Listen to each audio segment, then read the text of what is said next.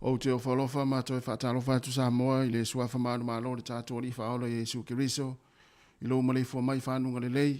Tātou ulia mai fo i le nei aso fau le alofa ma le anga le lei o le tua. O le aso lua le nei. O le aso mua mua o le masina o kuso lua fe lua se furu ma le tolu. Tā alofa lava o le sikfonga le nei o le lau mue Wellingtone. E o le foto e amatalia lana tautua. Ai alo maia. Tātou sauni ngā loto le nei tai ao. O le ateita ia lea, le sunga le tausi mata ngā luenga, Reverend Misi Whaaseu. O le kalesia me to tisi Samoa i pitone. E usi maia le whaafonga.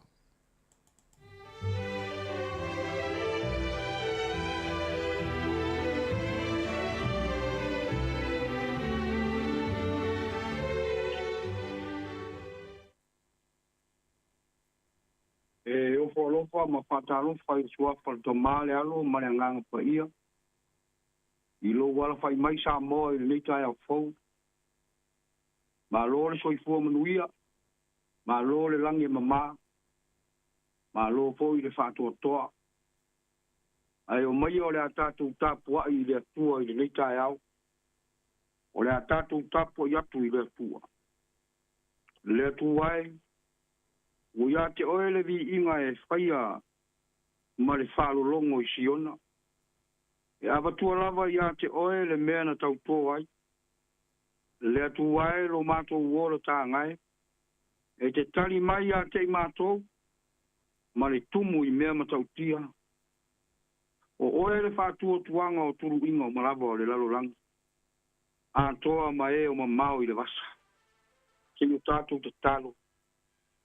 A nganga pa I ai. Le nganga ina ne ai mea uma mātou te whai.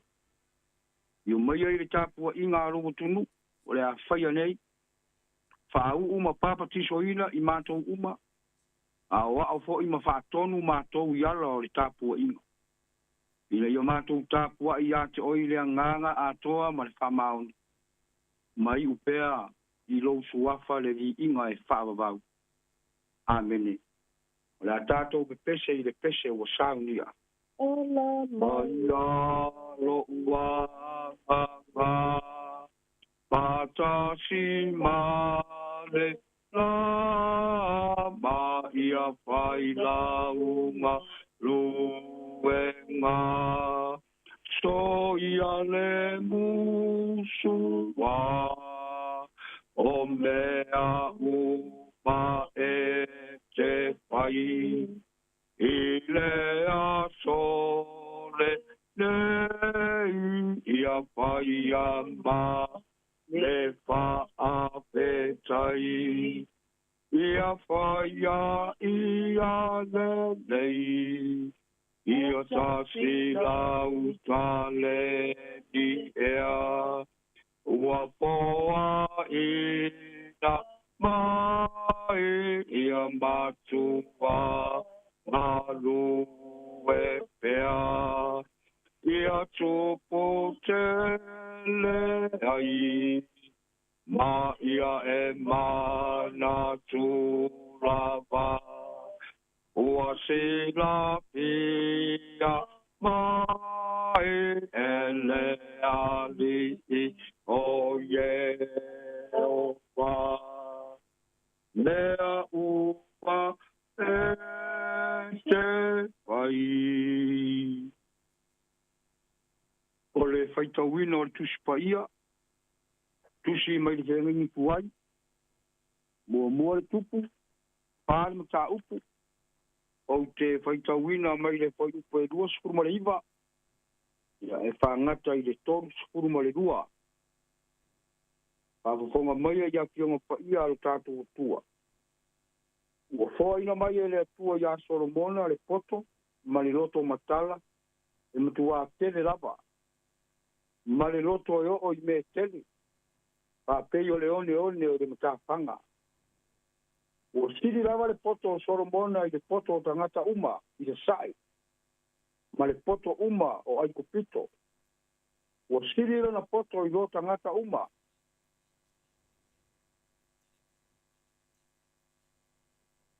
O ana whata oto, o ia whaia, e toru ate ia. O ana pese fōt, o tasi le ate, ma le lima. Tātou te talo lava I le anganga o le ri, e na nea, ma malu ai le whaitaunga o lana fionga pa ia.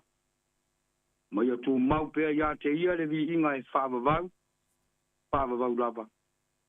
Amene. O le launga I le suafa o le tamā le alo ma le anganga pa ia. A maua ni nei mawhau whaunga wha le anganga. Tātou te mawhau whau ai ma le loto file mu.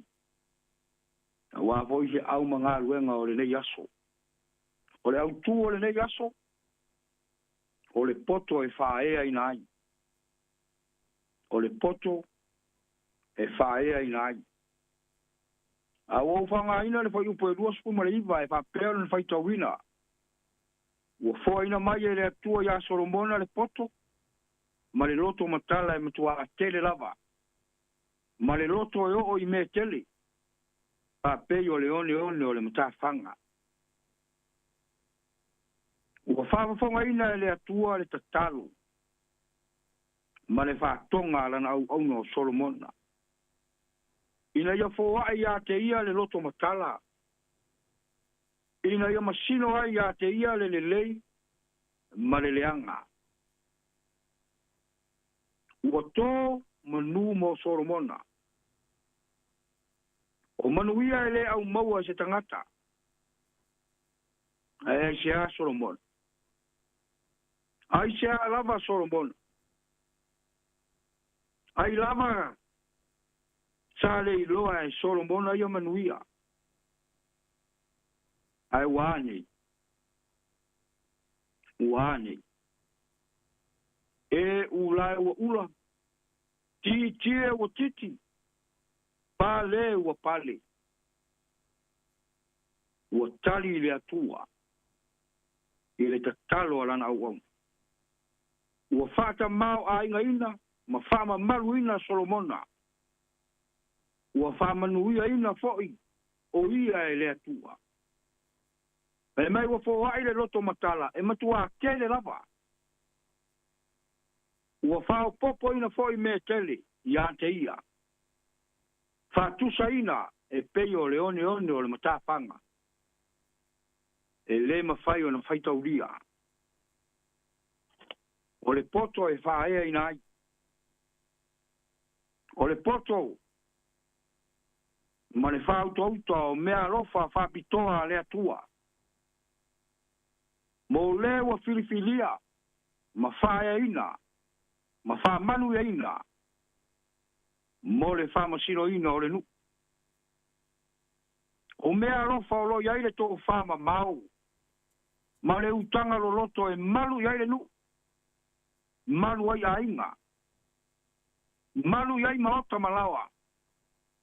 Malu iai malai. Maola iai le whanau le atu. O mea rofa ia o lo whama nino mai e Solomona. Vai mai Solomona. O le poto mai le atua e ao lava o na ami. E ao lava o na ami teimi uma. Ma aso uma. O walo iai le tō whapoto le atua. O le puna ma le afuanga. Ma o manui ai o nu. Manui ai atu nuku. Manui ai le ngā luenga le atua. Ai maise. O ona tangata. Le tō whana liu tino tangata ia ke riso. O le poto o le atua. Ma le tō whae malu ai. O e maa Samoa le atu nupele. Le tō whana na e te tau. Ona tātou whamoe moe, ma whātua tua iai Samoa. A wāre tō whāna ia langa ina rauto i ralo, ma loo mata ngā. Ono le malosi o le angsala. Peitai o lona ma liu, ma lona toi tū manu malo. Ua tātou manu malo whātasi ai maia. I lona malo e whāwau. O le poto e whaea i nai. O le mea lofa le atua. Mō ta ngata uma. Ao e iai se au ma ngā luenga o le neitai au. Ia e mana tua ma tātou mana tua. O le poto o lo ia te oe maa. O le mea lofa ua foa ina fua e le atua. Mo oe maa au ma tātou uma. Nuinga e tatau, ma ono mea. Na tātou wha moe moe ma whalango lango iai. Ua o le poto le nā. Tātou te ma whai ai mea uma. Ai ala foi ona tau i manu. Ma e ma lo mea uma. Ina ua tātou whalango lango ma wha moe moe i le atua. O le na fua ina le poto, ma le loto matala ma le ata mai. Ia te oe ma au ma tātou uma Samoa. O le a tātou te talo. Mato iai ma lo watu nuu i le nei tai au fau. Tai au manino ma le tai au te toa. A se tai au a e whao popo i le soifua. Ma le olo o tangata. Ma tō maua le marosi fau, ma le ora fau. Ma nawa ina fau i le atu nuu le ea fau i le nei tai au. Pa i lava ma whaasiri ngā marosi. ia mātou fe au ma ngā ruenga e peo na e tutofi ai mātou. Whawhetai tere lava ta mai ro wanga le lei. Wasa mātou mo moe ma mālo roi le pongi sao le ama vai. Upu moni sa mātou wha ngalo oe. Pei tai o le nei tai au. Wai taua au, mai au maia le soifua ma lo mātou wora. Wa mātou maua file mu ai le nei tai au mātou ngō file. Ma lole anga le lei, ma lole alofa, va vitai tausi. Ma to yo e lava ma tari tonu e ano ai. Ma tere na wā, lo wanga le lei fasa fua. Ma lo alofa fa wau mo sa moa, ma ona tangata. Va vitai tere lava.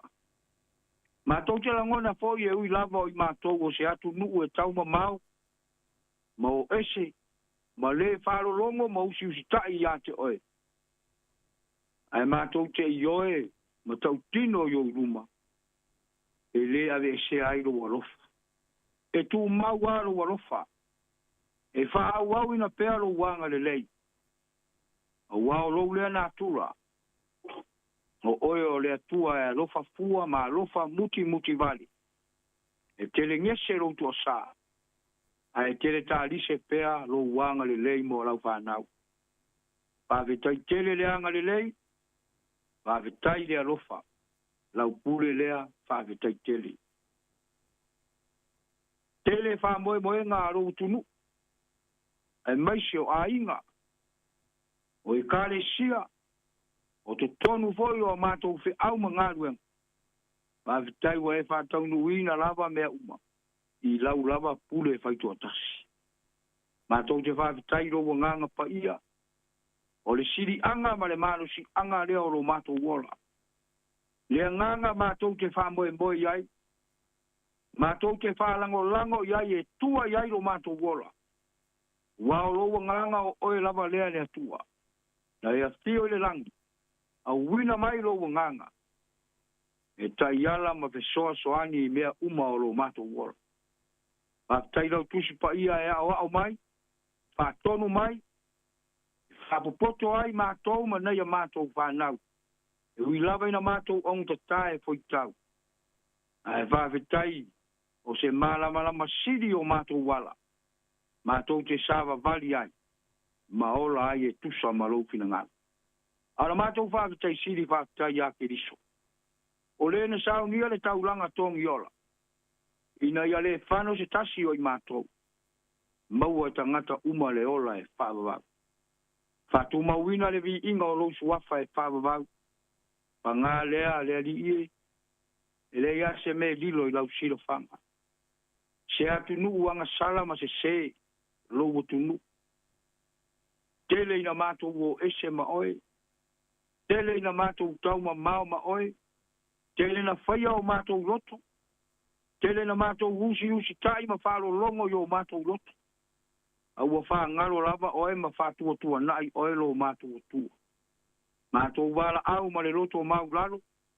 A mā ngaro lo tu nuu ma ona tangata. Pa mā ngaro o mātou a inga. Oe o ma mao ma lata mai sa moa ma so se tapa o le lalo langi. A mā ngaro au e kare sia keuri siano uma. Ia pea whai wa mātou le wha maoni. I le taita inga o lau fe au ma le launga ina o loupina ngalo. Le atu wae, mātou wala au ma le roto o maulalo. Toto ke riso. E ola ma maa ngalo ai sa moa ma ona tangata. Alofa mai ai le nei tae au. Mātou mo mia lava oe le atua i taimi uma ma aso uma o lo mātou wala. Mātou tatalo ma le loto file mu. Pamanuia sa moa ma ona tangata. Fe au ma ngā ruenga. Usuai ai le nei tae au ma aso uma. Mātou wala au. Ia lave ai. Ma pui ma whaola i mātou uma. Manuia foi o mātou a inga. Sa moa ma so se tafa o le lalo langi.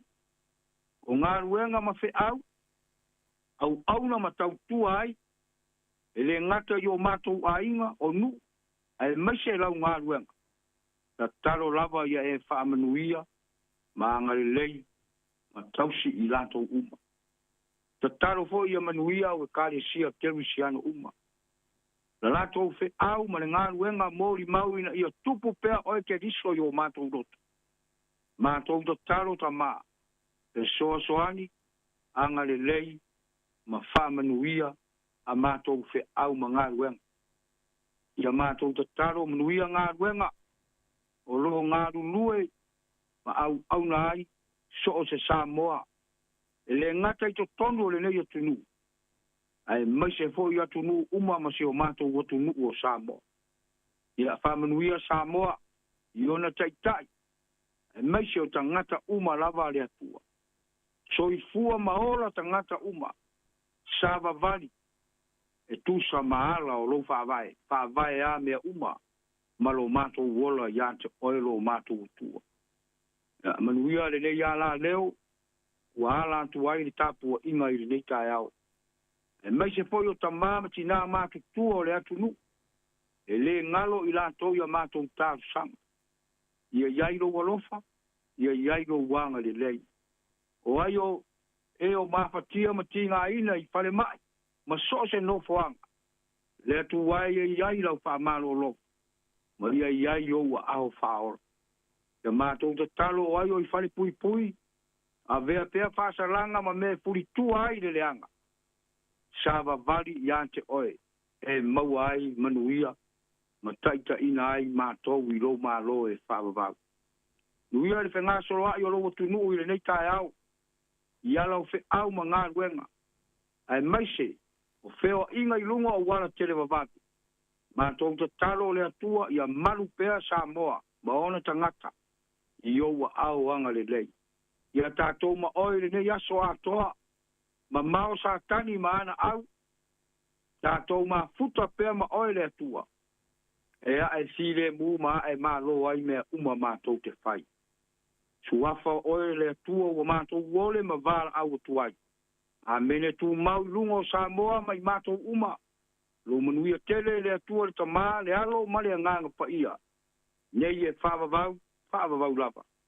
Amen. Amen.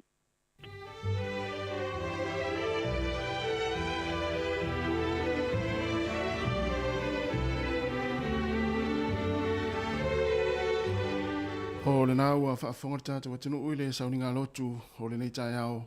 Ia me mōni eile nganga whaaftai tele, le sunga i le tausi mata ngā luenga, Reverend Misi Whaaseu. E ka le sia me totisi Samoa i pitone, ia mō le tāpena ino le tātou sauninga lotu whaaftai o le nei tai au. Ia e maisa i o le upu fola fola, ia e tō matau inai fo i tiu te mawhaiva, alo filimo le awhianga iei le tātou atunu ui le nei aso, mātou whaamni atu ia fuafuanga le awhianga iei, le sunga le tausi mata ngā luenga, ia ole tapo inga fo ia le faletua ma le nofo alo e whaapea le mamalu le kale sia whaafetai tele lava. Wa luas fu 2 minuto te nei le fitu o le sifonga la mue Wellington ta lofa lava.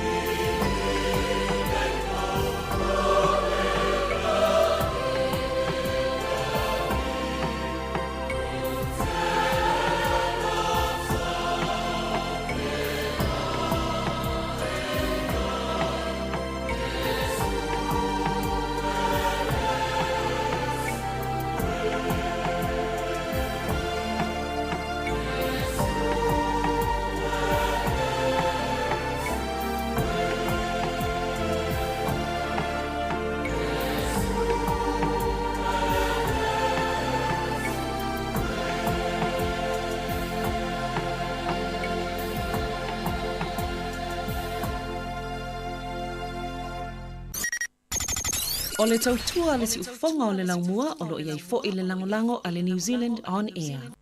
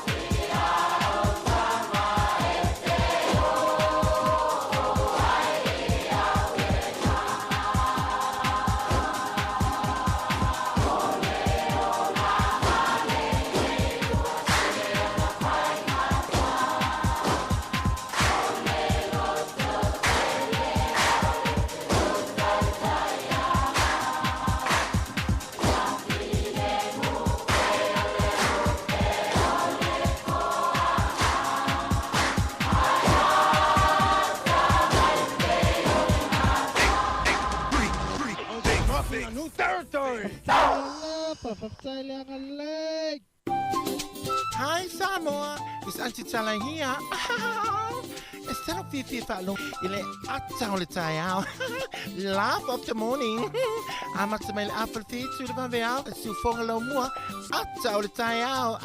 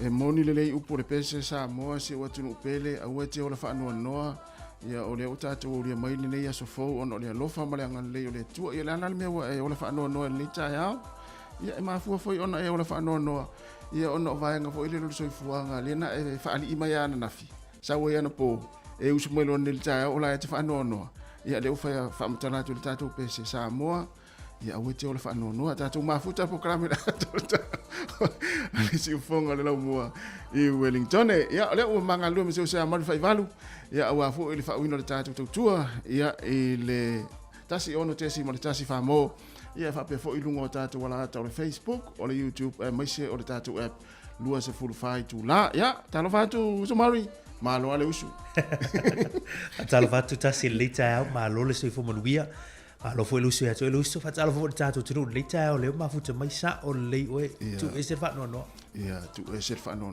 au tu fa no ava pe tu fa no ento le yesu ese vai ga vole lo ye la fa no a o tu tu ala vai nei ia na o tanga fia mafuta mai ai a le melea ia le wa tato fe lo foi ia ma tu tu mo le se mari ia nisi foi taimi oluma ia fatasi mai fo ini se lau fai ngaluenga ia on fa wina le tatu tu o le fo ita yao ia ai o le nei ta yao ma ia mai le fai ngol vai aso o le wale ta ta fe lo ile io e fatata fe lo ile le ia sta ia ai ma nei ia le fai ngol vai aso ma nei ia fia fo ia le ma nei ia le te ma ai ngani sila la to ye tu langol le se meu fa la vela tatu te ma ai ngani tu langol ta langol fai ngol vai aso ia sa o le ia sa o le ia ia faafetai u na to pole al faingol vai aso ia il vaso tene te ua o mai la songa fua ia ua faale tonu tatu tama a inga ana fa pe fai ina tatu ia pangalia ia o matua te lea al fa ina tama a inga Australia al faingol vai aso ia ai se ita se atu mua ma le sta fa talo tatu tunu ia fa talo fa tu malanga fa alo ile pa ia maurunga tatu tunu ia o fa fonga yo la foi la to foi o mafuta mai nei tai mo le tai ao na yo tātou tu ama tu asina sino le tunu ia i tonu ainga o lo fa fonga mai lungo le tātou ala leo o le tasi ono tesi ma le tasi fa mo ia fa be foi nei matua ia o le fo wa mafuta mai tono fa le tangata matua nei tai ao ai mai se la to ia o lo nga lu ai ia fa le tangata matua fa ta lo fa tu ia nei tai ao ma lu ia o fo o mafuta mai foi ia nei matua i tono mo tanga sengase ia e fatalo fatu tato proklame ata le tai au le malo se le tunu na to fo i wala uso fo inga luenga masani o le nei aso mo le nei tai au na to fo i mafuta mai tono o ta vale lunga la wala ia taimi masani fo i le masani na matu tato fa manatu ia fa mo pe tato sa ngale mu ia awanga ia tua inga luenga a mata o le nei aso fa malo ia ila to ma fatalo fatu ia te utou ia sa ngā lulu e po na po ia malola fo i tau ata i fi au mga luenga malola fa malolosi ia ole o tātou au lia mai le aso mua nei o le masino o kuso ia ole amata fo tātou fo longo nei masina ia o a mea na tupu fa i le masino o tuana ia iulai ia fa ngalo fa te ana vaenga ia ai halo luma le tātou sa ia au a fo tātou fo longo nei masina ina ia i umar manuia ia ma a fe wai pea masto ina le ono sai io au ane ngalo ave ono sai pe alu o ngora wala ia e fo le social net ia o e pe ai se vaenga ia fia o ngora wala ia mamuko tātou le ola fia le yaso o a fo i fianga ia fi au mga luenga a mata ni fo i tātou tua ia ila so mo nei ia o le masino o kuso wa valu ia masino tau sanga va ve le tātou fo longo ia fa aftai le lofo le tua ia o lo mo pe tātou maftanga ia e ala le tau tua le nei si fonga lau mo fa aftai fo i fa ta lofa mai ia stai fo ia ona lau fe leo tau suafa ia no le fanga so le tātou proklame ia ai mātou te fa ta lofa atu mo le nganga fa lore ia te utoi wa fa ta lofa mai lungo tātou Facebook mo le YouTube ne ni tai au ia ma lola fo le mai mo mai ia ma ia manvia fo inga luenga fuanga ia ole afianga ia le ni tai au ia le la fanga so le tātou proklame tātou se atu sina pese le ia ona fanga so le tuele tātou proklame o le ni tai au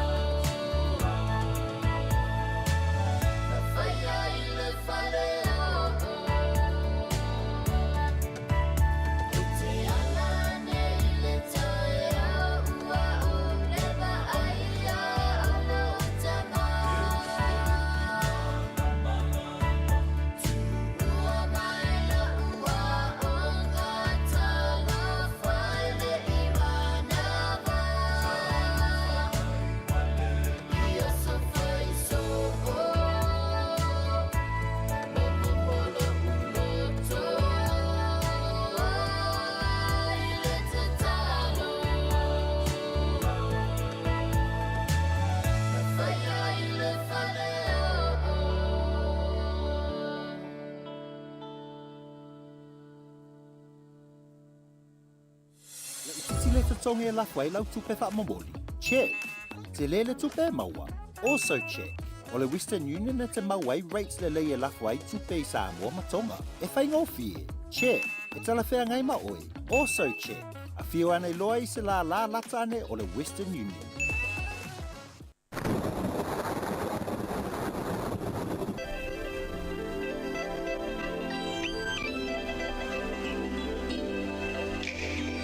Malo vatai o le mana ia upo le pesena mai atu le fale o masunga ia ai ia o le ia ftau le foi ia pe fa pe na wa mai fo mai le tai o le na sa mai sa mo o le ni solo ainga ia o la usu nga wenga ia i so i fuanga fo o le ia tunu o le tala le tau mo ta to Wellington e a o le nei aso e tai mi o le ava ai le la ia o le ava solo atu ina malo losi sa vili le uli ia o le mai le vai tau se lau 2 km le tu la e lono winga e whai asi malo se sa fili ia i le whaasolo atu i le auli i no whawanga ta alai lai. Whaasolo mai laso atai o atu laso atai au ia e to uru nai ti munga e whapena fo i le stofi aso fraile ia e langi le leisi suru matango fili lai le asto nai. O le tātou atunu i Samoa to e whafo i mai tua Samoa e se i watu mua i o le tala le tau mo le motu i saute o Nilsone e langi le lei suru le la matango fia le nei aso kala istete whapena fo i o langi le lei suru le la e awa Queenstown Dunedin ia e whaisi sa vili o ina makako le aso po le tahao le nei o le malu lua le motu i saute ia e amata mai le tolu le ina makako e amata mai le o le ole ia i Queenstown tolu ina makako wha kala istete ia e wha fo i Dunedin o Queenstown le e o lo noinga whaiasi malu lua ia o Queenstown le taiao le nei.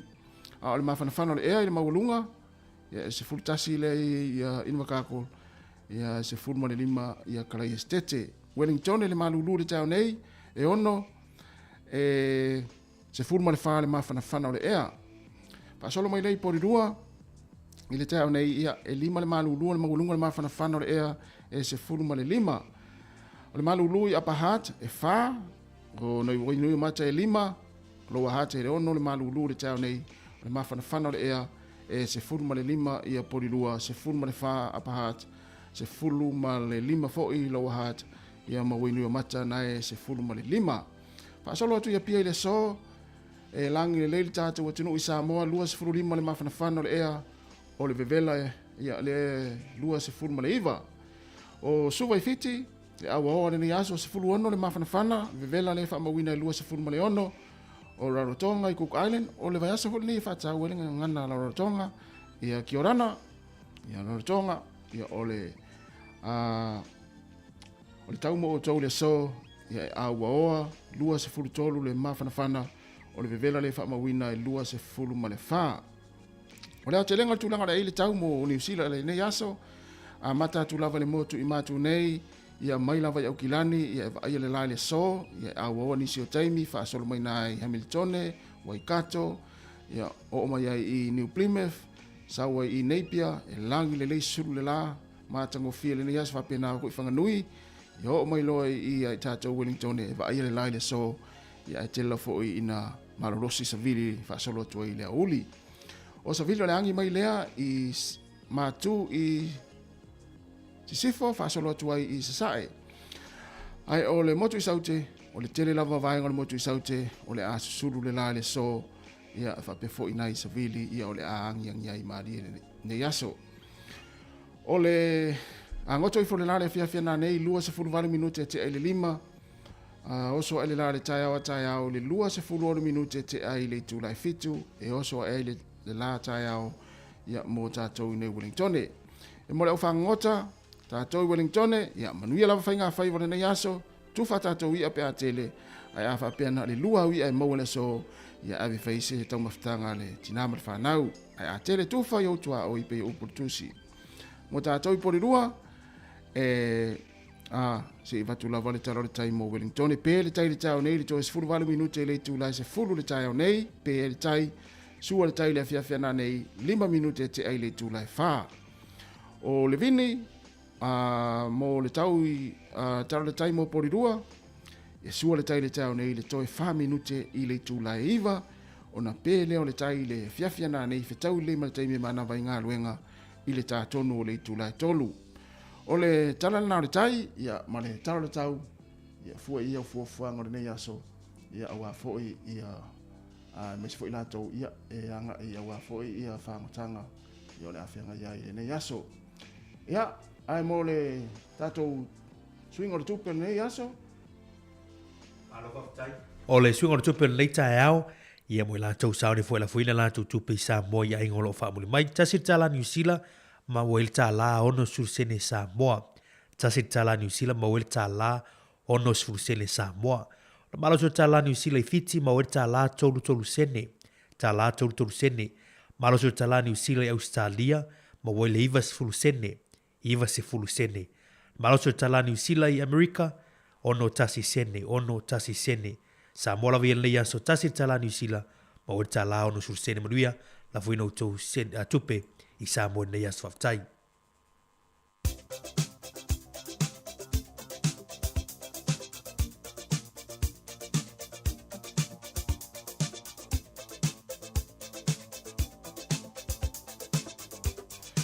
O whaamirianga o soifua ma sa whanau, tātou emaili masani lawane nā, a sa whanau at samoacapitalradio.co.nz. Ia manuia tele o tau aso soifua, o tau na soifua mai le nei aso o le aso mua o kuso. Ia po se aso whanau fo i o seisi o le whanau, whaamanuia atu le atua, ia whaapopo nisi tau sanga stele mo tau, ia mua tau me alofa le nei aso. O le tusi whaitau mo le aso mo mai lea i le tusi Roma lo mata po sfulua, Roma suma lua whai upu mua. O le neile au soe, o te ai o yatu yatu o tau.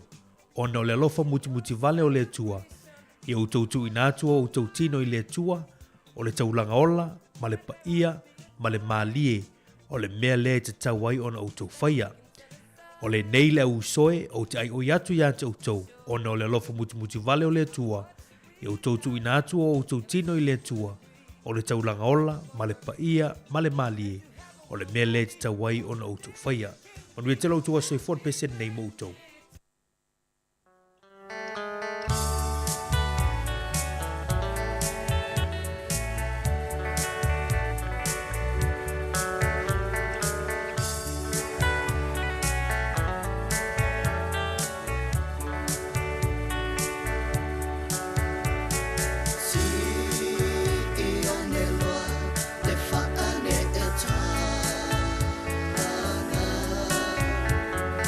Far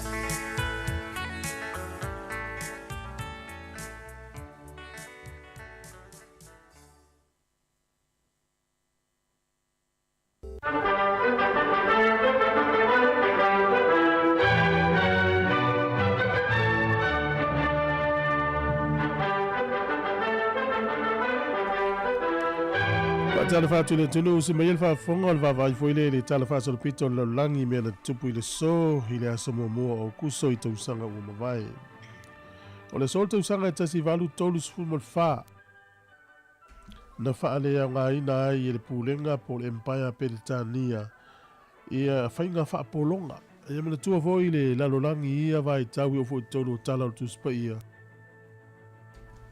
e fa tau tu tangata e fainga polonga le fusa faia ya Josefa pe on tato i lord tala ia fa pena foi la Peritania martele o tunu ma o lo langi fa tau atu nei tangata mai Afrika kontinente Afrika mai zinu e fai mala to polonga o manol tau sanga tasi valu tolu sfu malfa o atunu uma lava na fa kolone Peritania o fa sa fainga fa polonga e au fia i ma Amerika i matu ile sola tau sanga tasi valu tolu sfu malfa o le sol tau sanga tasi iwa tasi fa o fa maumonga lava ia lau langi fa pea na fa ainoa i sia mani o le a si i taua ia lusia ma o le amatanga lo le na o le taua mua mua o le lalulangi le so i le tau sanga tasi iwa fa sfun mal fa ea na yeini fa le tonu na li a e te tonu le nuu leo polani ia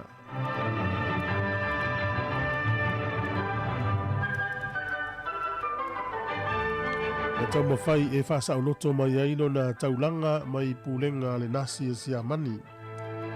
O le so o le aso wha amanatu leo le nuu leo Kongo e manatua i mātua.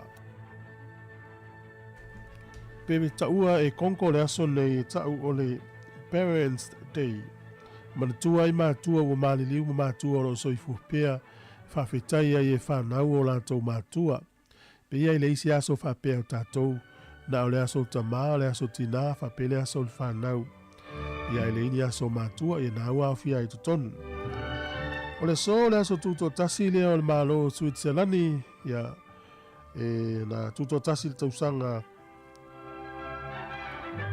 e tasi lua iwa tasi mai pulenga Austria. Whamena tula e le atunu o Switzerland i le solo la tau aso whamena tu i tausanga umalava.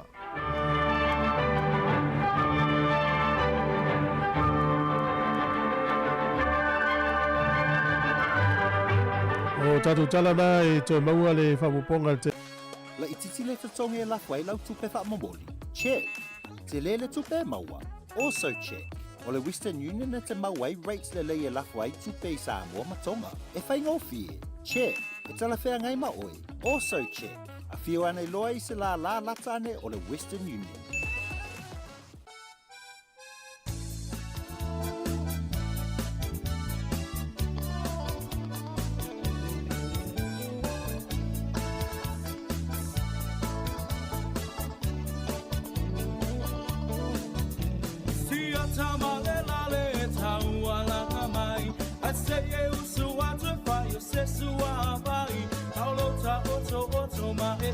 Tilo iai, e dewa e se e tisoloa.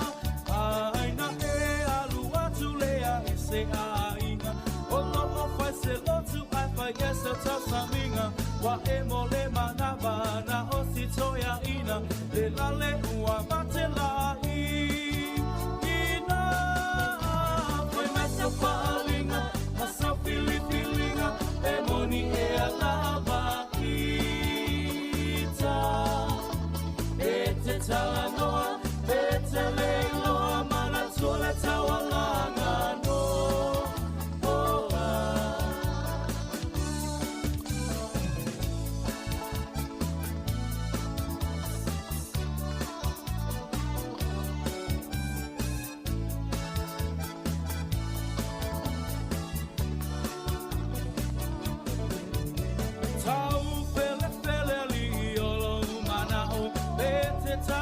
Pete fia o au, wa e whama walunga, le poto wa e mawa, le ai maso wha au tau.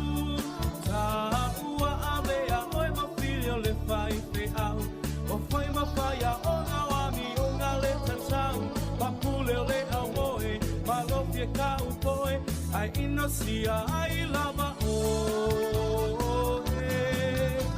Ai mesa palinga, masa fili filinga, e moni e alava i. te talanoa, e te leiloa, mana tola tawalanga no.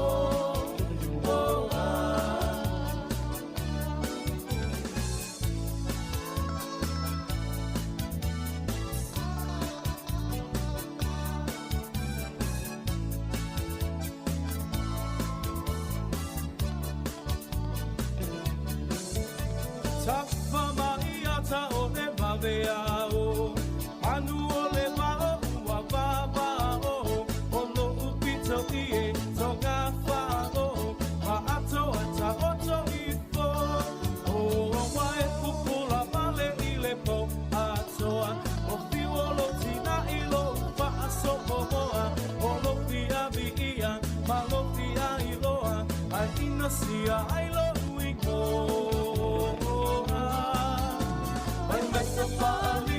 Basta feelinga, demoni e alava kita. Bete talanoa, bete leiloa, mana tole tawalanga no.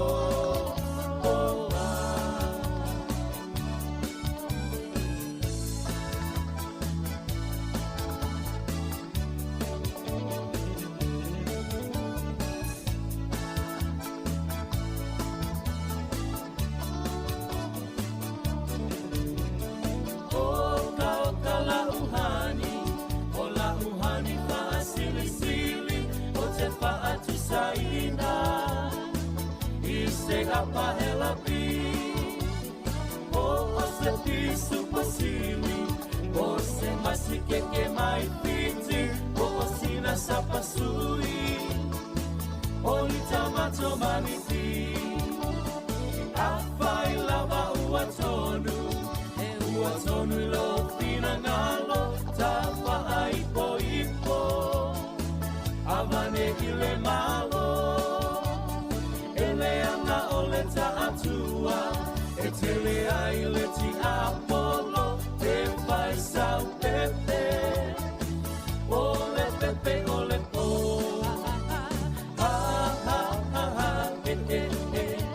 Sau ia la ia malolo te tele, fia mai ata chape, se yo pese atu ile ea, se yo pese atu ile ea.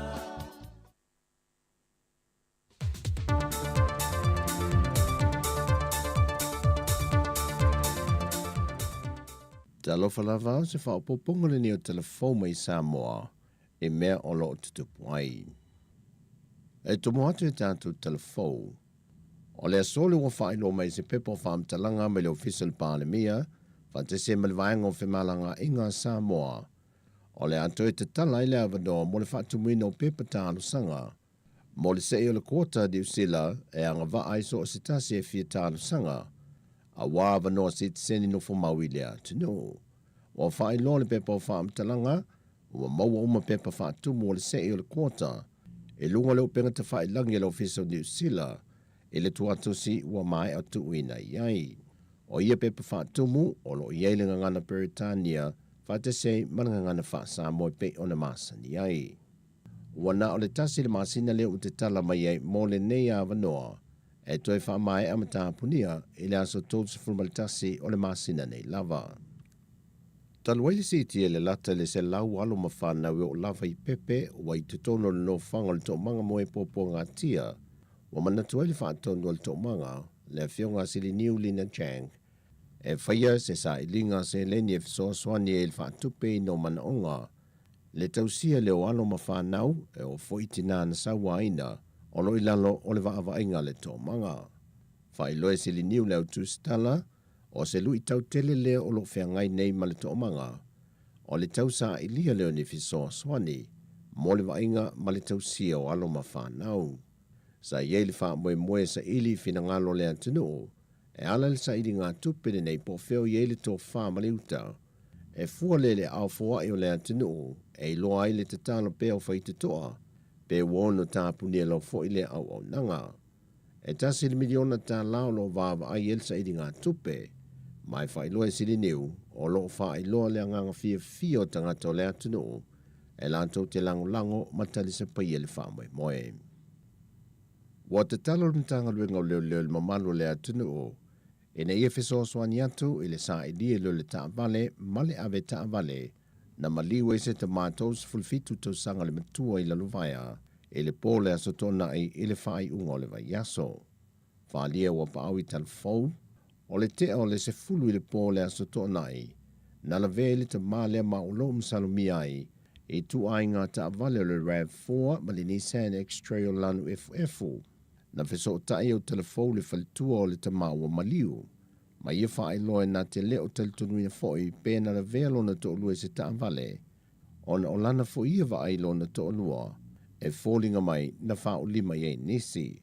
Sau noa pa au o loa nga iso e suenga le sa i lio lewa taavale o le taavale o lom salomia na maliwa i lea tamatou fulfitu tau sanga le matua. E o mai le te minei e le ito e maua mai se talalata mai pe ua whaulu atu le talu sanga le fionga le fonfatalai o le mota, le fionga papali ili o te euma se pau, e le pili ino le whaai unga na tuina mai e le whaama sinonga, e toi fo i e sui e tolu o le vayang whaupu whai le JPP te tonu o le parlemene, ma toi maua umaula te tongi ma la whaama nuianga, e leo mai loa le te minei po lea talu sanga, o le atu ina atu le whaama sinonga o talu sanga, po le vayanga o whaama sinonga toi a pili. Aina ua fisiringia o telefou le taitai o le pātia le JPP, tui le epa lupe soli aisa i le maria le ngoi, pe ua maua o la tutongi le teminei, na sau notu i le epa, o lo tau sa i lia wha maumaunga ma wha amtalanga wili ile wha te tau lea wha ai unga, o nei mauti no foi a whai o lea wha tau nu, o whainga masani e te tau foi o nāwe ese le la fonga, mai o lo tā lia pepa o wha maumaunga ma wha amtalanga wili ile, e whātatau i o la tutongi. O le veiaso te nei na whaia i se ulua i whono mō se teimi mō mua, a le mtanga luenga mō whala puputonga ma pisinisi tū ma o te la mā lo, whatase i ma whala puputonga e luasa fulma le fitu o le atunu, e soala upule i taunu unga o la tu ngā luenga whaatino, e peo na iei le lima tau sanga o mawhae. O se i tū tā ua fo ilea o le toi tā pena i o fōfua ngā lual mamau, a le vaenga o whala puputonga tū ma o te le malo. E na ia solonga le leia la tū ngā luenga whaatino, mai tū e mo mia e tangata lau tele, o lo mana o mia la la tū fo i au nanga. O le fionga le minista o le pisinisi ala maduia maleipa, le fionga le atinu uwein so i alo, na sau noi wha lama le tā ua ma le au tū, o le fon tanga na uskuia. O se ngā luenga o lewa o na tūri matai e le mata ngā luenga, no na whaatino ina ai whaafitai o lea o tino mai. Ma au te manatu, o lea so o nā o se amatanga o maafitanga whai pēa. Tātou te whaaso ai e le ngata i taunu unga o ngā luenga, au nisi o mta upu po fuatanga e te tau ona toe ti mai e ngā luenga whaatino e ala i whainga whaavai ai meise o ni loi longa. Ele mo mia o tū la fono, ma le tū la fono whaatuntonu. E whaali leia atili ai taunu ungo ngā luenga whaalapotonga an mālo. O le vai taule nei, o le toe poupo wina o ngā luenga, a tuana i eia fianga o COVID-19 fulu iwa le lalolangi, ia o lo a FIM Samoa nei. Ai le ngata i lea, o le sini au tū o le tai ala, mo li luma na i manuia o Samoa lua afe lua ma lua afe lua ono. O le whaanga wa aina lea o ala alafanga, wha mausa li le loto i fale, ma wha ma ite le whaatupula ia o le tamao a ingo si o tātou atinu. Whaalapo putonga la tau te whaatupula ia, tamao a inga ia waunanga tu ina atu ai maise le whaafai luenga ina o tangata, i o la tau to mai maa ngā waa mo mia. Ai le ngata i lea, wha ma ite fo ia komiti whaatonu, ma pūlenga whaatinonga o ngā luenga, i pūlenga le lei, ina ia iei, ina ia le ngata e au sia, a nā watau o lo i tū la fono ma whainga whaavai, a ia mauti nora so i fua le lei, o le atinu i au aunanga tu inatu. Le fionga le minister whalampu putonga o pisinisi ma la manuia, le fionga le atinu Wayne Soi yalo. O tala fauia mo le ni aso manuia foilo tātou tinu i tiute whaiva mga anuenga o le a whianga iai, whasoi fuia.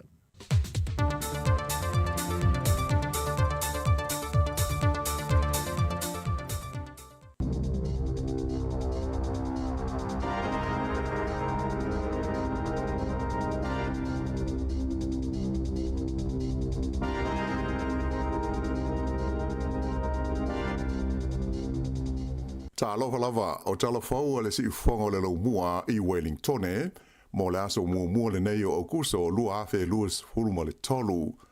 O le tatu tala mua. Ua talia ele wasenga o tausi soifua whapela au whai ngā luenga so swani au nanga wha le soifua malo noina ia ngā lulua I whale mai o le malo I lalo o pulenga le te whatuora ia le ofa mo se sitanga o la tau tongi. O le nei ofa mai le mtanga luenga le soifua malo noina ono maua ai se au wha inga o atu I le luas fulma le malu wafe tā la o le tongi wha back pay mo tangata whai ngā luenga te itasi.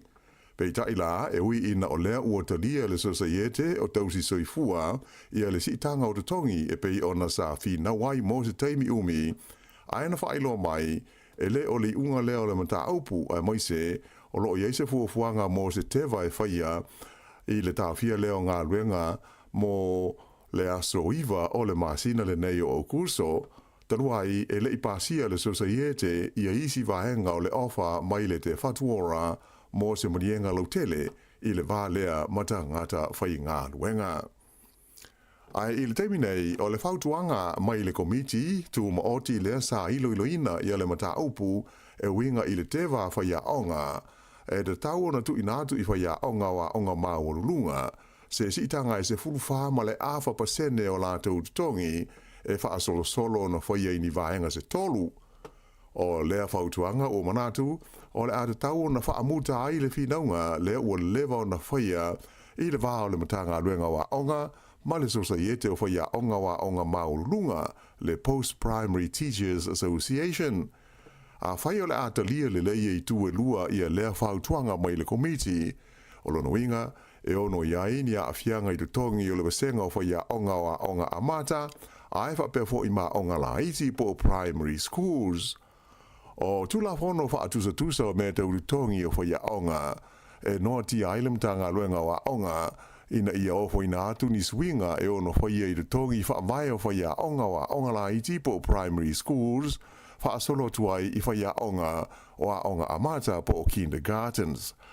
O le whautuanga le komiti, ono pasene ia le si tanga o te tongi tau ona whaia, wha maruatu I laso mua o Iulai. Whaopopo iai ia leisi whapasene mai laso mua a perila o le tausanga a sau, ma le tolu tesi ma le iwa pasene ia tese ma o le tausanga lava a sau. O le nei fofuanga, o le asiti ai te tongi whaavae I le se fulufā ma le awa pasene I le mai ai o le vai taimi pei o na whautuaina I le komiti whaatino awa wai le whainga o ISI tanga. O lona winga, o le asiti ai le tongi a mata mo le tele o whaia onga, mai le 5 afe, iwa se lau wha malu tā la, a ngai I le ono se furu ma le wha afe, ma le malu se furu lua tā la I le tausanga, I le amatanga o le tausanga I lua afe, lua se furu 5. Ai o te tongi o whaia onga ui lunga, ia le fua o la tau tongi, a o le sitanga mai o le asitia ia la tu tongi mai le ivas furu wafe tā la lo ia I le teimile nei, anga ia tu le se lau ma le tolu wafe, ma le balu se furu 5 tā la I le tausanga. Sa whautuina fo le komiti le nei, le iai le ape o le whaia leo se peimeni wha abitoa se tasi mo whaia onga uma, 5 afe tā la a le tangata, ai whape ai ma le afe 5 se lau tā la mo sui a wai o le unia whaia onga, le PPCA, ma le tusa o le fitu se lau se fulu tā la whaafoa ai ia tusi pasi whaafwaia onga. Ua I oe le malo New Zealand I se fuafuanga whaasoa I ai le tau mo le whaatawina leo whale o tangata ia na whaalenga ina I wha malolosi malolonga na awhi ai le tu malo Hawke's Bay I le amatanga o le tausanga.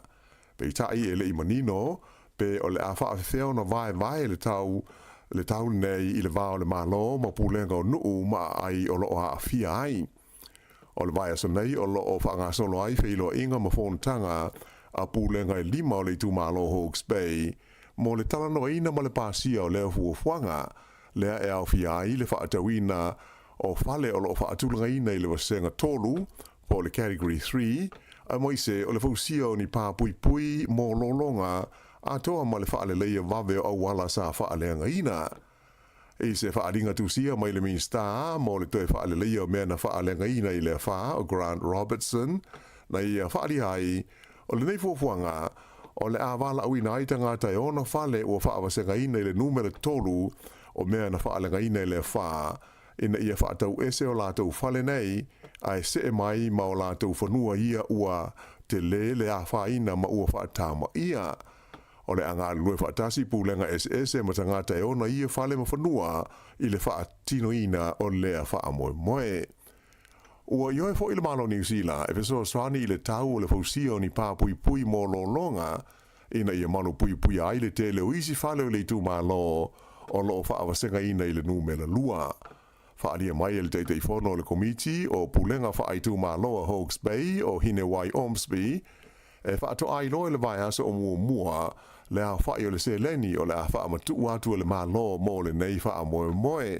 Aina ia tā ua, ese le fua po le pasene o le vai ngā tūpe le tau onu tongi i vaenga taitasi e tolu mai le tau i pūlenga umai lima o le tū malo ona ioe mapasia le fuafuanga ina ia mawhai ai o na whaatino sa whairo mai fōi e le li minstaya Grant Robertson o le teimi nei o lo ngā solo le leilawa fōi tala noanga ma le tū malo te leo au kilani whaapea le tū malo o tai rafiti e tusa o le nei lawa mata upu e winga i whale ma whanua na whaatama ia ona o le wha ma lo longa ma mawha.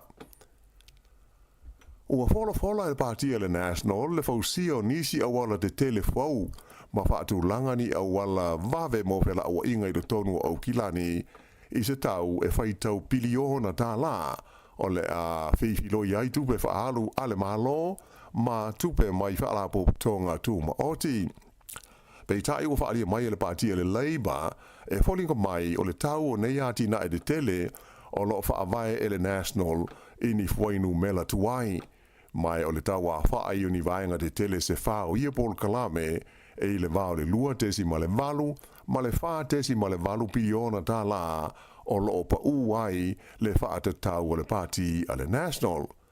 Ona nafi le sa whailo mo iai le Ayo Hamilton i le whainga whaavae le National mo a wala whela awa inga mo le lumanai i se tau a whai e tu se lua se fulu wha tesi ma le valu piliona tā la i le tono se taimi e se fulu tau sanga. O lo au fi ai le nei fuafuanga le National i awala te tele au tū e te tau o na wha le leia le tūlanga o awala whela awa inga i le tono au kilani whapea ma le vaenga pito i lalo le motu i mātū. Ai whapea fo i le wha le leia o awala i tū mālo manu sa i longo na mawhatia mawhaina i tā whenga malolonga i le amatanga o le tausanga.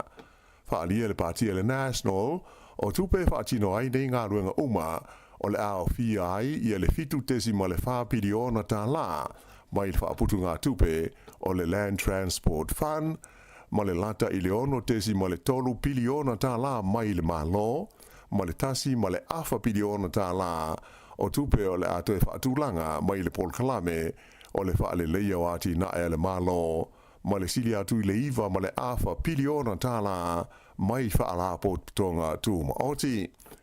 O nisi whaenga le nei Paul Kalame le National ua umo na whaasala lawina i le whaeunga le vai aso na tea nei e au fi aile fausia leo se awala tele e whani lanes mai whangarei anga i ane i tā ranga ato ai ma le so loia lea o le Paul Kalame whaale le iai awala o whela awa inga i le tono o le lau mua i Wellingtone le ta ua o le Let's Get Wellington Moving.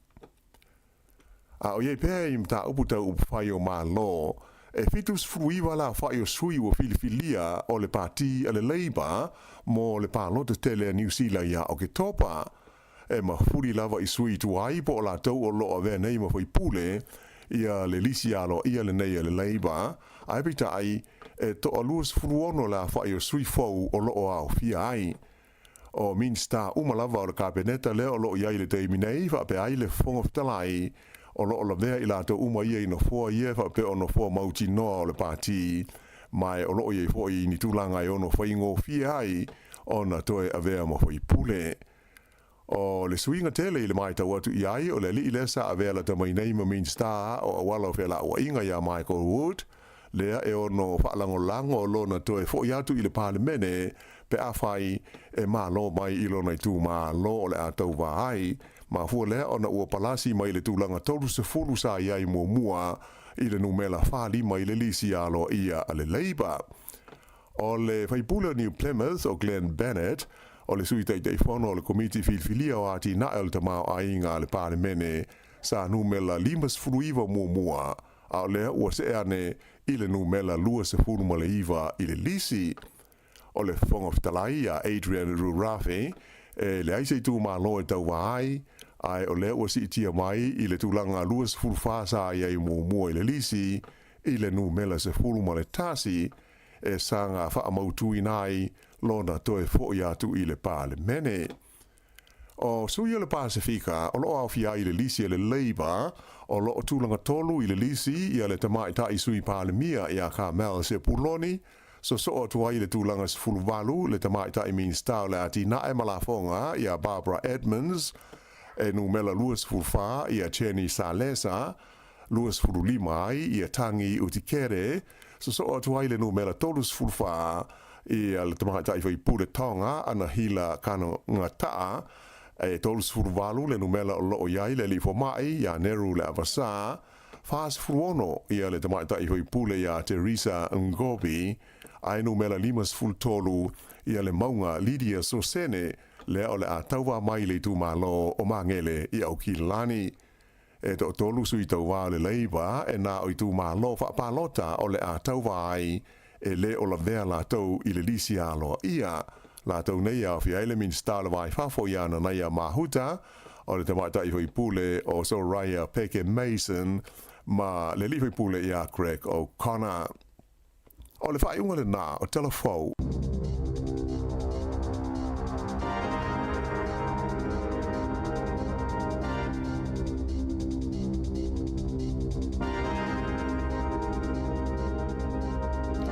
O tātou telefou a matana o le nei tai ao, ia pe ona tāpenina le whionga la wano ati lawa, toi mo atu le whapuponga le tulai vai le tau nei, ia whatasi ma tātou tala mai Samoa, pe on tu ina mai le sunga ia tā se Salam Sam. O lea ua luas fultasi minute ua te nei le tulai valu, ia e mai tau atu i whawha atu le tātou ofisi whasa lau te mele no tamoe moe toi whafo. Ia o lo o aua oa, ia o fo ilele ia pi tau to ulu nei timunga ia leo e mo ia ola e leo amatan tau malama yo tulanga na lo il tau i matu nei ia i Wellington ia mai se por rua el vai ngolo ia i tato ia o pisi pe le watu ta vale e longo fiel ta vale Mario la le atoa ile awala le mo tato sole pe ia le moto we fa pe ta lo fai lo postanga ta ole watu wai ngal wenga ia da te lo le lo lan ta vale ale folele la ya o ata vale ye lumatu ile sa fatu nga ina ata fala ngot pip pip pip pip ia sole tu so fai for sta vale ono tuai no tuai ia ole me fu na te linta to fa mana tu ia apa ona we tuai nga wenga ia ole tu ta wo na we ele te fa nga wenga ai tau pe ona i lo le pule male ia mal pule nga ia le mafu anga we tuai tuai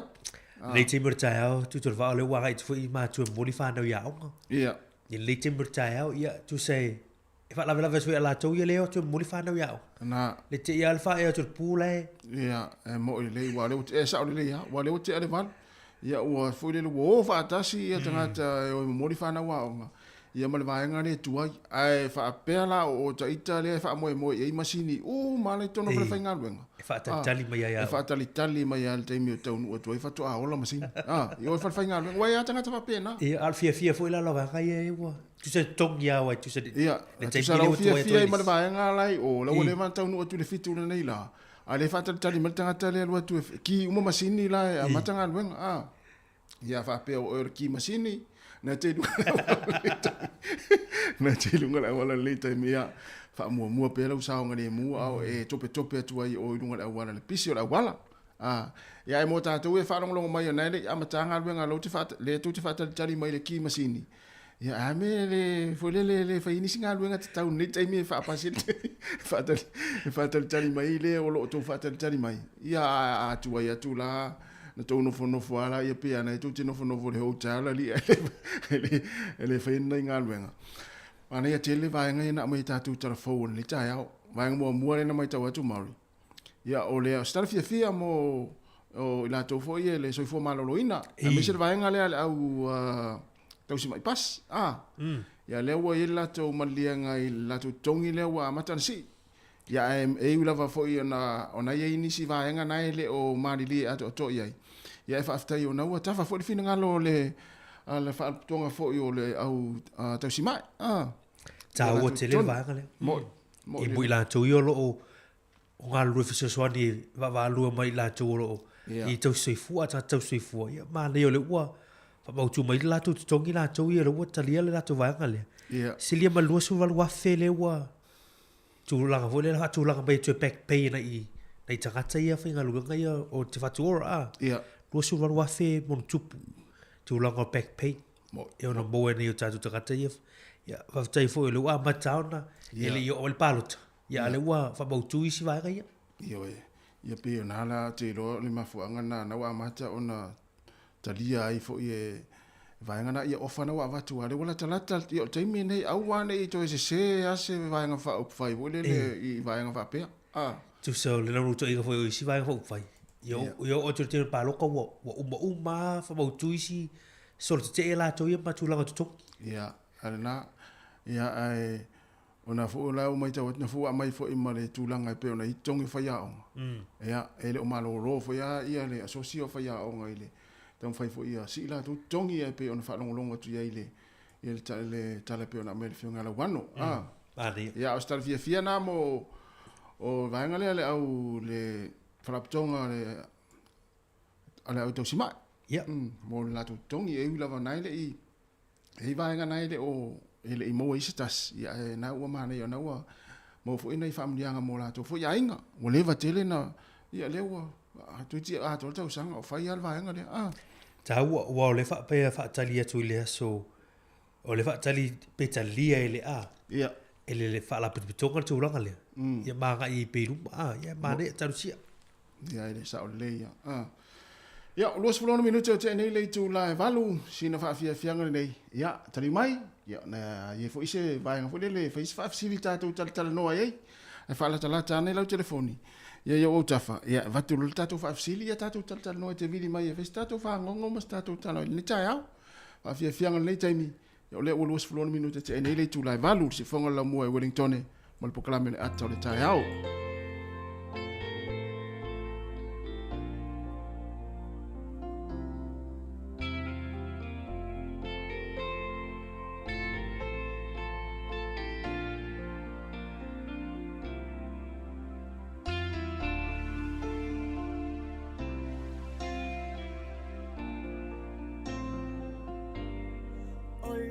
Sama ole Samoa iai Masio tina ole papalangi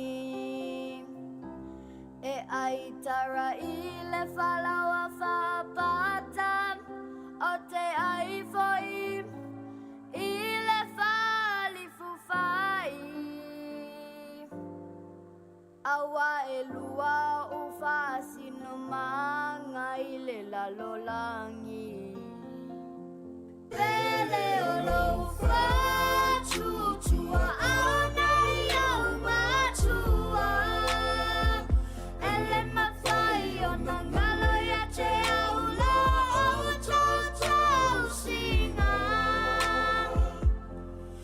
le aua mawai lau chaleni ua fai nei mafama na tuia te au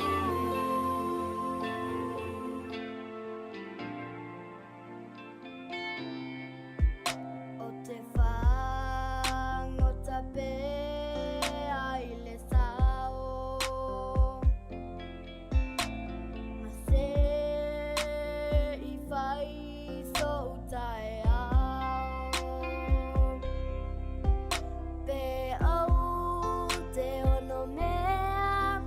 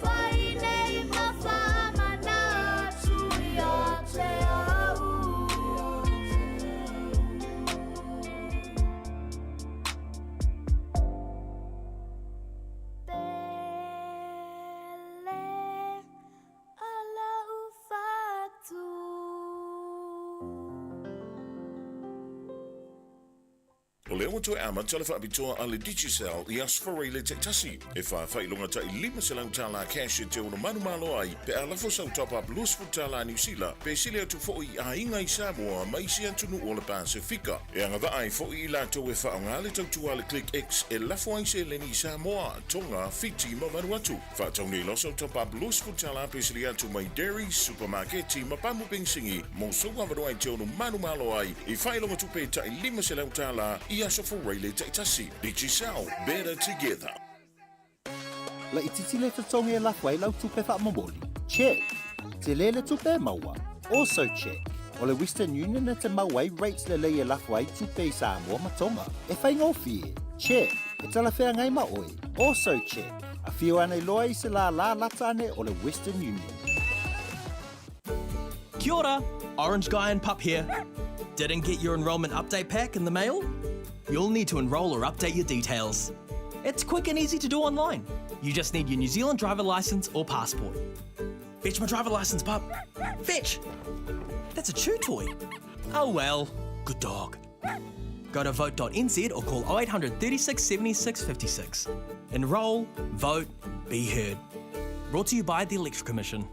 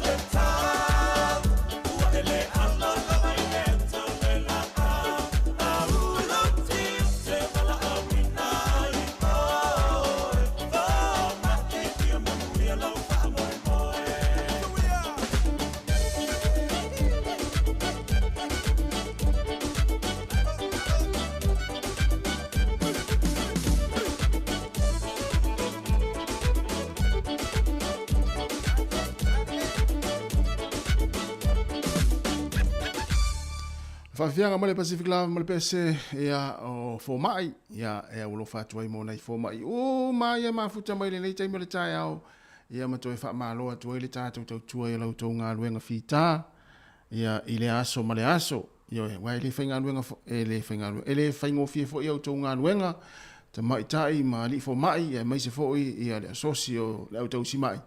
Ia le whaati ngā ulu te ero tangata mai o atu. Ia pia whape umin whaatalitali la toa. Poi manai mātua. E mai se tātou ia nafa manai mātua. Ia vai pe ini a poi manai mātua le nei tai au awana i misi. A maori. Mai whape nai whaamanatua i. Ia ila tau e no whawhare ma vai ia. Nai mātua. Ta ua te lele vaenga leo leo tātou e masina luna valu. Ia. Ia usui fo i le tūlanga a masina la tau ia. Ni iwa pia lai. Le tua pia le masina fai ungal vai aso le masina iulai. Ia. Le lo usui a kusol nei masina tātou iei. Ia vai ia apoi me te la matanga le masina. Te le ina ia tātou mātua. Ia la tu tala vai fo e vai tūlanga masani vaenga nai. Sa olele. E piki mai. Ia. E le na le mai o le fule le pepa tala vai. Ia na mai ala yo fa sa o le ngalo le ona piki e tala vai. Sa ole le wa. Tele yo tala vai e ta tia o le pharmacy te mini. O e mo wa tonu ale wa o tūlanga na ma le funa o tala no tele vasan tene. O la tu e avela o tala vai. E sa ole le ia oi. Msalo fo yo le fa ma ni le to tele o tatu o tinu le anga I fa le tala vai. O le tele o tala vai la fa o nei o I fa le tala vai. Ia le tūla wale le wai si tala vai na te wa tu tau ilo atu ingo. O te tau ilo atu ingo isi wali ina isi uona e o te aru al fa soli. Pe ia lo ingo la le no mai o le si tala vai le tau ai e tau mo atu le ingo ia tali ele o le fa tseo mai tu tala vai fa nga. O te lo isi fa le ro te mini le o fuli tele. Ana pasi mai rumo le falta vai le I man Kevin nei poru. Ia. Na ele pepa sign tele na free prescriptions. Ia. No vinga lai bo ele fa mama venga na ta ta. Se o ta wole piki mai tala vai lato. Me na te ofo. Ia mo fo ia se ta unga ta ia tala vai. Ia isi ave fua. O te fai atu e to te tia tu mu container isi fa le isi tala vai te vai. Tu so fola uia o ele o mai lo pola le fengo tula fola uia pe e un molotu to no fanu ia a fai le pikie ti ai pola tu. Ia fola na. E mari se wala vele te fa onga ia tu la na pe a fai un fola ue e fai te fa onga. E sa le o te tele lo la isi vai ngale fa le fenga nga fa tala vai. Pole ale umi ia tala vai. Ia fa pole ale tu la nga fai pe ia se mo fo isi ole au fenga nga fa tala vai ia fa tala no ese stai mi o tatu pokalam. Mali. Pole ale umi pe lu vai aso lo le e piki le fa tala ia le tala vai tanga tia. Vai fa pena ia tatu so le. O e piki. Erika se vai tatu tala vai le o e piki mai ma.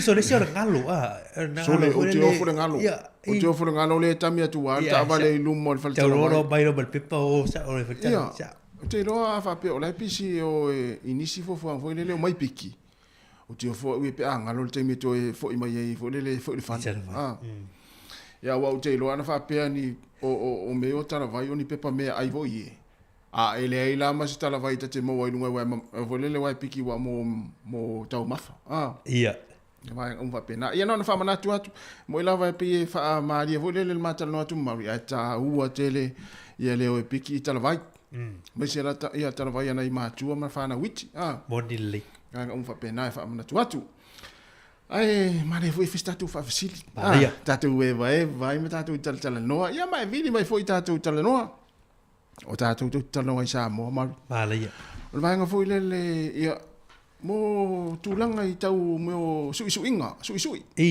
Na fa fea na sui lava ya sola. Inga. Awai no tupu ya fa ngaya, no tupu ya ia I o le mata wai. Ia na ilo mata tua na fulele o tasi ia ainga foi avela ta sui-suinga. Sole. Fa pe ala ta itani ia taimi ele I mo ia ai I tele atuni alengo. Masini foi ele la usu ia.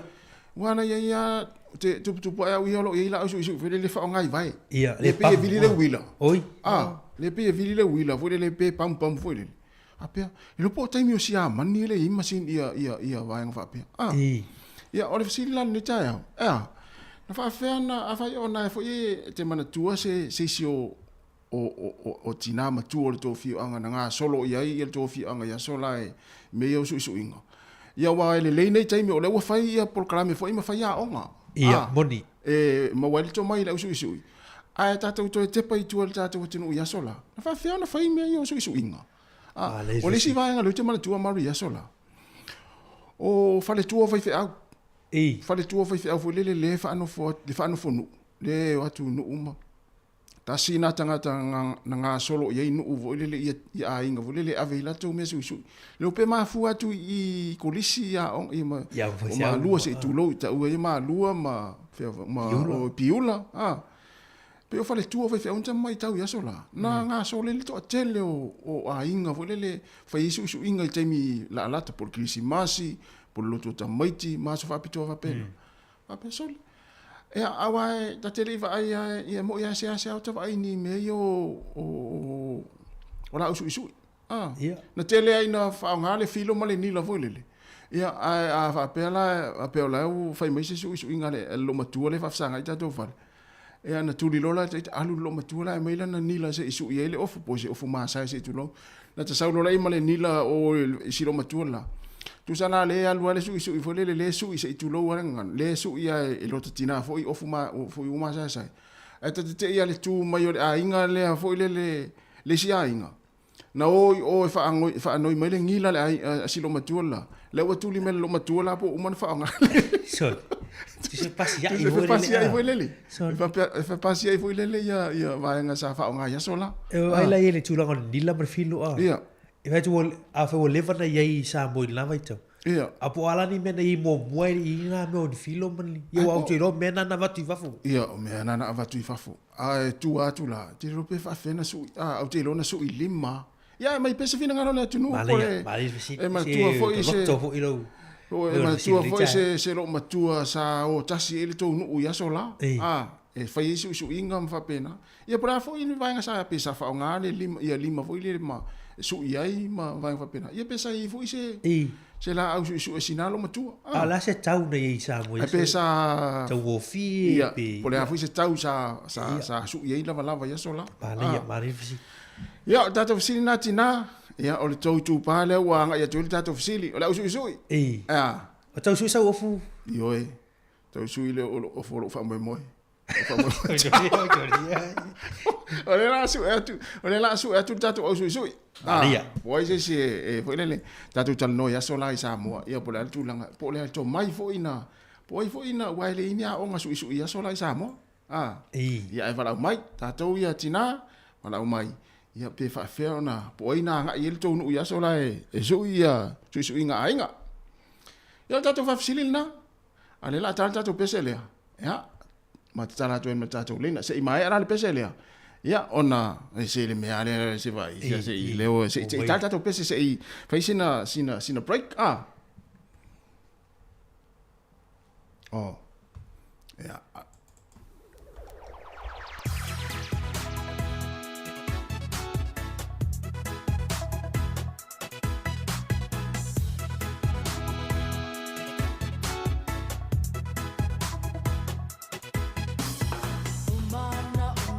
Silafia ele atua Ualai ona atua ia umatua Fa'ape au so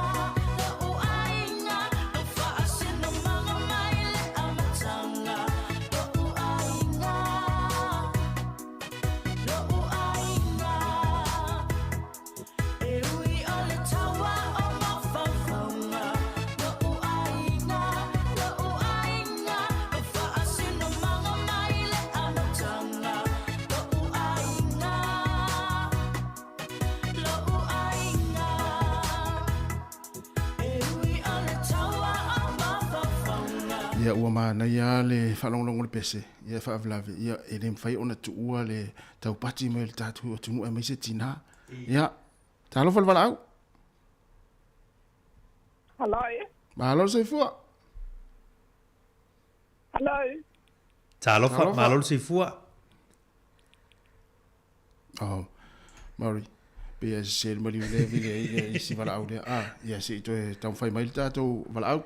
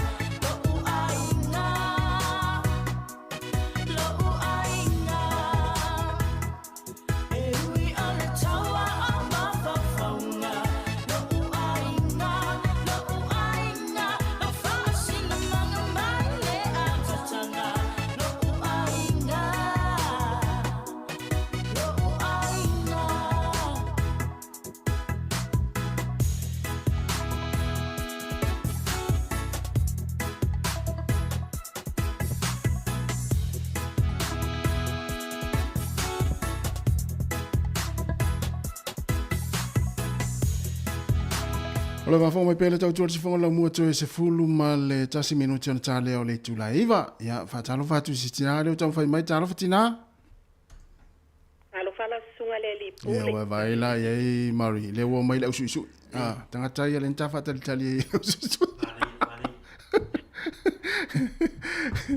Apo, wa mangosu isu inga isi isu e. Talo whai ruka, o amal tai au. Ia le manu ia lava whaftai, va tino sunga. Malo, ia. Ia, ia. O isa sa solo il tonu, o ele na solo il tonu ia sola. Ia, manga ia le whafsili. O le pongu e kaiminga, o ilo wai kaimi sao ia Samoa. Ia. Ia ia si whafinen na o le nofotani. Ia. Ia, e solo ala o le leo su ia si fine. Ia e solo e o tasi la vala ia tangata voina e mana o mia ia ni mea su isui. E o i taimi o le lota maiti, o fai ponga, e sui umalava e si fine lea. Ai o le si tina. O le no fotane fo sa il mato nu, e la salata i fa il mato fale. Sa ele aso sa o tafao ai le fale o le ainga leo. Na ova ai si tina lea. O inana na o ilo ai. O si tina lea, e leisa na la au sui, ai elo na tomai. Ai ona ia tipiina ai lava e ia le petano le ofu. Ia. Ia ai whaonga lava la e ia le ngila ma le filo. Sorry. E lima, ia. Wa ila i mori, ia. E sa ole le ilwa nga lea. Ia, ole mela e whatua e lau tala. O si fin, ia. Wa o ai lava lava o ngasiana whanau. E o ai, o ia manatua fo ia tōninga a unga e piliki, a. Ia, e moi. O tilo le iai i le suinga e si fine lea o fuwa o ngasiana whanau. Su i lima. Vai pe ia e vili la o sui. Soli. Io, le mea ana o mai taua mai i le tālimia a le atina. Ai na ofesili la iai, e fai mai o ia. sa ye lo na to mai e ye fo le tina sa ia maua mai ye to mai le ia e mafaina ia tipina ia pete no ofu ia ele nga fatia la ia le tau le la su ia ia ai ole me ala na tango ala si fine su ilima ia la valava na sian fana ole mana ia o la titi no wal watwa o tala no al mato fale o fa e fa to va ai ale se tangata e se le mawa o se to maia fa to ai lo fa mato ai e tali ye ai ya se awaia o le ta ua ya se o le ata mai fo i mato mai vai le tina mani ya te e sona nganga fo i le fa pe e tau mafai i ai foi pole la va se le ni ala ina le mana o ya le avel tina le lo su ia mo e la na su ya e wa fa nga la va ia lo na to mai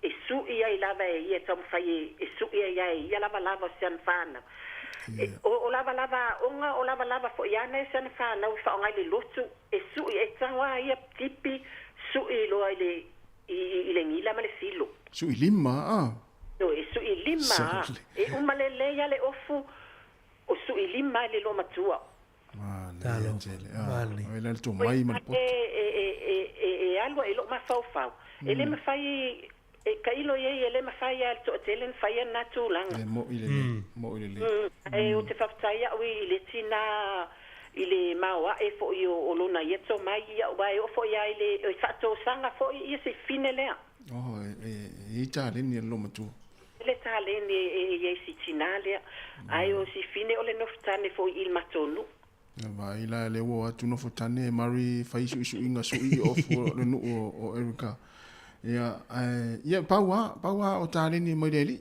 ia fa pena ia sa le ia ma na ia tele la sol ale te fa longo o na si su ia lo o fo fa mo na ale la te mana o ya ya o wa pa na le o fo ma fa no su fa lo la te ia tu sana avantu le o fo su ia o fu lima umi ia ai mai o fo ai pu Mano Erika. Ya lo vatu, manuel ne yaso. Manuel ne yaso e pokarami. Na fo. Wa la ma really to mai o tanga samo. Ai mai se tina matua e su ia lima. Su lima. Ai por hafo la le umi su ia. Ai pei tu so le ma wa tu le so no nga Erika. Ia. Ele ma se singa pe la su ia al mesin ia. Mo. Tu so jo nga to mai la na pei al me la su ile il mesin. Na.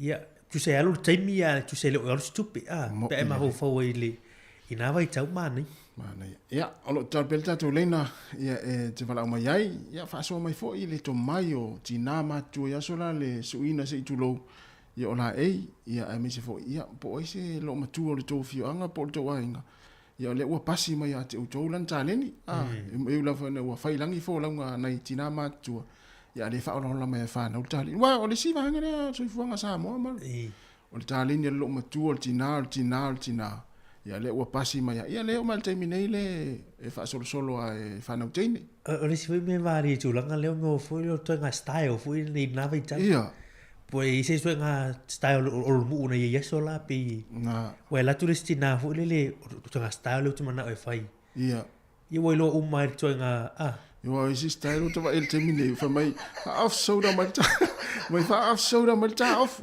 ya o tele no half cut bai polaris ya na vai va pena ya ai o le si mane o le fa o samo is fa samo le pule o le pattern lenta u mane fo ya ai yo fa samo le pattern ta tu tina si o no fo tina vili mai fa matala mai ya ma fa samo mai pola le pattern le se tau ma fo tu ma mari po le fa sa mo le pattern le ia po le scale po le po va fa pena ia ai le tala tu tatu le na ia to tele la su le wa va tu le wa fa la me le ta ia le la fa wa tu nei fa fia nei o le o i wa le fa ta la va au le ia na so le tatu telefon va au Good morning, Tassi. Oi, sole. Talo Rachel. Ma lo si for Rachel. Rachel. Ia. Rachel. Yo la fa so. Ia, mana ia. O ole. Le wharangunga ko o ka umeanga o sui. Ia. O lo mam o kanga ka e sui. Oi, sole. Ah. Nga. Ia o langa ngalwenga nga whai I le whanga wala ngauso. I. O suinga o fua onga. Ia. Ma ofu o le loka maki. I. E make o mai la mala o koeng mara. I. O mga sui alo makuala o ofu. Ah. Lo fai poi. Pai. O fai pai. Ah. I sole. Ia wa e alu ngausu pa kaule le I. I. O ngā mai la ia ngufua I le whare. Ma whai e le suinga. So. O ko inga la au sui fo ngā leo le singa. I o le singa. Le vili lima. I. O le ko inga la nganga whaonga. E sao. Le tu inga la usu ina le singa. Ah. Le singa. Le wele ko e maua. Oh. La au vili lima. Ia sao. La au vili lima. Wai fu la au vili vai. Le vili vai. I oi. Ngā e la au vili vai. Ia e sao. Ia o apa e. Ko se la o ranga ia ke au e whai mei a a sui le ofu. Mo la kula ia koso ai sui mai anga ia. Sui lima? Koso mai anga I kua, whātawa anga I kua pe a sui. Oh, sole. E ala, e mawara ta... O ka lengi ngā lau ki ngā wa misia. E misia o mai e whaangaula uso ia. Ia lo makua inga wa maliu. Tā lo whai. E ala, o e tā, o e wholele wa e whaau wina la tā ringa silo matua. Po o ina na le ofu a matua. E a foi. E le ma whaengo o aloe e su e se la au si sui. Because o le whale le ke iai. Ia e ke le o mea. E le a mai e le ofi. E le ma whaengo o whai I. Ia ngalu. Ai le leisang sui Rachel. O kango sui le. Kasi a le ofu o kango sui o le ngā o le kipinga o le ofu vai. Lo fuai la o le usanu a o la ikia. O fuai di ma umi? No. O fuai vai po. O fuai vai po. Se ua te ata Rachel sule. Ma mea o ketens. O ia whamalama? Ia whamalama. Oh, sole. Ele sa o ala lau sui sole. Nā lai lele ia lau tāleni. Ko te anga whaile, nga whaile o ngā anga ki ngai o I leonge. I? Ngā warwaila lia o ngā. Nā e siri ai? Ia ngā, ko te o la o ngā e a o awai ia le. Oile, sui. Sui ngā ofu. Sole. Ele sa o ala. Si ki nganga mai le whale mai. O ia la nganga sau whaile a onga. Oi, sole. Anga ua nai e apo e. O ke fia I loa pe whawhenga kipi le ie. Pe whawhenga sui ia ofu vai, ofu ki. Reito. Sino mana ia tanu anga si e te ataro pe ia le mo ia utalo. Ia le la watu i ofu tasi e whaida. Ia le la watu ma fo e mapu mamaru e sui we ro Reito. E fa te tele la vala au mai si Reito si au atu to ataro to fare to nu tatu tanu anga so. Le la ke anu ia. Le la hai le tailoring di si kamala Lai haya ia le ia pe haya lo e ina pake fa yau susu inga manuia le tau Reito ia le wanga solo mai na ufia su ila lava ia le se uma ia o Reito ia fa te tele lava Reito mana fa so tina ia Reito ia ta le ni mai on tu a ale ele ilo ai Reito su ise no fu ai ma umi ta paudel tinga la e vole fu ai ma umi vole fu ai ma pu o fu ai ma o vai la ta si lo pasi mai Erika ia Reito le off. Si awa.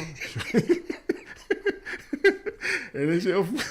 E ne se o fusu o fai poi pore tau su atu ia e malo lava ia usi mai fa fonga i tatu tala mai sa mo o le o pisi mal tatu le na tu tala atu pe a mai a tatu telefon tala mai sa mo ia fa aftai tele lava ia fa fonga mai.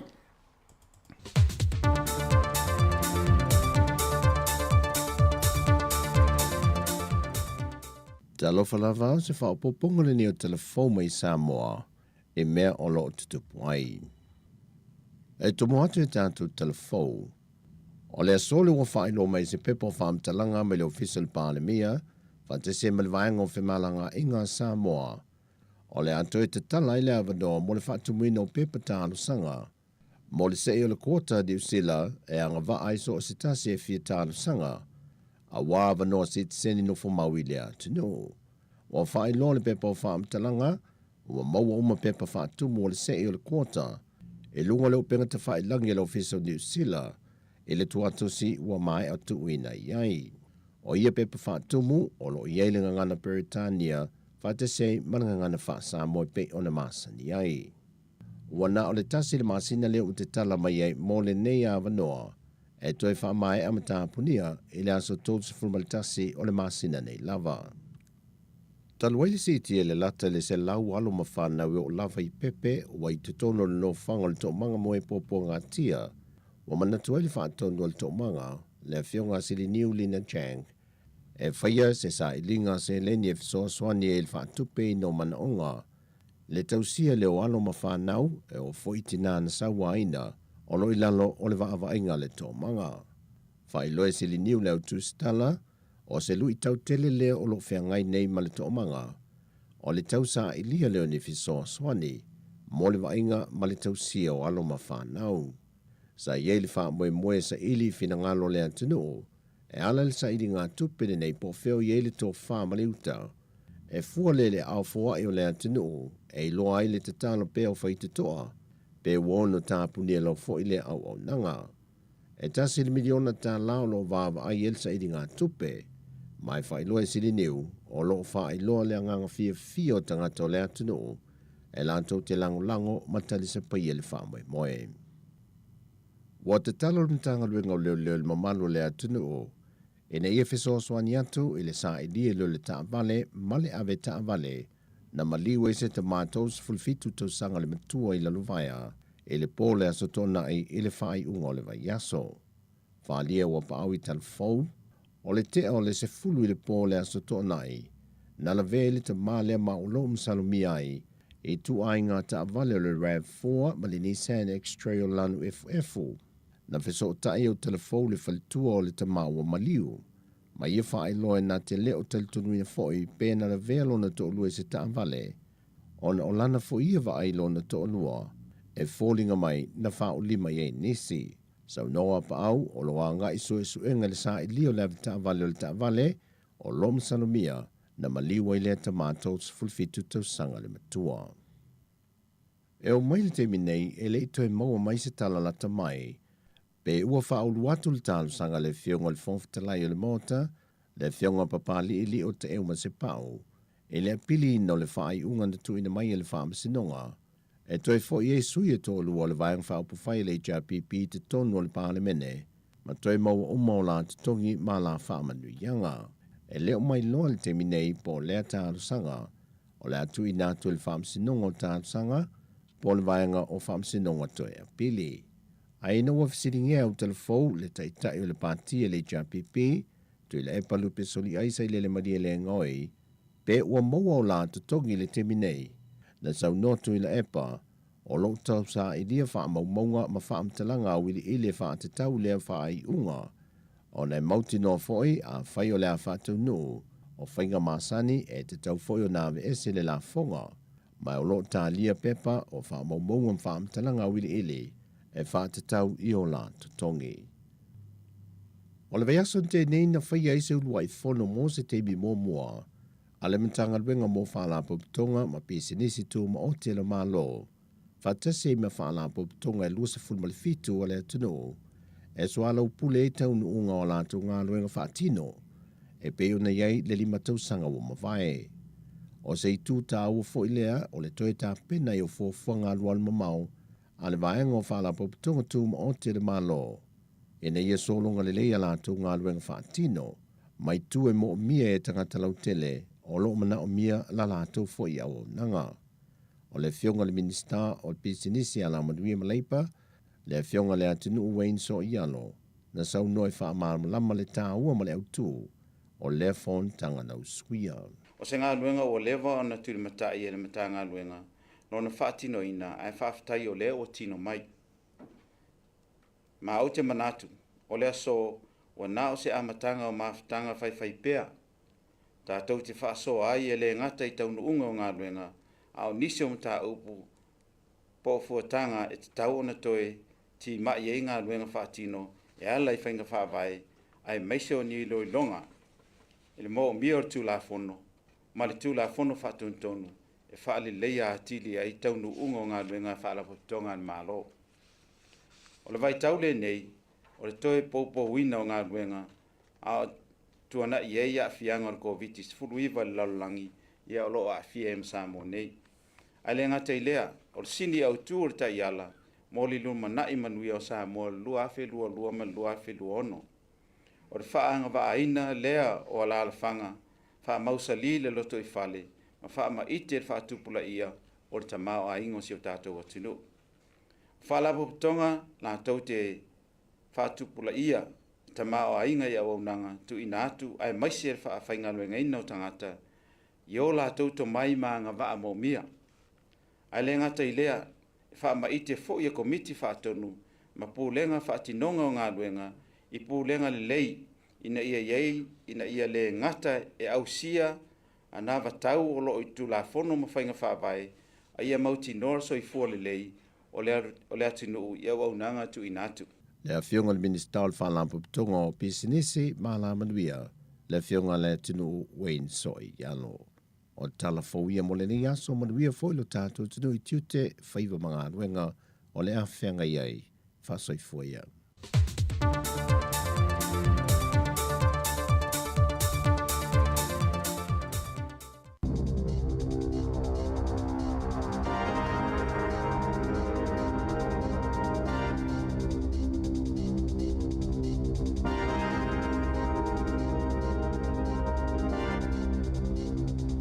Ta aloha lava o talafau le si ufonga le lau mua i Wellingtone, mo le aso mua le nei o Augusto lua afe luas huluma le tolu. O le tatu tala mua. Ua talia e le vasenga o tausi soifua, wha pēla au whai ngā luenga so swani au nanga wha le soifua malo noina, i e ngā lulua i whale mai o le malo, i lalo o pulenga le te fatuora, i a le ofa mo se sitanga o la tau tongi.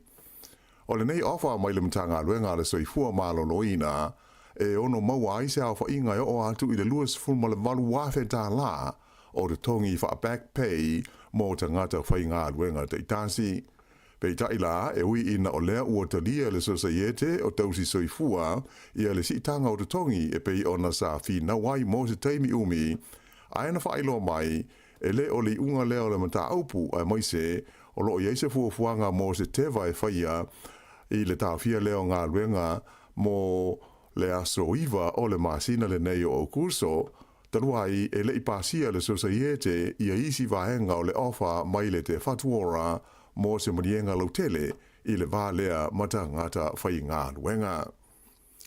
Ai i le teimi nei o le fautuanga mai le komiti tu maoti lea sa iloina ia le mata aupu e winga i le tewa whaia onga, e te tau na tu inatu i whaia onga wa onga maurulunga, se sitanga e se fuluwha ma le awha pasene o lātou tongi e wha solo na whaia i ni vaenga se tolu. O lea whautuanga o manatu, o le ate tau na wha amuta ai le whinaunga lea ua lewa na whaia i le vāo le matanga luenga wa onga, ma le sosaiete o whaia onga wa onga maurulunga le Post-Primary Teachers Association. A whai o le atalia le leia i tue lua i a lea whautuanga mai le komiti. O lono inga, e ono iai ni a awhianga i te tongi o le wasenga o whaia onga wa onga amata, a e whapea fo i ma onga la iti po primary schools.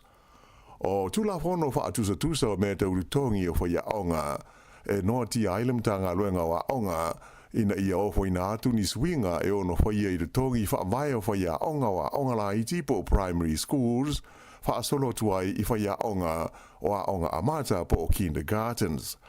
O le whautuanga le komiti, e ono pasene I le si tanga o te tongi e tau ona whaia e whaama maruatu I la so mua o Iulai. Whao popo iai ia leisi wha pasene mai la so mua o a Perila o le tausanga a Sau, ma le tolu tesi ma le iwa pasene ia tese ma o le tausanga lava a Sau.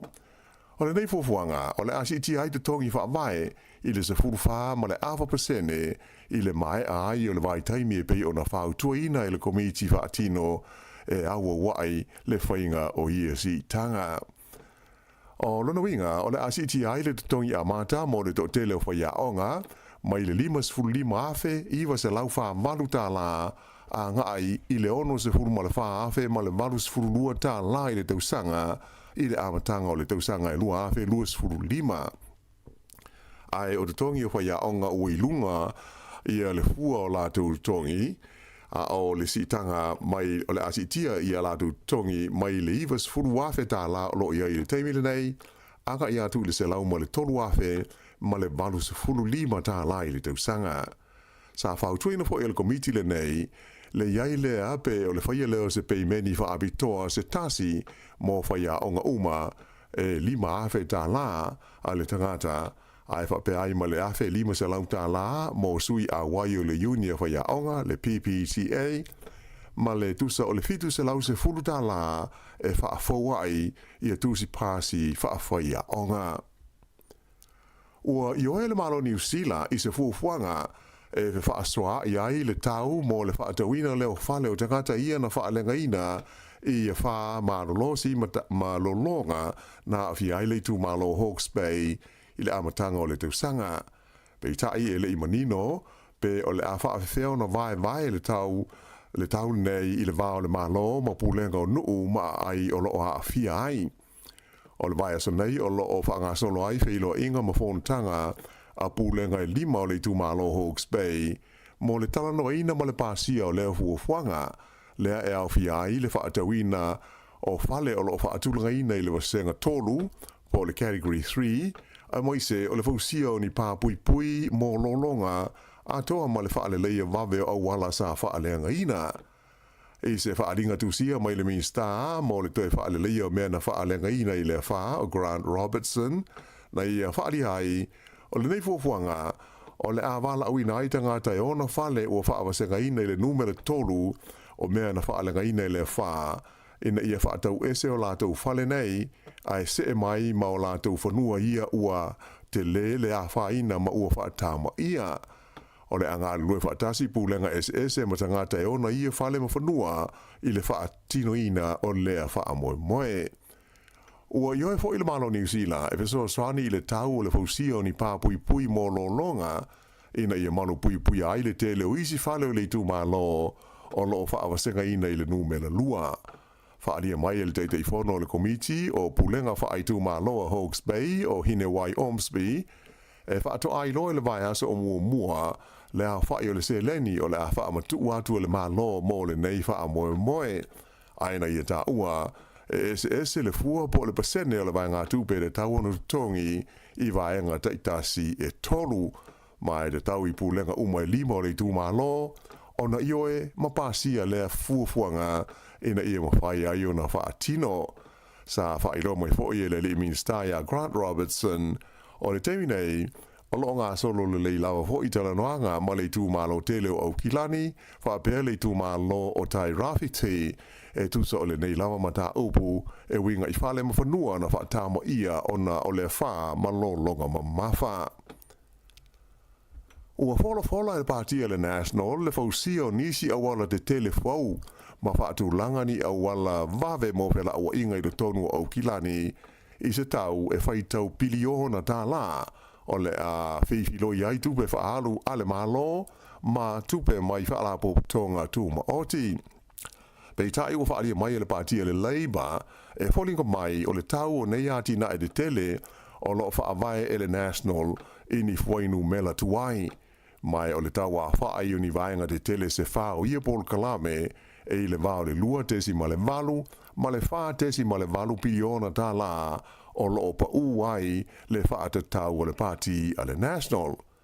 O na nafi lea sa whailo mo iai le Io Hamilton i le whainga whaamai le National mo a wala whela awa inga mo le lumanai i se taua whai e tu se lua se fulu wha tesi ma le valu piliona tala i le tono se taimi e se fulu tau sanga. O lo au fi ai le nei fuafuanga le National i a wala te tele au tu e te tau na wha le leia le tūlanga o wala whela awa inga i le tono au kilani wha pēr ma le vaenga pito i lalo le motu i mātū. Ai whapea fo i le whaale leo au wala i tū mā lo manu sa i longo na mawhatia mawhaina i tā whenga malolonga i le amatanga o le tausanga. Whaalia le pātia le National o tūpe whaatino ai nei ngā ruenga uma o le ao fia ai i le fitu tesi ma le whapiri ona tā la mai le whaaputu ngā tūpe o le Land Transport Fund ma le lata i le ono tesi ma le tolu piliona tā la mai le malo ma le tasi ma le afa piliona tā la o tupe o le ato e whaatulanga mai le Paul Kalame o le whaale leia o ati na e le malo ma le sili atu i le iwa ma le afa piliona tā la mai whaala po tonga tū ma oti. O nisi whaenga le nei Paul Kalame le National ua umo na whaasara la wina i le whaeunga le vai aso na te anei e au fi aile fausia leo se awala tele e whani lanes mai whangarei anga i ane i tā ranga ato ai ma le so loia lea o le Paul Kalame whaale le iai awala o whela awa inga i le tono o le lau mua i Wellington le ta ua o le Let's Get Wellington Moving. A o iei pēr i mta uputa upawhai o mā lo e fitus fruiwa la whai o sui o filifilia o le parti a le Labour mo le pālota tele a New Zealand ia o ke topa e ma furi lava i sui tu ai po la tau o loa vea nei ma fai pule ia le lisi alo ia le nei a le Labour ai pita ai e to a luas fruono la whai o sui fau o loa au fia ai o minsta umalava o le kabineta leo o loa iai le teimi nei wha pe ai le fonga fitalai o lo la vea i la te uma ia i no fua ia fa pe ono fua mauti noa o le pāti mai o lo ia i fua i ni tūlanga i ono whaingo fia ai o na toe a vea ma fai pule. O le suinga tele i le mai tau atu i ai o le li lesa a vea la tamai nei ma min star o a wala o fela o inga ia Michael Wood lea e ono whaalango lango o lo na toe fua i atu i le palemene pe a whai e mā lo mai i lo nei tū mā lo o le a tau wa ai ma fua lea ona ua palasi mai le tūlanga tolu se fulu sa iai mua i le numela whali mai le lisi alo ia a le Labour. O le whaipula New Plymouth o Glenn Bennett o le sui tei whono o le komiti filfilia o ati na el tamau a inga le palemene sa numela limas furuiva mua a lea ua se ane i le numela lua se fulu ma le iwa i le lisi. O le whongoftalai a Adrian Rurafe e le aise tu ma lo e tau ai ai o le o si tia mai i le tūlanga luas fulfasa i ai mua i le lisi i le nu mela se fulu ma le tasi e sanga wha mautu i nai lona toe fo i atu i le palemene. O sui o le Pasifika o lo au fia i le lisi i le Labour o lo o tūlanga tolu i le lisi i le tamai ta i sui palemia i a Carmel se puloni so o tua i le tūlanga se fulu valu le tamai ta i min stau le ati na e malafonga i a Barbara Edmonds e nu mela luas fulfa i a Cheney Salesa, luas fululima i a Tangi Utikere, so o tua i le nu mela tolus fulfa i a le tamahata i whai pule tonga ana hila kano ngataa, e tolus fulvalu le nu mela o loo iai le li fomai i a Neru le avasa, fas fuono i a le tamahata i whai pule i a Teresa Ngobi, ai nu mela limas fultolu i a le maunga Lydia Sosene, le ole a tauwa mai le tu malo o mangele i au ki lani. E to tolu sui tauwa le Labour e na o i tu malo wha palota o le a tauwa ai e le o la vea la tau i le lisi aloa ia. La tau nei au fi aile min stala vai fafo iana nei a mahuta o le tamata i hoi pule o Soraya Peke Mason ma le li hoi pule i a Craig O'Connor. Ua whai lo mai ele tei whono o le komiti o le pulenga whai tūma lo o Wellington e le ma whai ele pātia le National o na suia la ti nae o le whaangai o inga o Wellington le Let's Get Wellington Moving a ise i wanga nai ma na o la tau i a sui na o lengoa o le nei a ti nae tele. E pēna sila fia o na nafi lea na fola ai ele pātia le National a whai e filifilia i lātou te ita ia leisi whai ngā mālo i le pālota ia Oktopa, o le a lātou so loia ma tāo fia e le whaia le ati na tele le nei mō Wellingtone. Whaelo mai ai e le whaipule le National o Simeon Brown i se talanoanga ma le wales whaazara laua New Zealand. O lo mana o le lātou pāti e ave le wha mua i le wha le leia o le tunnel i Mount Victoria, wha pēr ma le awala i le Basin Reserve, ina ia so longa le leia i le whewa ingo ta vale e anga i atu i pito nuu i sa sae o le lau mua. Ai pei tai la sa wha ilo mai e le teitei whono o le komiti o le pūlenga wha i tū mā loa Wellingtone o Darren Ponta, o ati na i te tele umai e lua e pei o na manatu wai le National, o loo fia i le tonu o le Paul Kalame o le ngā luenga tele le nei, Let's Get Wellington Moving, ta ua Ponta a tonu, e pei o se mea ma tautia le wha upunga o le ao la tau so loia ma tau fia le ngā luenga le nei, ai e ali mai e wha tau nui na lawa, taruai, ona o ia tina e ua uma o na pāsia le malo i le ono tau sanga ua mawai atu nei. Whaalia fo i le teitei whono, o isi vaenga le Paul Kalame e te tau wai le National, o na iai se la tau fuafuanga mo se Paul Kalame, i se whainga tu mamao, e wheo i ai tangata mai leisi tu, a ngai i leisi tu o le lau mua i Wellingtone. Sa ia wha mawhaina fōi, a whai o le a le tūlanga, o le a le tūlanga o le a iai le nei Paul Kalame ma le a ti nai tele, e mautinola e tau mawhai pēr le pūlenga o le ai o Wellingtone, whaatasi ai ma le komiti o pūlenga whaai tū mā lo a le lau mua, e ngā lue sa ili se tali, mo au wala o whe laua inga i te tonu o Wellingtone nei. I se whaamtalanga tūstusia mai le pule nu o Wellingtone na tā uai e tori whanau, o le fuafuanga le nei e le pātia le National, e le aise vesoa soani e mawai mo le whaale leinga o le lau mua, ina ia whaingo fie ma fie tangata ino nofo ai i le luma nai. Mai au nofo i ma se fuafuanga e tūsa o a fianga o le ea, ma le sio manga a toa masuinga o le tau. Ta ua le te maata i pule nuu, o le tau fia ma le so loia o le fausia o na whaafi e le tise mo Wellingtone, o se lasanga o le ato e whaafoia i tua la ti nae o le lau mua, mai te tau i le National o na talanoa, ma whesiringia ia insinia ma le awata mai sa haa fia i le whainga o fuafuanga o le nei ati nae tele. I leisi vaenga o le tātou tala, e tolu afe ono se lausifunu lima le a whai o mai fau o le COVID, sa whaamawina i le tono o New Zealand i le vai aso ua mawai tunei, ai luas furulua le a whai o tangata na mali liu ona o le whaamai, o le afe fitu se lau walutasi o nei mai, o tangata sa fia i mua foi i le COVID, e o ana i le vai luanga o le pole sa na tenei, se laus fuluono la whai tangata sa tā fia i whale mai mo tonga fitinga ona o le wha mai e au fia i tangata e to lima i le tonu o potu mo mai tinga aina.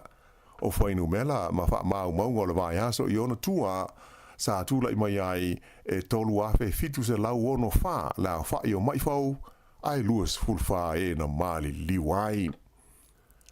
Ua whailo mai fuafuanga le malo tele o whalani mo le whaawai ina o sona ofisa lo ia pia le lau mua o le tātou tunu i Samoa.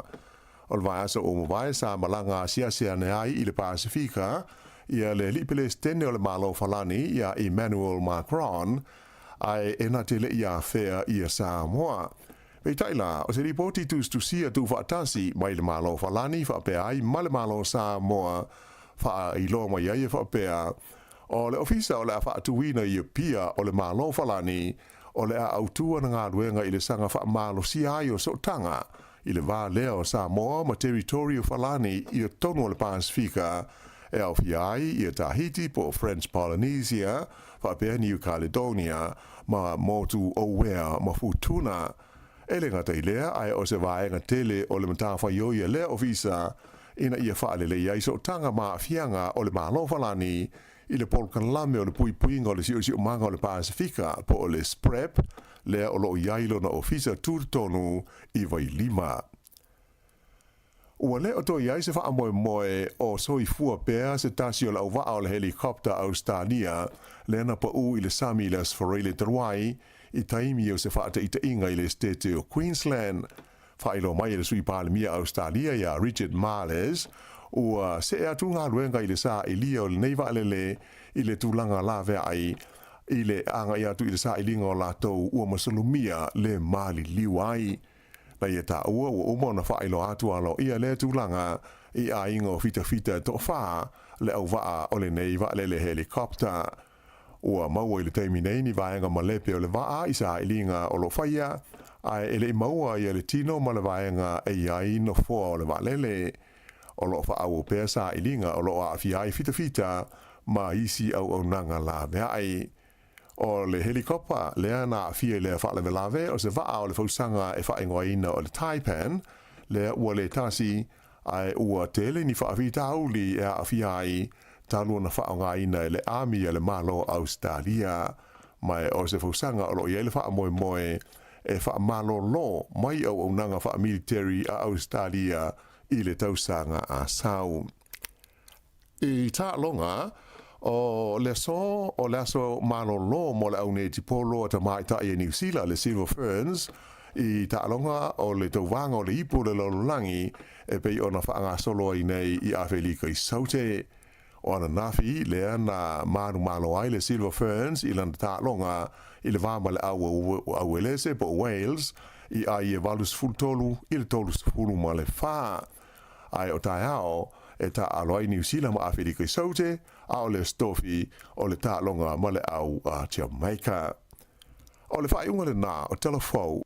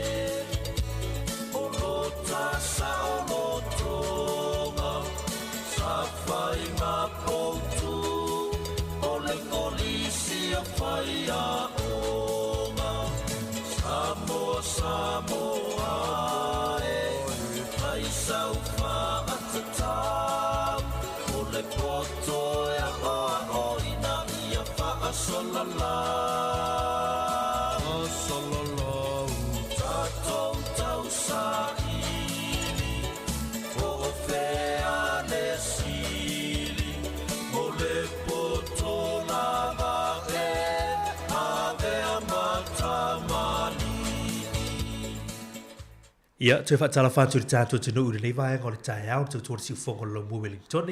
Fifia lau maula vanoe, wala tātou whaatantanoanga Masani, i le neifu i Masina ma le tātou University, Victoria University of Wellington. Fifia lau maula vanoe whaatasi mai ma le sunga ia whaalinga leota, i o le sui fo le tātou University, ia wala tātou talanoanga ni tae whaatala whātu lau sunga whaalinga malu seifua. Ia, tae o manuia lau sunga mari whaatala whātu fo i le sio tātou atu nupele o Samoa, o e olo whaafonga mai le tātou Paul Kalame, le nei tu lao le tae au, ia whaatalo whātu nei te mama nei tina, ia mātutua, ia olo o whaia le whaiva o le olo tāpua, ia whaiva fo i o sio tātou atu nu, ia e mese fo i ia le ia nei alo ma nei whanau, ia olo tamo whaia onga teimi nei, tai tonu o le mafuanga nā le tātanoanga nei tae au mari, ia whaatatau lava, ia ina yalo mana I whanau, ia awa fo ile so ino le poto ma le ata mai. Ia ai ia le atua o tātou au lia mai fo le nei tae au mātango fia, ia o laso mua fo i o le masina fo. Ia tā lofa lava. Ma lofa vtai, lau sunga whaalinga. O lo tātou ia le kuatalona lua, po le trimester 2, vai aso lona whale ni. Ia, o a mai le tātou university, o a mai fo lau sunga ma la whenga luenga Pasifika I tono le tātou university. Ia, o lo o solonga lei lava ia fufuanga te tono le university, whai lava ia sina pisi o nei alo ma nei whanau, ia pei ona e saunofo I Mario le vai aso lona whale nei, ia ua vame ale taimi, vai a sina vave o le taimi, e o le ua tātou tu vai fo ia ele nei fo vai ngore la tau fo I tama whainga te tonu o le university. Ia olo o tama whai lava nei alo ma nei whanau. Ia awa fo ia la tau assignments, ia po la tau whaitaunga po o readings. Ia a mese fo o la tau tusinga. Ia o tele o nei alo ma nei whanau olo o mana o miel fisoswani. O le maa nei ale na o le University of Victoria. Ia o le tele o le fisoswani o iai. Ia e ala mai I o tātou lava tangata. Ia tangata Pasifika te tono o le university. Ia e pei o le vaenga na o nei aluma nei whanau o tauma whai e tau ave taimi nei. Ia o le tele o readings, ia po whaitaunga. Ia e mese foi le nei tustusinga po essays, ia assignments le taimi nei. Ia tatonu ia seo tātou atu nuu nei o tau aluma nei o tau whanau. Ia o tele o taimi e tuai atu whale, ia tele o taimi e su e atu taimi e tauna whai e au ia o le iai le whale, ia o tatono o whai asina pisi o I lātou, ia o afo I le lātou tama whainga I te tono le university, ia ai o solonga le lei mea a mea umale alofa o le atua. Ma alofa vtai mana o le lei fut nae, ma la nga whaftai fo nā le tātou au nanga, ma le tātou tinu olo iei o le tau au nanga, Pasifika. Pio na e sau noa, te leo mea lai mo mea fisa soania nei whana. Ia whaftai olo iei lia, lau sunga whapea fo tau au whenga lua Pasifika. Ia lango fusua ia la tau I tūlango a onga. Ia tātou se e mai whanau ia lai a onga le teimei nei lai tau mawhai. Ia o le tau sanga formal vai atu lua wha, ia mese tūlango whanau ia lai anga ia tu vui lea. La mai a tūlanga o ngā kolisi, a leu wawa ai atu poli university tau sanga fau. Ia, waftai lava mari o le tūlanga na o lo o ia te nei, ia me se foi ia le o whainga luenga lava ia lo te e la vea ia. Ia po o le student recruitment pe whaingo foi o le future students team. E wa ai nei whanau ia o lo tonu o le tūlanga lua ia po le high school. Ia awa foi le lātou anga iluma ia po le university ia po le o whainga luenga ia po nisi fo I fuafuanga ia mo la tau o fia awai te tono le university o nala e whai asina tele o le ngā luenga ia o I matou nei e fsoswani ia o to tele o nei aluma nei whanau a Pasifika o nisi o la tau ia o le taimo mo le o la tau whale te tono university ia e ala le te tono nei o la tau ainga ia po la tau fo I whala putuputonga, ia po e kale sia fo. Ia o to tele o nei alama nei whanau. O la tau o tangata mua o whale te tonu university. Ia o le tele o la tau e le malama I tu, ia po o anga fo I te tonu o le university. Po o winga fo I te tau ona whai e te tonu o le university. E ala fo I fuafuanga. E whātatau I readings, ma assignments, ia me se fo I le au wai e te tonu o vasenga, ona e fai asina ese o le universite ma le kolisi. O le kolisi ia e amata po se meo le iwa, ia po le afalvalu anga i le tolu, ia uma fo le lātou waso, ia o tutonu universite, ia e iei ia tangata, ia po le iwa le lātou senga anga i le sifuru, ia ona fai e lea mea ta o le independent study, ia e fai e lātou lavanga luenga, ia ona fato a fai e leo le siwa senga po se meo le lua anga i le tolu, ia ele tutusa la mo kolisi e ia tutonu le vasenga i taimi ia o le pe o le swinga tele na mo na yalo mana i whanau o lo anga i mai mai le kolisi anga i le universite o le esenga o taimi ma le esenga o fufuang ia ma le ese fo i o le support system ia po le langlangoina fo i lato a wow na yalo mana i whanau ia e anga ia tu universite e tele ale independent study wingala o lātou lava ia e whai ai lātou a lātou ngarueng ia peo ina e tau toftofo ina i fo ina na i aloma na i whanau ia ona o le suinga na o le o tsoifuanga mai le kolisi anga i le universite Mane, o le ufa fonga tātou tunu, tasi leo vaenga tāu e tauna, na no futa e fo i le whanau, a me se, ia ufu ini wa uen moe pio tūlanga na maasani ia i tono le kolisi. Ia e te anga ia tulo universite, ia e se fo i tūlanga o la iei, e te oe ala e ngawha matūlanga o la wa onga, e te va ia fo i tūlanga o le taimi, ia o le taimi le vasenga, o le taimi le te alo e whai au ai o suisu e na oe lava oe. Ia maana il vaenga le lo wha ilo tātou tunu. O le vaenga i tūlanga o skola sipi, lau sua wha alingo sasi vaenga tāua ni. Ia o le vaenga tāua nei o le o mātou tama whai e una i e tūlou i le ngangana ia nei o tātou alo ma whanau Pasifika. O le mafua anga mari ia se whai atu aso tala ia o lava ia. O whai sina umiona o i e tutono o le university. Ia o nofo fomo wa ai i le tele o nei alo ma nei whanau. O to tele fo i o nei o tātou tangata. Pe o le i tūle o le tupe po o le tutongi ina fo i o pili. Pe o le i tūle e tele na tau fia ia nei o tātou tangata. Ia awa fo i le lātou tau mawhainga. O a umari fato a uma nei a le tutongi ina o lo ulongi, lo student loan. E fitus fulu afe ia le student loan. Whaftai fo i le atua o mo fo i sia vai. Ia o sina pay increase fo i na le se. Ia o le ala fo i o te whai atu i fo i le nā vaenga mari. Ia po te tala atu fo i a ulava ia. Ono le nau ta inga ia a ulava ia o te whima nao. Ia whailoa atu ina i alama nei whanau. Tama whai e maua nei skola sipina. Pe lua afe, pe toru afe.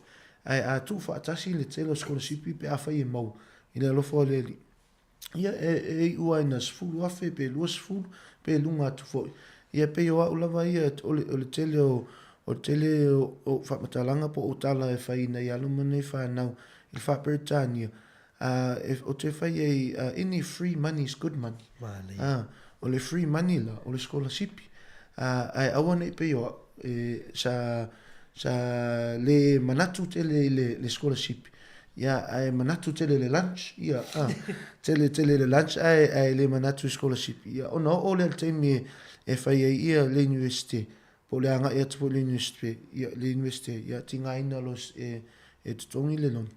Ia ai furi e isi o loo sa tamawhai fo e whaila tō skola sipi. Ia pe o lau la tamawhainga mōna i aluma whanau Pasifika. Tamawhai ia maua skola sipi. Ia awana i maua se student loan. Pe aua fo ina i o atu le te leo lau student loan le sa ia. Ina ia whainga o fia i mo i la tō. Ona o le teimi nei ma tsoifuanga le tātou ia. O le tō i tango o fia ia. Ia le soifuanga lo tātou ia. Ia pe o se na ina mai a ulava ia. My personal push. Ia o lo professional push ia tama whai lava ia o atu le universite. Ia ai moa ulava ia personal push. Ia mona ia lo whanau Pasifika. Tama whai ia maua le skola sipi. Ina ia whainga o fia ina ia lato tama whainga tutono le universite. Ma o temi nei o lo o whatatau lava ia skola sipi. Le ta o le school leavers scholarships. O le tausanga te nei o le au whai o school leavers scholarships sa tu ina i alama nei whanau. e maua le valu se lau o scholarship al school leaver scholarship sa ia e ele scholarship i fona o ia e ta o le mana Pasifika e whatatau lava na o tamaiti a Pasifika ia e whatatau i ele na scholarship ia mo nei o tātou alu whanau Pasifika tama whai e au siele na scholarship e luas fulu afe ia le scholarship na ia te lele na afsoswani te lele na afsoswani mo nei aluma nei whanau Pasifika a wafu latou tama whaingali universite ma lo fa tai fa li le wa fa i lo va ngai ma na ye le la mo li mau tu langa le se swani fu i nei fana e una e la to e fa tu langa skola sipini ma nei wa to tele o nei o tatu alon fana o tatu tu no wi mo fu tu langa le na e wi mai e o i tu langa o le student loan ai pe li ma na tu langa le o le skola sipi a fa mo ni anga e tu langa to tu pi ya am ia le nei nga tu langa te mi nei a vale i tu langa skola sipi o ala tu unga e wa le lo skola sipile ile mana Pasifika le mo Pasifika la tu ia le va longa tu lo su wafe ia ma school leaver scholarship le o ali ni tu unga po ni ia nga tauna au sie fa na wir kolisi ta pen na mo skola sipia ia o skola sipia school leaver scholarships e fata taupe aunga fo i le results o le year 12 ia ole mafu anga ona o le results o le year 13 ia fatoa maua le amatanga o tausanga fou e whaila sina tu wai o le taimi pe a whai e apalai mo scholarship ia e fia onga i le university le tausanga fou ia o le mena e tu wai i le year 12 results ia ina ia vavena na mawhaiona ia a mawhau ia maru e whai sina tele o nei tangata e apalai scholarship ia ele o le vaenga na mena umia lava sina taimi ia awa foi ia e lato applications ia o le mafu angana e tu wai le year 12 results o le mantua foi la o le upu scholarship o le scholar le upu e sa wele upu na scholarship ia e tele ana va ai le i greater ana yalo mana fana ia o tele ana mirror endorsement ia po le excellent endorsement ia mo lato o lo ia le tulanga le masani tatu ia le au matu o le fifth form ia po le vitamin A fa ngole ia 11 o le taimine tauna matantata no ai nei o to walom nei o to fanau ia tatu matua ia awa fo ia le saunia tu mo le year 12 ia le leile la to to mafainga le year 12 ia e tele ia va no mo scholarship mo la to la o year 13 le taimine o taimine po mafofau ia le si pe le tele so tamo fainga le year 12 but that's okay that's all right e mafai lava e isi scholarship e mafai ona e va ai i mea sa fai te tono lea onga community service e whatatau fo i o lato backgrounds ia po pe Pasifika pe Maoli ia pe refugee me fa pena ia o le whaingo fia le scholarship i temine mari te tono le website e eile e filter tu e te tangwa o e kiliki ia le mea e whatatau ia oi lava e whatatau inga a whai Pasifika ia o mina a whai o le first year po le tausanga mōmua ia kiliki na ia ona filter lea e le database i scholarship i whatatau i vaenga nau e tango a kiliki e whaingo fia e le pe o tātou iasoi ia e o tamana tātou whai taua mai le amatanga se i o le ngata ang ia ona o atu le ia e tasi scholarship i e mawhaiona apalai ia e pe o le mana ia nā taimine ia me o le technology ua whaingo fia ina mo nei o tātou tangata ia ina ia whaingo fia i ona ta mawhai apalai mo scholarship ma lo whawhai leo whawhonga tātou tunu mātua ia taritano i alam whanau o teimi lava le nei lau so whaalinga o te tau na matona apalai scholarship ia pia na sau noa le sunga whaalinga tūlanga o le o results ia po la tu tamu whenga fo i le level 2 po le NCA level 2 ia tāua tele ia whaamobonga na o atu apalai inga mo tūlanga o scholarship ia tauna ia whanau e anga i tūlanga nei vai fo i tūlanga na sau noa sunga whaalinga i lunga website ia fisoswani whawhai ngō whē mo i la tau Le maua le lau tō malanga atu i le situ o tātou tanu i le Hawke's Bay se te mua wani, whalau i loa wale nei leo, le tātou universite. Ia, o mona i o tātou tangata o loo mau fo i le vaenga o tātou tunu u New Zealand nei i o Hawke's Bay. Ia e fia whailo atu le i o tōpa. Ia mo tō malu o ia o le a whaatanu uina fo i se fuafuanga ia i mātou o le University of Victoria i Wellington. Ia ai le ngata fo ia i mātou. Ia a o University Taitasi i to tonu o Aotearoa. Ia o le atama whai e o atu i Hawke's Bay. Ia ina ia whaatanu uina i fo inisi o fuafuanga. Ia o le vai aso le sfulufa. Vai aso sfulufa o Aukuso. Ia o le mātou malanga i University Taitasi. Ia i le fo i waenga o tātou atu nuu nei o Aotearoa. Ia po New Zealand fo. Ia o le a whaataunu uina i le aso lua. Ia nisi fo i o fuafuanga. I te tonu lava o aonga. Ia e whapitoa lava mo Pasifika. Ia lea fo i whamoe. Ina ia tamawhai e tatala noa nei aloma whanau Pasifika e te tonu o le Hawke's Bay. Ia mo Victoria lava ia for Victoria University. O whai a singa to o tele o nei aloma nei whanau e o mai Hawke's Bay. Ia olo a wait tonu o le university. Ia ta tonu ia o lava ia a tātou wa ia Hawke's Bay. Tai pe ia Wellington ia na yo la tu tangat. Ia me se fo ia me o tupu tonu fo yo Hawke's Bay. Tai pe ia Wellington. Ta tonu o se vainga fo ina e fia ina ia aloma nei whanau. Ia e o mai fo i Wellington e maunga le University of Victoria. Ona tai tutu sa ia soifuanga. Ia mana yo la tu tangat. Ia o le fianga la mo mātou University Taitasi mo Pasifika lava ia le whaatanu ina le whamoe i le aso sfulu wha anga i le aso sfulu fitu, sfulu lima le aso lua le whaatanu ina ia school visits po o aonga. Ia o le aso lulu lo e whaatanu ina pēr ia fufuanga tutono le aonga. Ai o le a whaia i foi ia le family evening. Ia po le afiafi mo a inga manai malai ano manai whanau. Ia i tonu o le Cook Island Community Hall, 7 Swansea, i tonu o Hawke's Bay. O le Cook Island Community Hall, 7 po le fitu, Swansea le ngō le street. O le awhatanu uina i le awhamoe. Ia e amata i le ono le afiafi, anga i le valu le afiafi. Ia o le awhatonu, o le afiafi le Mari o le tu whatasi ia university. Ia on tata no le ainga po ofele university e fia awai ia le latou. O le manai o le foi whamoe whaingofia i mo nei o tātou tangata. Ia tatono le vai taunu nei, po le vai taimi nei, whai asina tele o mea lo tutupu. E ala fo i school production, ia po theatre drama club, ia ma ta'alonga po o school team trainings ma me whapena. Ia e pe o le afiafi le tasi ia. Ia ina ia whaingofia i nei o tātou a inga titono o Hawke's Bay o na awai atu. Ia na whiwhili a lātou po o wheo universite fia tala noa iai. Ia ma pe fia awai e fo ina i o lātou whanau.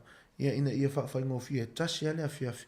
Ia lo le mele o le latu o lesi universite. Ia sau lesi vai aso. Ia e tele a ina pisi nei o tātou a inga ia e ala fo i. Fufuanga whale a inga, whale e ka le sia, mese fo i whale a on. Ia peo le afiafi lava le aso spulu ono le aso lu. Le whatanu ina le whamoe i le Cook Island ho. Ia it's tono o Hawke's Bay. Ma neo lau whafonga tātou turu o te ofo ia tau i le Hawke's Bay pēr tau leo ngai atu whamoe lea. A suma le ono o Aukuso, le ono le fiafi nai le Cook Island ho i Hastings, 7 Swansea. Ia la whatunu i le whamoe na ma nei o le ua o mai whaatasi university. Tasi lava le whamoe la i uma university. La le lea meo tau sa vali fo i tūlango o Whonatanga isi university. Le uwhai tasi ia ma nei a ngai ai. Ia wafa nau i olo o fuafua a ngai mai tono o le tātou university tau sanga fau. O no tātou teimi lau sio whaalinga o i lewa anga muli leo tātou Pacifica Week o le vaso fau. E tā ua fo le vaso fau leo mo nei o tātou ainga. Fio anga ia tu le university. Ia, o le mānai o le fufuanga le mo le ves fo le Pacifica Week e whapito lava lewa ia so mo tangata Pacifica e le ngata i tonu o le university ia au le lautele fo ia o ia i tonu o Wellington ia o le Pacifica Week o se vaenga fo le sa amataina ia po le lua tau sanga talo ai sa whatuina i fo i le wha moi ia ma amata i ona fia i le university e celebrate ia tu fo i maanga le Pacifica o nā la e whaatai e fo ia os tamaita i Phoebe Farah ia pe ona ia na o loo whaatautai fo i le wha moi ia na amata o la ititi ia o temine wo whai a sina te le o le fo i wha moi ia o le vai aso ato o le vai aso ato o le a whaatau nuina i le wha moi ia o le aso ngafua ia o le atatala ina ia pe whai e fo i le launch ia i tutonu o le mato Tearo Campus ia o Tearo Campus le i Vivian talangi o Vivian le ia i le whapsanga ia male mele sa ia le siufonga yaso ia le architecture school ma le design school ia o nā le a whatanu ina le launch i le ono le afiafi aso ngafua le fo ona se atu ai lea o le aso lua la o le ono fo i le afiafi o le a whatanu ina le Pacifica Careers Expo o le vaenga tā wala leo te fia mana o e wha iloa tua i le tātou au fio lo whaafunga ma e te tala ina mo tangata umalava so sesi lava o le manai o le expo lea Mari Elena o le university e moni lava o lo host e matu ia ai o le a whaatasi e le tele o pisinisi manisi fo i vaenga o le aunga lava o le wha moi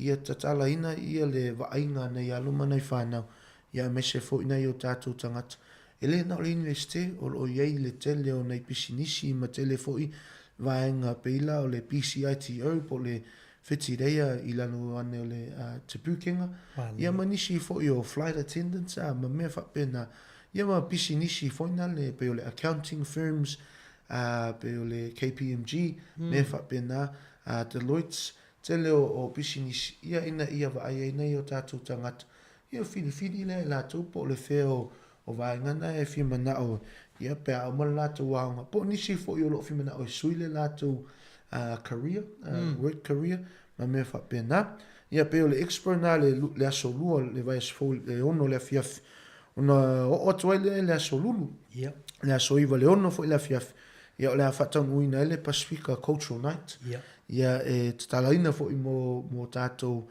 mo le aufia ia pe a fai e te fia a fai le se me o fai le pole solu a vi mana ai mata fo i fa fianga fo i ele na o Samoa ia e tele ele au Kiribati ia ele au fiti ia e fo i Tokelau ia manisi fo i le au Tonga ia to tele ia o nei au fa fia na fa fia na fia ia o le ono le fia ia ile asolulu asotofi ono fo ile afiafi ia fai ele Pacifica Quiz Night ia e pule lava o e pete fia aua ia tule na Quiz Night ia e o se vaenga e fa fia e fo ina i o tātou tangata ia mo le aso whareile ia pe o le aso munimuni le ia o le sfulu tai au o le awhatonu uina ele Pacifica Market ia pe o na tātou ia fo ile le taimi le amatanga fo neto sanga sa awhatonu uina ele night market fai asina tumo le satata dan o ai mari le vave o le sold out o vave na whaatau ia nisi fo i o kuka mana na ia sa awhatonu uina tātou atunu ia po Pacifica fo ia o le whaoa uina fo i le wha moi ia o taimi ne o le awhai le sfulu le tai ia anga i le tolu le fiafi a po le awa uri fo ia o le awhai le Pacifica Market a whai fo i o e whima na o e whai e sau store pe whai e sau ta mai a whale enga na ia whapso tai mai au nei ia ona o tango le tuu lo swafo i tonu o le matou Paul Kalame ia ina ia whai e fo i sau whale enga ma o e sau fastu ia e whaatau ai se mea lofo ia wa fo i ia nisi o fufuanga o loo a tātou wanga i o le asparele sfulu tai au anga i le tolu leo uli po le afiafi ia whaatau nuina le Pacifica Market ia o le tātou Pacifica Week na ia o le a whaatau nuina le weas fōma le ngang whaalua ma lo fa tai lo so fa lingo le fa ilo tātou tunu Pacifica Week rea so le mo Pacifica rea so tele yo fufuanga ia a wani ngarol expo ila so lua o whawhiwhianga i le fiafio la so lulu ia o le marketing na whi ila so really ma disfuru tai au tolu ia na wewa whonga a whao nae te fia wai le whaisau marketing ila so for really ia mane whafo so tai o le sunga ia whaalinga ia whaalinga ona o tātou teimi ia tua tua vanole muli tūlango ni vaiga fi whalau iloa ia wale tātou tunu o tātou investe ia whaftai lawa mari muli atu le nganga whaftai sio tātou atunu ia awa fo ia tapo ia o whaiva, ia o i mātou nei o loo whainga luenga te tonu o le universite, ia whaaftai lava mo autou te talo, ia o loo mātou tamawhai ai ina ia maua se whawhaingo fia ina ia awala mo nei o tātou alu ma whanau Pasifika, ia ina ia lātou na whamalam lama fo ia i winga fo i o le universite ma mea o loo tutupu, ia ai mo le atu le anganga whaaftai mari, ia wafo ile tātou Paul Kalame, ia ile nei tai au, ia mole atu o lofa anga nei o matua ia puia titi leota ia mese foi sho tama matua ia ngawi so mato e kalesia AG Kilburn Church of Samoa ia mese foi le pa io sho tato tunu o lo fa fonga mai ia faftai tele fa manuele tu fu fuanga o nei vai aso so i fua mai manuia o le sunga lai falinga leota ma tato investe o fa a batalanga nei pe fi mo mes fiso swani fa so taile sunga falinga el olu lua 5 tolu ia por email faalinga.leota@vuw.ac.nz ia monisa mtalanga mai le tatu investia mo le tulanga faftai lo so faalinga mo le vanoa faftai foi ia mo le tonga luenga lo fai mo alon fa na tatu tunu lo anga ia tu tatu te fele foi sisi por kala mo mo temnei ase foia so fo la ititile te tonga la fai lau tupe fa moboli check te lele tupe maua also check o le Western Union na te mauai rates le leia lafwai tupe Samoa matonga. E whai ngofie, check, e tala whea ngai maoi, also check. A whio ana i loa i se la latane o le Western Union.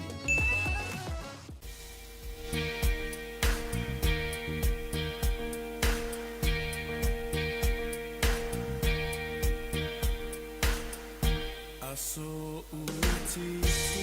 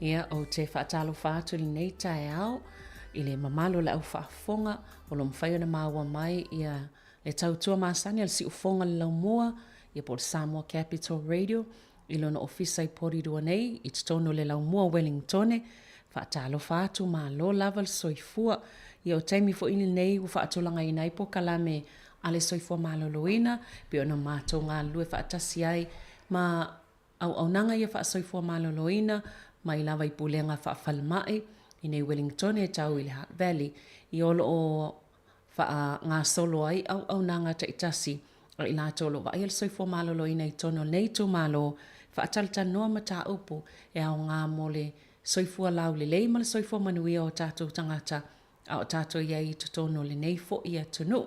Tai au nei, i o le fo whaatasi mai le sunga i Ali Pierce, o lo whaululu i eile ngā luenga ma le au nanga le Pacific Health Plus i porirua.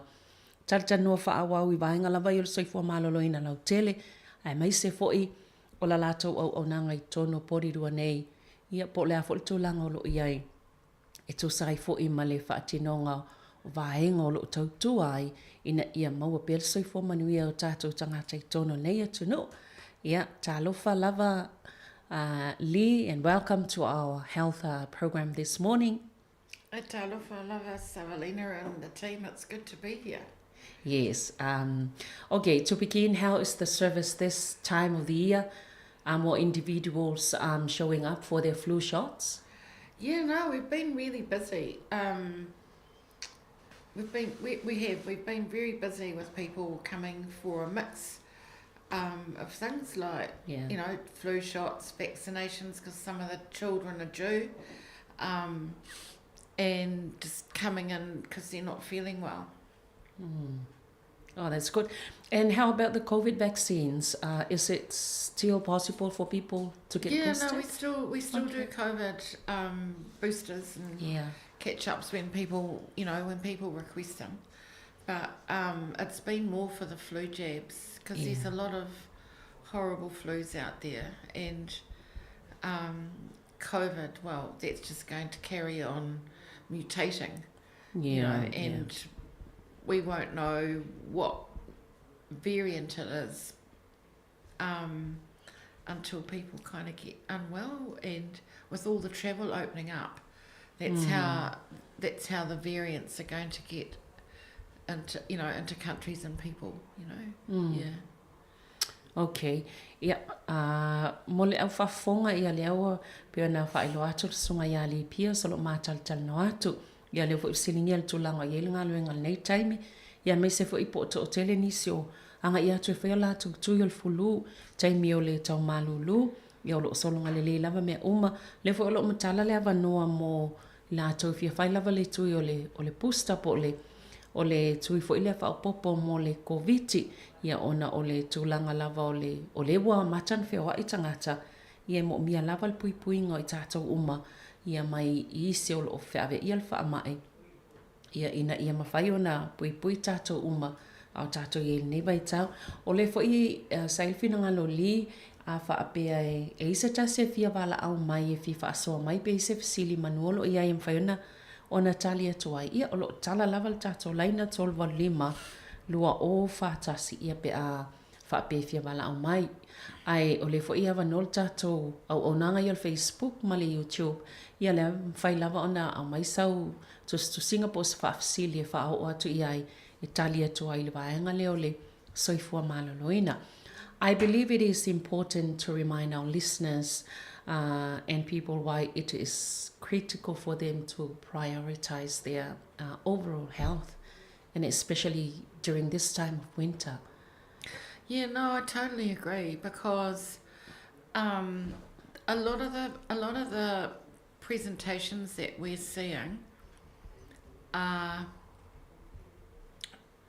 maybe someone's got a sore throat, and a runny nose and a bit of a cough, but usually it'll be a virus and it will go away after about 3 days. But there are things that you can do to help the body make it go away, like,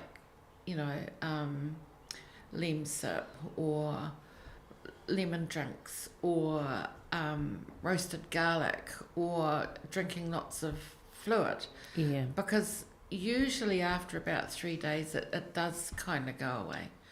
But there are some things like kidiwinks or children with sore throats, but there are some specific symptoms where you do need to bring the child to the doctor, like a temperature over 38 degrees.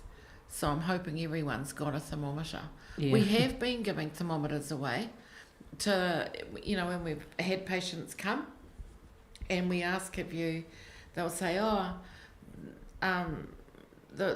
my son or daughter was hot. Oh, what did the temperature reading on the thermometer say? I don't have one.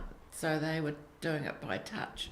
So we've been giving thermometers away to our patient and families so that they can at least take the temperature. Yeah. And where can we get the thermometer if we don't get it from you? A pharmacy? The chemist warehouse is the cheapest. Okay. They're about $9 for a thermometer. I think it's $9.99. Because that's where we bought the thermometers from. Yeah. To give away in our sore throat packs. Okay. Yeah.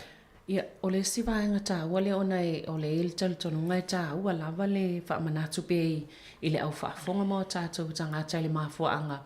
E lai o nā o ngā pea le whaamuamua le soifua maloloina, ia le tūlanga atoa lau le soifo malolo ina o le tangata. Le ala sau no li, e iei vahenga e te tauna no fauta i e tātou a whapea o le posawhata i ta ingo tangata o whaalonga to loo ti ngā le wha i ia be tafe le iso sa i to lou. Ia e isi to inga aunga whapea na le tolu a aso e a fiel tangata ia na to e te alea. E la vahenga whai ngō fie mwhene whai sau vai ti polo ia po o e eifo isi tong fitinga whai ngō fie la vai mwhai ona whasosoani ei. Ia o male tolu aso to e tea. Ai e eifo ile vahenga e tawana mata i tūlelei. Awa ia tūle vevela o le tangata po le e meise po o ta maiti. Wa o vātulunga le tolu sifulu valu te keri le vevela o ta maititi. Vahenga lana wa tawelona a vele fo mai. Ai o le fo ia tūwhai la tau ia o me o fua fo ia fua ile vevela o le tino o le ta maiti o le fua fiva. Wape o le wha Samu e nā le masani o le wha ngai tātou Samu o le fua fiva. Ia le wha apea a le maua mai fo ia lātou. O le maua i whale talawai pe ta iwa tala iwa sene. E te tau ona i se fua fiva a inga ina ia tuli mata ile le ia ile vevela o tamaititi ia polo tangata foi. Wata tau ai ona avel falmai. A whape o watuloa maltolo sul valtkeri. Ia ona i lolo le o tauna ona wa aile fo mai.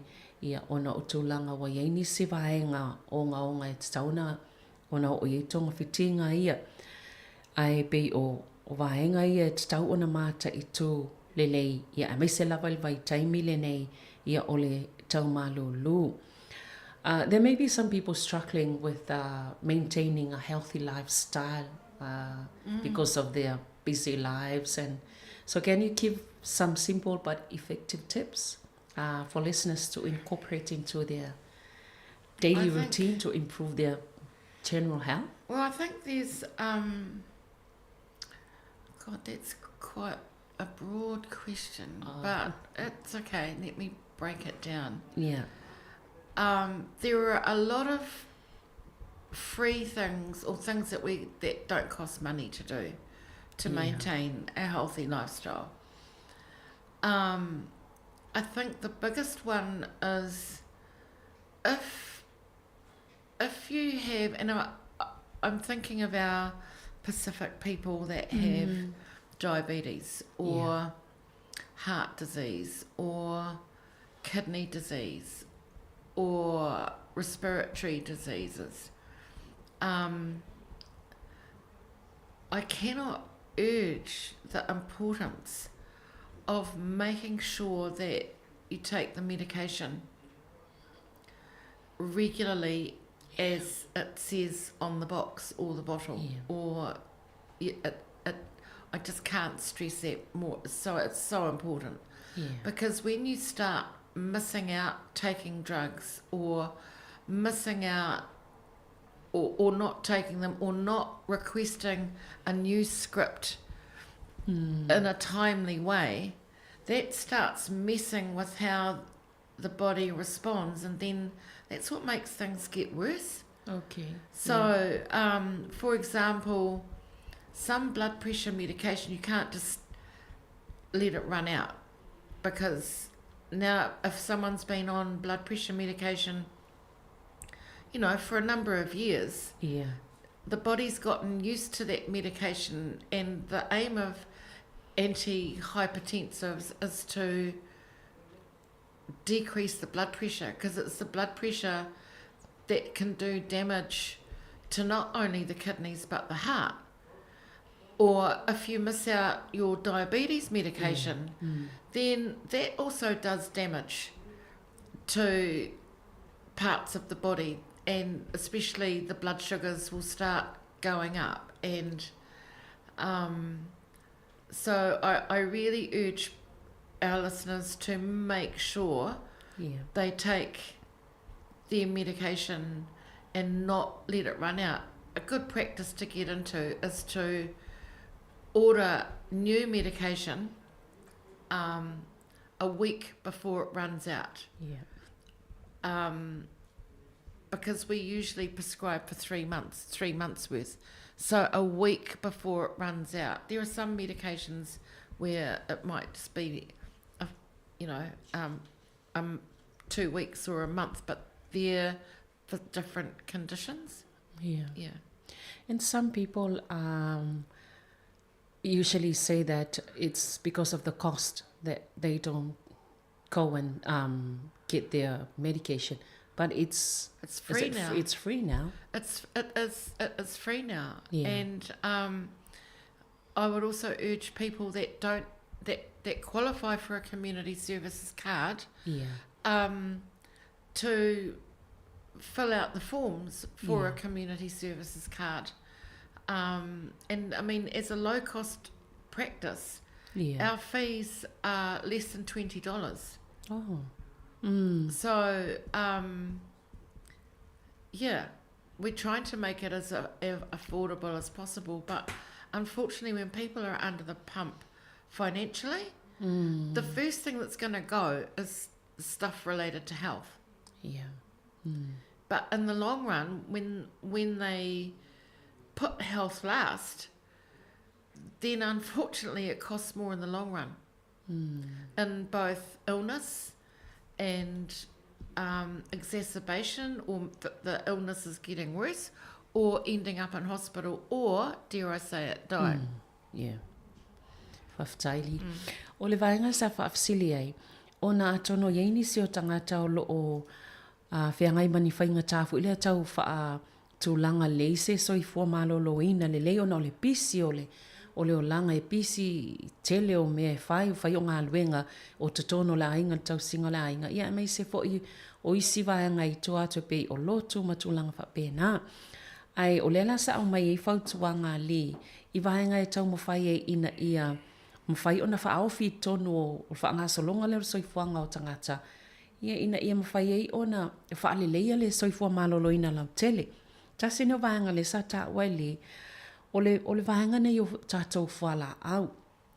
A whapea la o le tangata e o le ema o le maisuka e mai sa tātou tangata Pasifika i wa iei ia ngase a fiei a whatongao ia po onisi fo i ngase o le tōtong maualunga.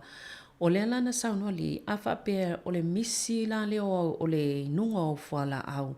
E iei si vaenga o le amatua whaina i ia tōtonga fo i malowola maloloina po le soifua maloloina whapea nā fo i le maisuka. A whai ua misi le nunga o whala au o le maisuka. O le a whapea nā fo i la o na iei vaenga o lo soifua maloloina o le a fia. Ia matula e mai isi tūlanga whaale tonu. Ia ono le ua misi whala au. O lo mai le whautuanga. O kau whala au pe vaiaso atoa. Tuu le vaiaso atoa ia i le vaenga le o ka iau whala au. Ina ia tāpe nai. Ia o atu i le aso i te mo miai. Ia wa el watu piki mai o la ua maua. E o le whaatalitali whape umanei whala au. Ona efta wala au lea nei.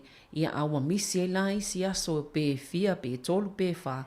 E whaatali e isi au whala au le oka. Ia pe o le isi vaenga na mantua foi. Ia o le ua maua i se e le ise tau e tutongi whala au ni o leo lo whaatu pe le malo e mawhai ei o na maua fua whala au e le o tutongi se tupe ai po mo tangata ia le o iai se community service card ia o leo wa saunua mai li e whaatumu sau pepa le form lea mwhai ona maua le card lea e te anga wa ama te lei whaamnianga e maua i vaenga i e pa ua i le tau mo le soifua maloloina e whapena fo i laila to au nanga. Wa whaatumu lau card lea. I wa lato pa ul wa inga oil fo mai i vaenga le Pacific Health Plus. Ia po nisi fo i au nanga soifua maloloina. Ia i lano i fo luas futala. Ia wa alu le vaenga po lau TB le ma sani isi vaenga whaatumu oti. Ia mo o toa limas fultala ia ai pe o tau ia nelo o wha la mo o wha mama avenga mai i totono au nanga nei Neil Pacific Health Plus i porirua e lalo i fo luas fultala ia ai tau ona wha tumu pe a wha pea o lele o Yesau Community Service Card mo i lato ia mwhai ona anga wa i ai le vaenga lea. And can you say something about nutrition because it plays a very significant role in our well-being? Yeah, I think in these trying times of high inflation, and a lot of the basic things that we should be able to afford, like fruit and vegetables, some of the some of the specials in the supermarket, like, you know, the tin food like tomatoes and corn, or even the frozen foods, are just as good. Not a replacement for fresh, but they are just as nutritious. And I know for me, I was in the supermarket about a month ago, and I noticed that they had chopped tomatoes for $1.40 a can.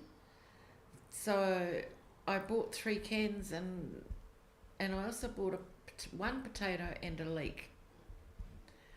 And when I went home, I thought, what am I going to have? And I just chucked 2 of the cans of tomatoes in a pot. And I added a little bit of butter, salt and pepper, cooked it up, pureed it, added a bit of water, and there was soup. Gorgeous tomato soup. And I lived off that for a week.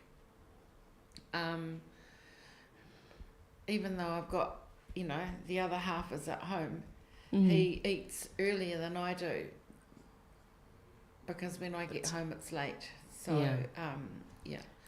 And then with the potato, I just cooked up the potato and the leek in the same pot and used the water of the leek and potato as the base. So I just pureed it all, and there I had potato and leek soup. Yeah. And that I lived off for a week. Oh. And so you can dress it up with things like, you know, a sprinkling of cheese or parsley or something on the top if you want to. But those were meals that cost $2.40 and less than $4.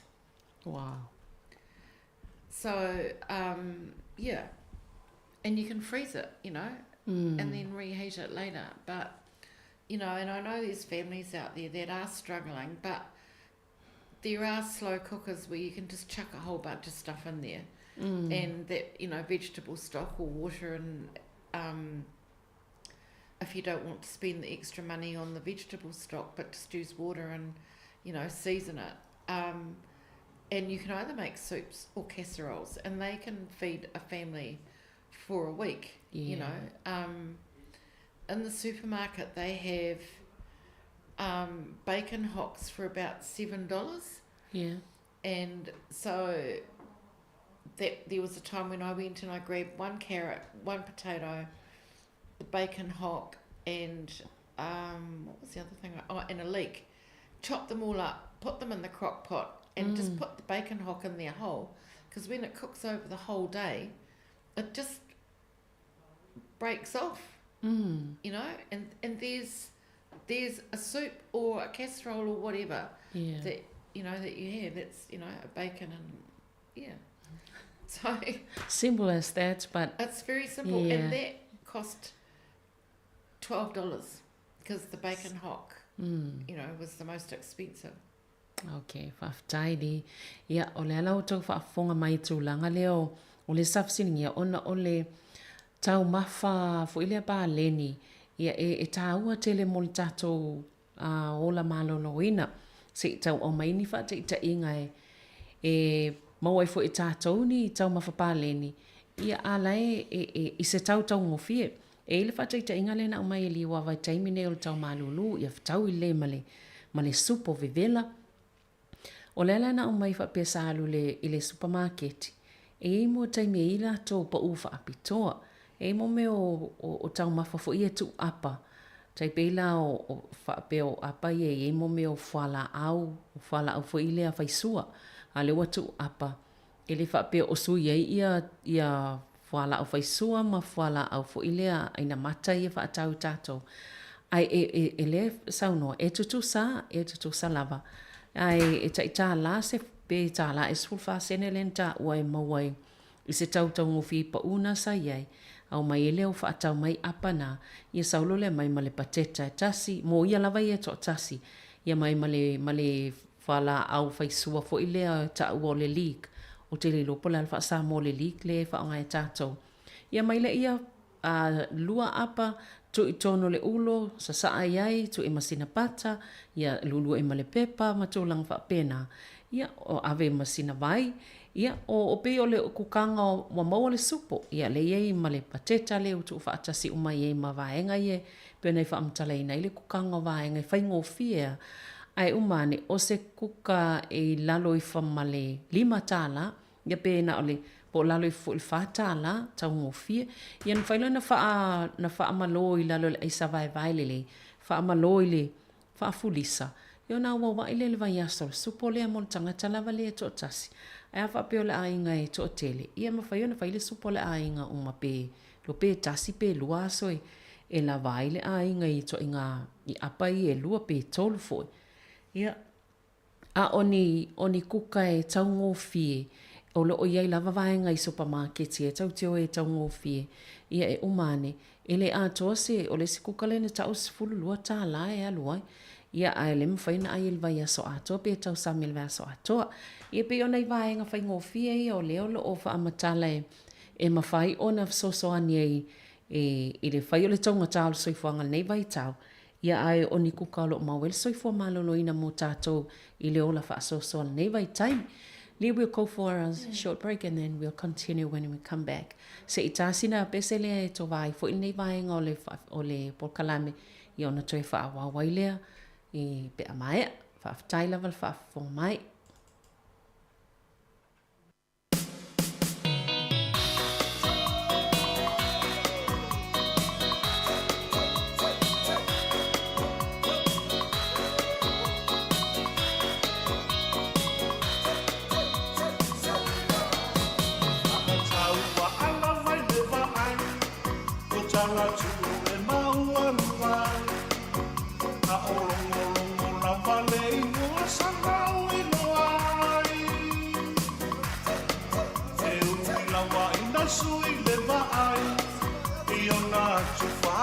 Sai ai a o sa puna o na falei o o chiwai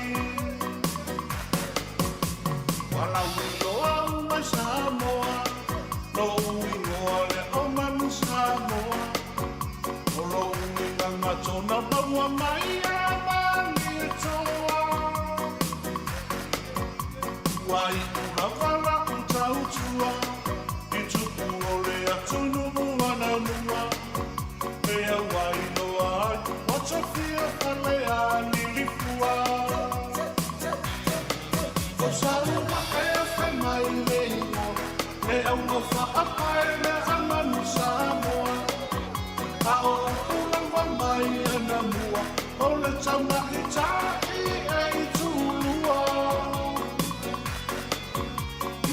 Savalifa, I te pe a elunia, tu ia u ele, awa e te le o ma, na ma i ma o le teine.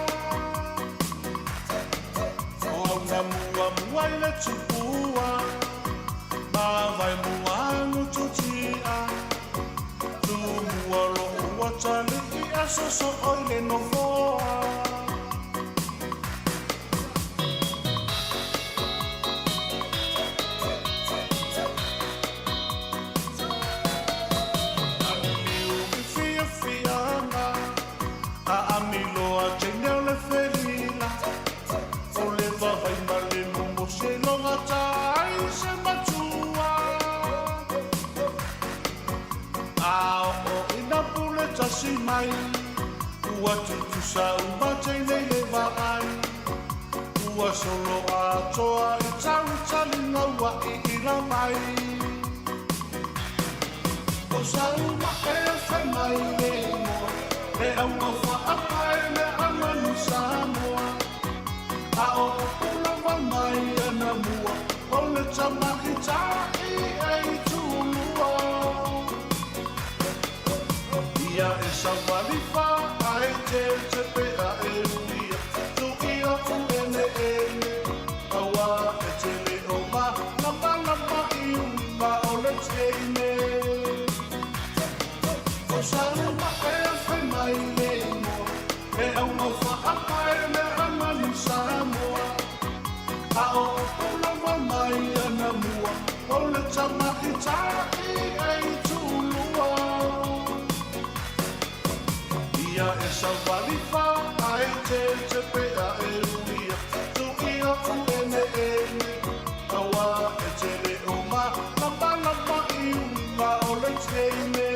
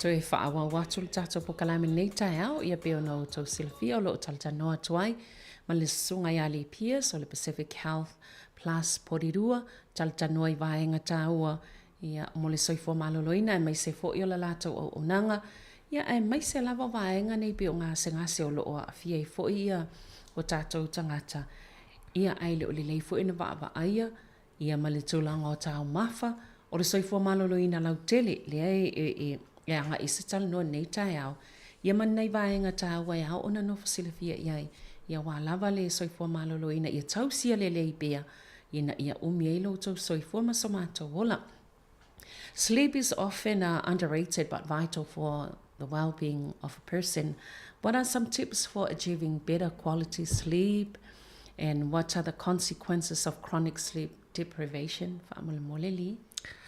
Well, that's a really interesting topic because I don't think people realise that as we're sleeping, the body's actually replenishing itself and replacing things that we've used during the day. And that's what the kidneys do. They replenish what we've used up through walking, running, eating. And it enables us to use, computer terms, reboot and refresh, so that we can wake up, bright and breezy in the mornings. The problem is that if we overstimulate our bodies and brain, i.e. with, for example, with computers and phones and I'm just as guilty because I'm at the computer till midnight writing assignments. Yes. But and then I find it difficult to get to sleep because I'm I'm still in the thinking mode and trying to wind down. So it's good to kind of get into a routine of and using family time, maybe having 1 hour of technology-free time, so you're not actually looking at a phone or checking Facebook or on the computer, because then at least that starts some communication and talking to each other rather than gaslighting each other at home. Yeah. Or not, to get a good night's sleep, it's good to not, be drinking. I know people want to drink alcohol and all of that stuff, but alcohol's not good for helping with sleep. Yeah. You don't get a proper full sleep when you're drinking alcohol or even eating. There's some foods that you shouldn't eat before you go to sleep, and for the elderly it's don't drink any fluids after 8 o'clock, for example, because it's a guarantee that you'll get up in the night to have a pee. Yeah. So there are just some basic things that people can do. I guess it's about, listening to, just shifting the gear and listening to soft music and peaceful music, or, just to try and kind of warm down the body before you kind of hop into bed. Yeah. It's hard to do because we're all busy. And I try to do that now, but right now it's assignment time. So, but I do that when I'm not, studying or writing assignments. Yeah. Yeah. And we all hear that the hours that an adult should spend on sleeping and, the children. Yes. It's about 8 hours is a good sleep, but as we get older, people are different and their body rhythms change, and the elderly tend to sleep less. People who work shift work, especially night shift, and I used to find that when I did night shift in the intensive care unit, you never catch up. Yeah. You never catch up because you're not supposed to work at night. The body's not geared up to work at night. The body was made for morning, and night was for sleeping. But with work, and there's a lot of our people that do night shift. They're working in a hospital or cleaning or working on the roads, or that does play havoc with the body, and then it upsets things like you tend to put on weight because you're eating at the wrong time, So it's, if you're a night worker, then I'd be eating not heavy meals. Yeah, okay. Ia, pe o le si vaenga tāua lea le whaafsiringia ona o le moe le si mea tāua mo le soifo maloloina e to tele fo i ai lātou e le tāua tele le moe a whape o lai titaitu lai le popole i ai e malolo ai. Ia o le le whautuanga e tāua tele le moe wai e le lava o le malolo po le moe. Ia pe o le taimile o le toi pe toi whawhanga i le tino. Ia po se vaenga whapena e mwhai ona whaali wailea i toa i ngā vaenga fo lo tala noai. Pe o le taimi nao le toi e toi whaamalusi ta ui o le toi whawhanga le tino wā tātou e whawhanga le maa fo i lea o le whawhanga le telefoni. Ia o tau umale, o tau vai tau pe le telefoni. Ia tonu e pesi le na whaatu sa whapena e whaingofi e tātou na whaamatana. Ia o le tāua le moe mwhai ona toi whaafowina i le tātou mālosi, ia ma tāpe nai fo i Malaysia. So, o isi vaenga tāua, no tele nei vai tāu ua whaaonga le tele le te konolosi. Ia o nisi o whainga luenga lava mapula i i le computer ia po o masini fo ia tau al sfululua i le vaveao. Ia ono le whainga o ngā luenga. Ia e peila o taimia o lo tala noa mai e le sunga ia li. Ia e au ngā lava mō tātou le whapāleni le leo tūlanga ia. Ina ia maua le mālosi ma le o le isi fo i vaenga tāua le soifua māloloina. E isi taimi e whainga tāi o na tau a whapeta o tūtanga tai moe whainga tāu na tau wha moe mata pe o na māsani e fo i le nā upu.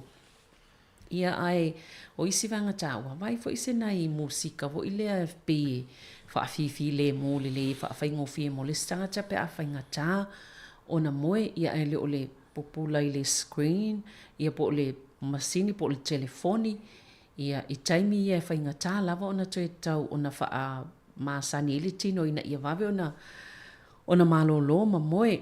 O le isi fo i tūlanga, ia o vai e tātou te, ia po o le awa malosi, ma isi tūlanga wha pēnā e whainga tai ona elelele iei le moe, ia isi taimi e tūla i so o se i tūlo, ia mālu le whale le tā ua.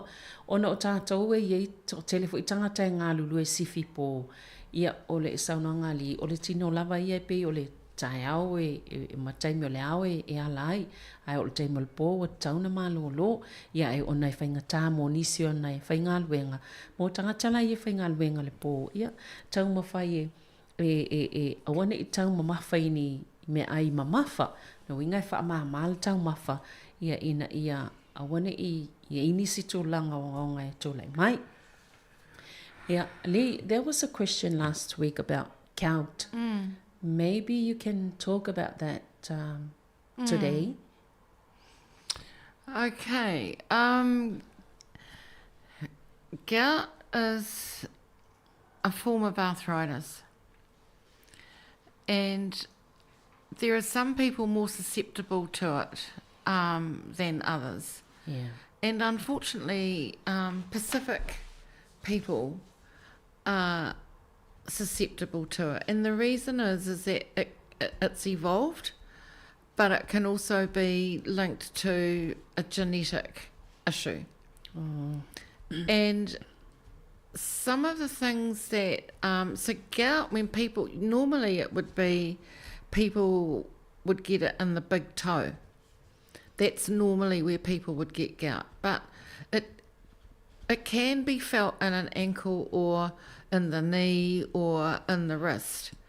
So if you imagine you've opened your freezer and it's over frosted, so there's lots of crystals in the freezer. It's the crystals that actually form in the joints, in the joint of the big toe, for example, or within the joints in the ankle or the knee or the wrist. And that's what produces the pain. And that's when people will come and see their doctor. Now, if they've been diagnosed with gout in the past, they would have been given a medication called allopurinol, which they would take. And it's a lifelong medication. You can't ever get rid of gout. However, there's research that says, and it's linked to food. So seafood is a trigger for gout. Red meat is a trigger for gout for some people. Pork is a trigger for gout for some people. For me, the tinned corned beef was the trigger. And I couldn't figure out what was this pain in my wrist. And then I thought, what have I eaten? And then I realised that I had some corned beef. I don't normally eat it. And I've never touched it since. But that, for me, was the trigger for gout, and it tells me that I'm susceptible to gout. But I can eat pork, and I can eat red meat, and I can eat raw fish, but I don't get it. But the trigger for me is corned beef. Pisopo. Yeah, pisopo. Yeah. So I think it's the body's inability to. So what it is, it's a build-up of a particular acid in the body called uric acid. Yeah. And the kidneys can't clear it. So that's why it accumulates and people get the gout. And allopurinol actually keeps the uric acid levels down and keeps it at bay. Yeah. Yeah. Okay, whawhataili. E vaenga tā ua ia ona sai e fo i se whawhasili na tō mai le pokalame le vastaluai ia ona ua wawena uma le taimi ma le pokalame ina fo i vasona mai le fasili le i le count ia po le maingungu. O le la sato e mo le manoi whawhasili ia li a manua maua le taimi ia ai o wai e fo i sia tato pokalame o mai a wasafa amtalai fo i le winga le kiauti ia po le ngungu. Ia le ona tā ua o se tasi o vaenga o mai o pona ivi, arthritis, e vaenga e mafoi ona maua. Ia o nisi fo i ona o se mai fo i lea pe e wha solo mai i le ainga. Ai pe e tele lava lai masani ona o so i le vai matua. Ia a o le ngungu foi o leo tā ua e le whapena o le vai matua e fo i taimi o soile o le tuli lima ia o le tuli vai ia ma le o le tapu vai o le ankole o le tapu vai o le tuli vai ia ma le tapu lima pe o isi vaenga ia o le masani ona mauai stangata ia mai o le fo ua manino lava tātou le uric acid lea na whamatala fo ispokala me ua tuana ai o le pe wa le mawhai e le kidney ia po o whatunga o na ave ese ia pe o vaenga ia o lea e lei ona mafua ia mawha atopti ngā ai i vaenga i o so onga i o pona aivi o tangata ia afia ai o le whala aula lea o le allopurinol. Ia, lea o le whala au na, o tangata o lea ua whamaunia ua maua le i le ngase lea. Ia e inu lava mo leo la ngātua e tamu whai e le mawhai ona toi ave ese lea mai. Ai o vaenga e te tauna mata i tu o vaenga ia e fo i o tau mawha. Ia maasani e ona pe e oso i tangata mantua ese tangata.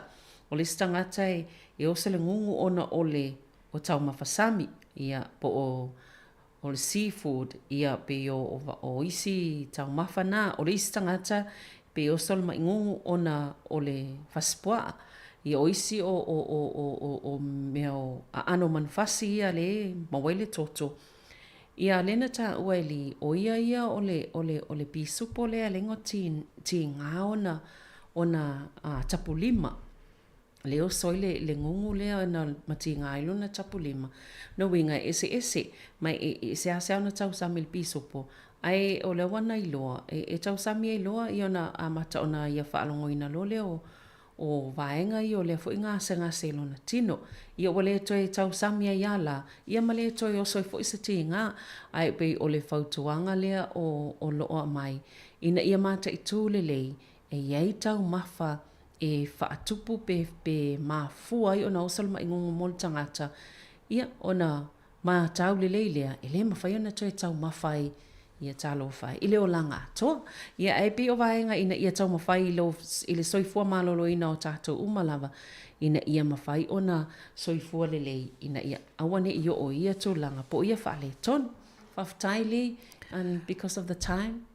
Yeah. Oh, no, anything else that you want to add up to the? No, thank you.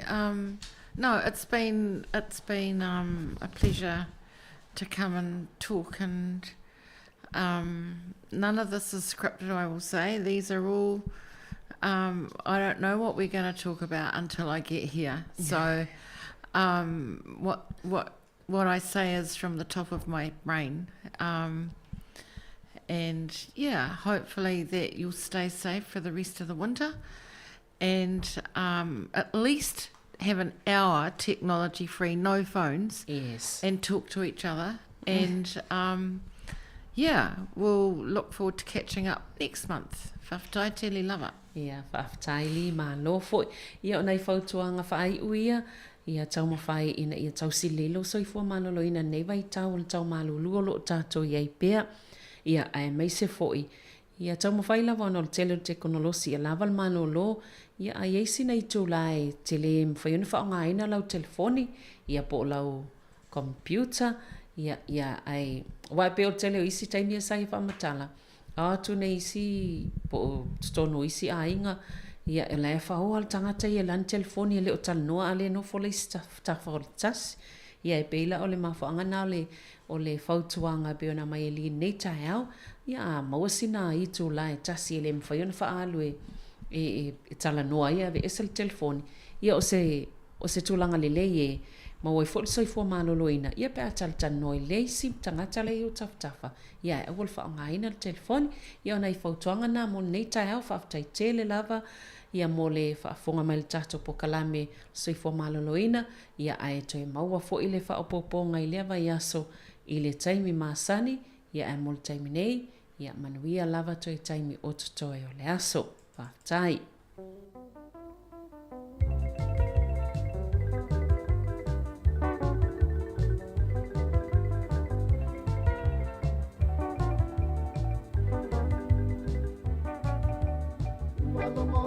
Se fa mea vili tele o manatu ile nei vai tai mila tanga nuua ese ai taofi alu fa atasi o le nei male na esia o le fau male ula a o lauanga nuku Samoa ele isia Samoa ia umau lauanga nuku se malu e a teu fatu o fai nga moni male mamalu sa tam fau e si anga na toto o le fatu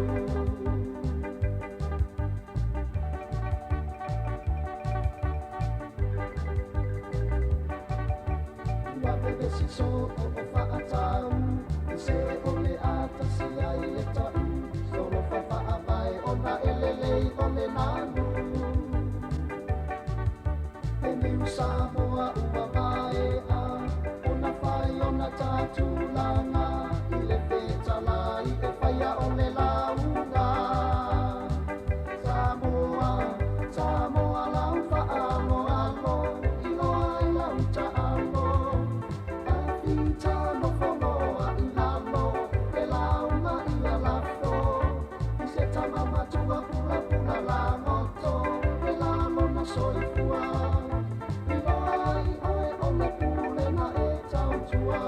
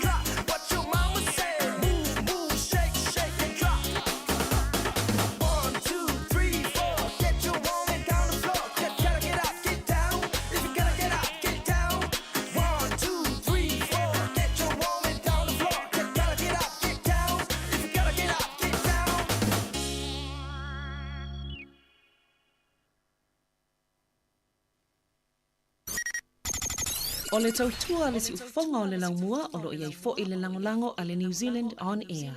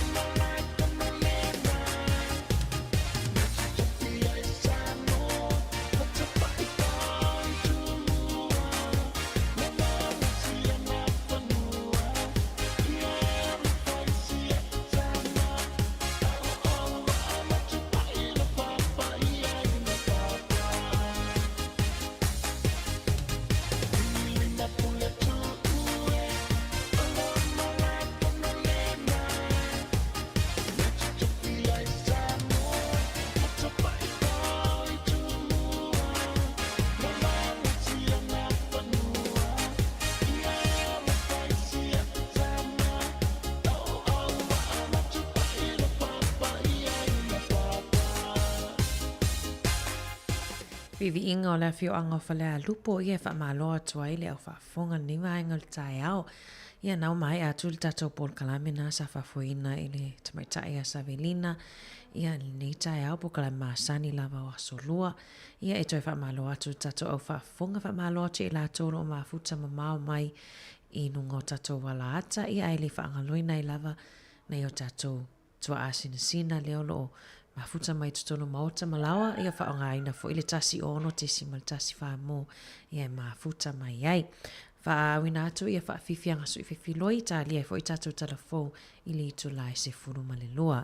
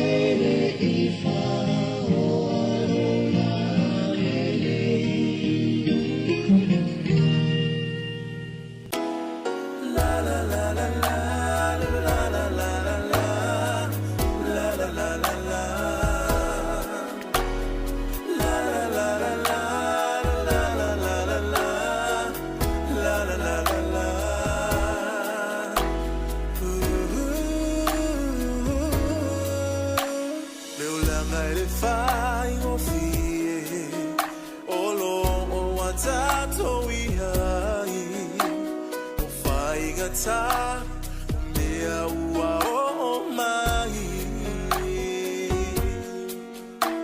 talo fai fa vai vai o ua ngalo e ai lau mai lea sosile lea ua lata mai tutalo pe ma fa malosili ele male santa ua tawi manatu ilo malosi ima umau awa ete toi fe foi foiai le ngalu e ngale fai to antasi fa amalo lo si pe lo uaiga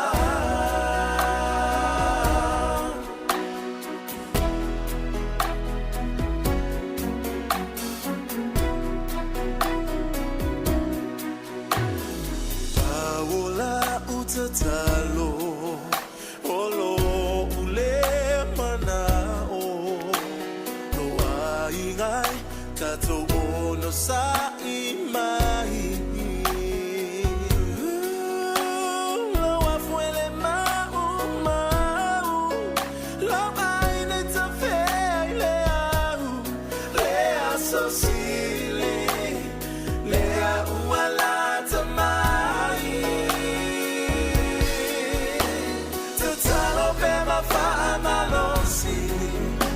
ele male santa muatawi manatu ilo malosi ima umau awa ete tofe foi foiai le ngalu e ngale fai to antasi fa amalo lo si pe lo uaiga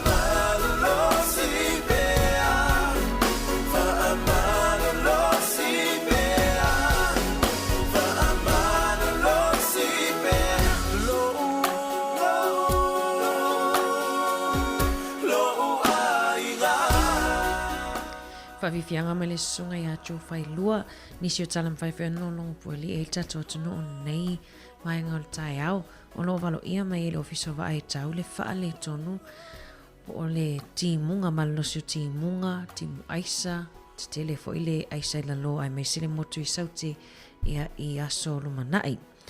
Salfa no no fo i vai atu fo i ne malo saina, tutono Beijing, ia matua ai lolo vai a lava o le ololonga pitosili nei na onga ma malolosita ua afia ile atunu o saina. Ia talo mai le fia tausanga. Silia male tolusfulu afe tangata ua o ese wha malosi mai fale. Ia to o lua tangata ripotia mai ua maliliu. Ia ai olo walo ia pea ere ofiso wa ai tau i saina. Ia ole afa atuputupula ia pea ia timunga mamafa. Ia ile nei foi la foi pito le atunu pito la langi ia ai onisina o tala ia o tele lava suinga ile tau nei taimi ia wailo mo foi sila film foi le atunu ia le isenga masuinga o tau wai ai nei tato ia ai mo ila mai tato i New Zealand ia bo tele foi ia fa na afia foi ia nisio o no ia ai whaftaile li tato Wellington e mo i lava lea e whaima mamafa timunga ia o isi o taimi e malolosi matangi ia e piwa maasani tato i Wellington e le savili malolosi Ia e tautua nā le saunga le mu I la tofu I lungo le awala. Whapeo whaafongafonga mai tutono o lau sā ia. Tautua nā ia le saunga le mu ma le pui puing I lungo o ala te le wawabe. Ma se la fo I le awala. Ia mo I la tātou ele o lo mana ia le tau ia tātou I porerua. Whawhatua tātou ofisa whaasala lau nei. Ia ai ngona lava malulu wha le nei tātou mātutua. Ia o atu fo ina ialom whanau I haonga o le vaiasoni le whamalu na ile ia le ngangana o le mō kuki ai arani. Ia ki o rana I lato uma ia le atu kuki o lo whapeona mafuta mai ia. Ki o rana talo whalava. Ia o le awawa tupea tātou whaafifianga nei waenga o tai au. Le ua lusfutolo minute te ailis fultasi tau tual si ufonga lau mua. Na o se mana tuna o lo umanu manu La tanga ngana Samoa ne I mo watu O isi wa ave ale nanu o ni tivinga Nanu va a solo atoa pe a sisiva E ese vo ina ia winga Ole nanu ae alu malima Fa Samoa mai o mafatia talinga Fa Samoa mai o mafatia talinga O isi wana ole nanu pe a ona Fa aunga upupalangi a o ukusa Fa alonga lo faile upu Ai lo na winga Le akulena o le palau vale lo ainga Le akulena o le palau vale lo ainga La o se mana tuna o lo umanu manu La tanga ngana Samoa ne I mo watu Leile nanu e whaaonga tatau Sanga I male papalangi la uloa I ai Ai leo le wha Samoa atu Ai a o mai lau nanu Wha Samoa mai ina ne I ngalo atu Wha Samoa mai lea o te wha Samoa atu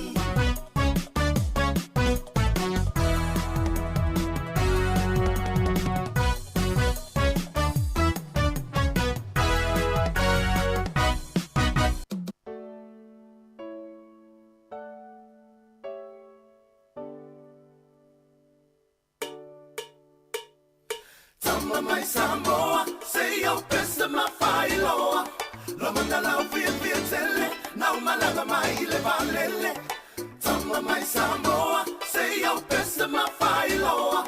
Lo manda la fia tele, na malanga mai le valele. Open your heart, it's so much better than being down. Open your mind, let your love shine all round and round. Open your heart, it's so much better than being down. Open your mind, let your love shine all round and round. Watalo fatu Samoa, say yo pese mafailoa. Jamo demo titio ai Aotearoa. La mana lo fia tele, no malanga mai le valele. Asi mai Samoa lo watu no pele. Oh my la ia, say tato fia. Ele ni umaule lua fitau sanga. Oh my la ia, say tato fia. Ele ni umaule lua fitau sanga. Fa solo ane le taulanga, si o mio ile samete wata. Samoa numero tesi o ile Pacifica. La wana lo fia tele, no malanga mai ile valele. Asi mai Samoa lo watu no pele. Oh my la ia, say tato fia. Ele ni umaule lua fitau sanga. Oh my la ia, say tato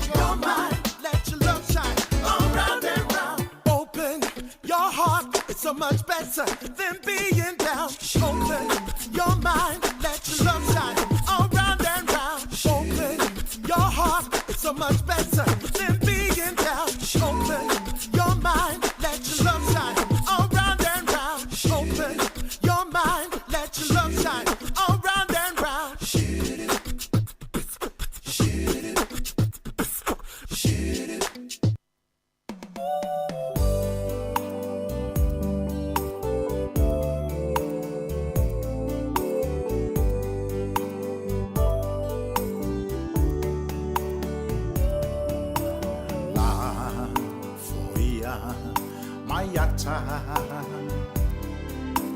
ata o lau tala tala Whaapa olo aia o mala upaanga a o maeva I le whanga I lunga o le matawhanga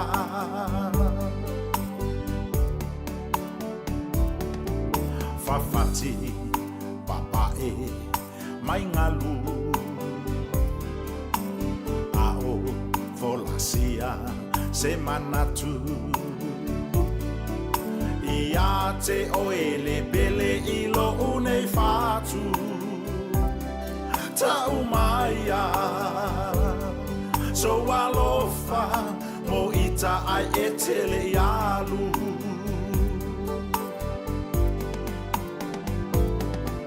Loi mata e malingi pe alava Oe la upele le anganga E tu mau oe e fa avavau I can say I love you forever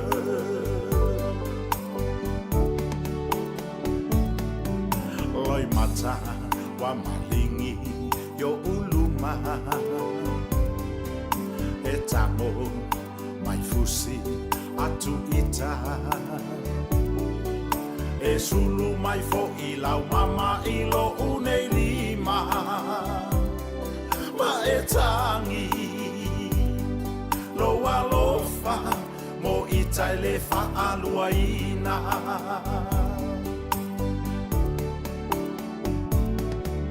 Kueni se lani la taua mafutanga E tasi le funga lau esa sala Wana o oele rosa I lo uanganga Songi maya o oele maaso ama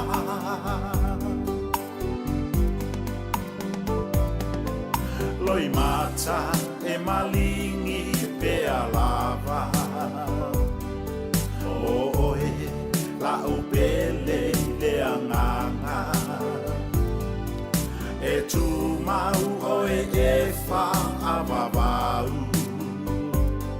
Akene se malala I love you forever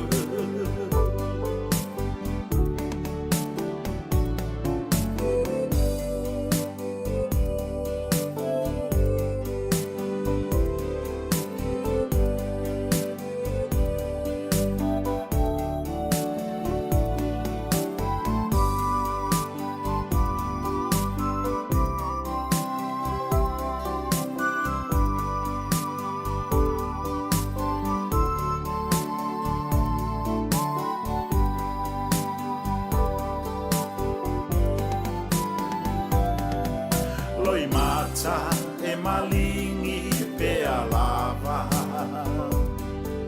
Oe la upele le anganga E tu mau oe e fa avavau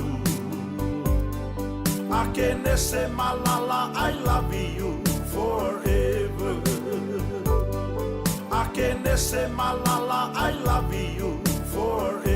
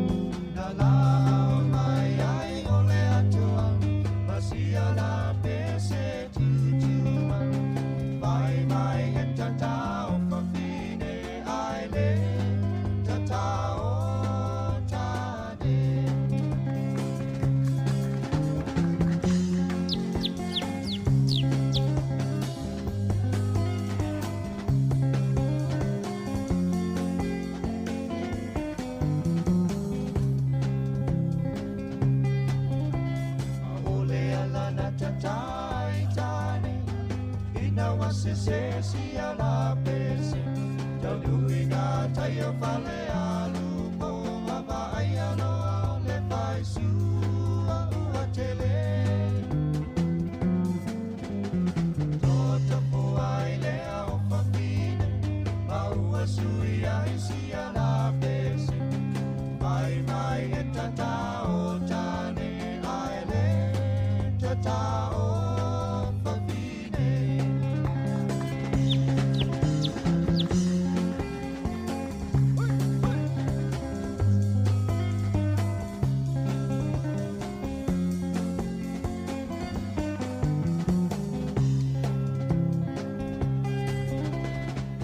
Sila isi tama ua taatia O le tufunga lea ua amatali Talofa ua tangi au ewe Ua o te solo i le ata pulu tele Sole ya e loto tele O le ta alonga whaata matana E ui lava ina tinga tele Ai muli ane ua e whewhete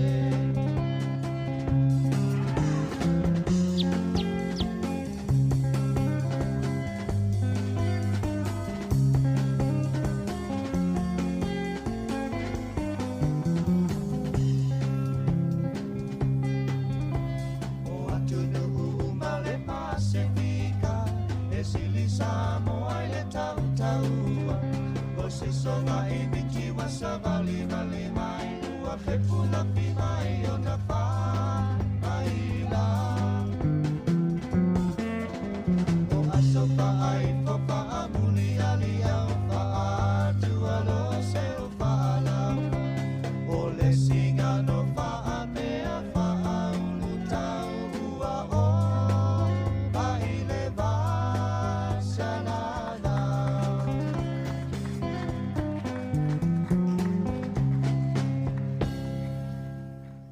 Toi lu sulfa menu te tali tu la isful ma le lua.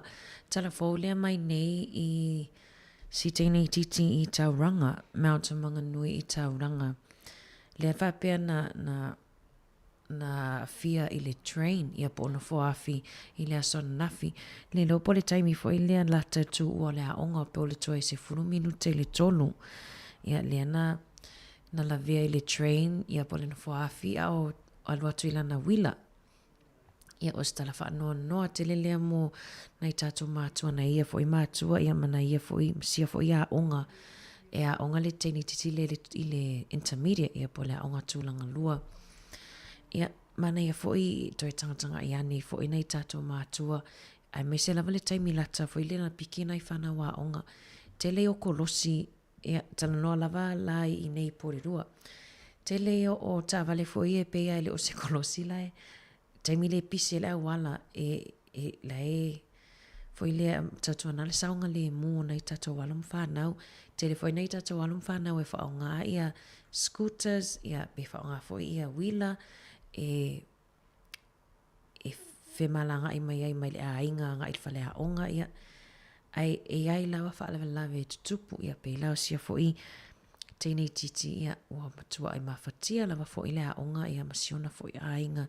I la fo i tala whaanono o mai a me se la fo i la tau nei tatou alum whanau e o mai kolosi whaonga kolosi e o ia no fo afi tanga i toi tanga i fula wale fo i vaenga ta ua tele toi whamanatu nei tatou alum whanau ia a me se fo i nei taimi ua tele ia tangata fo i ave whaonga i le upu e ave le se whautauta ele tanga ia ne fo ina tatou walum whanau ia ale esele mana ia wa e whaamalosia fo i tutono a onga i alum whanau ia savavali mai pe a whapela talata i le whale a onga e maua ile whaamalostino se fo i le penisini a tinama tama ia e whai fo i lao le se o le penisini ia whaonga fo i le taimi savali ia a o pe o longa lea o le saunga le mu fo o nisi o vaenga.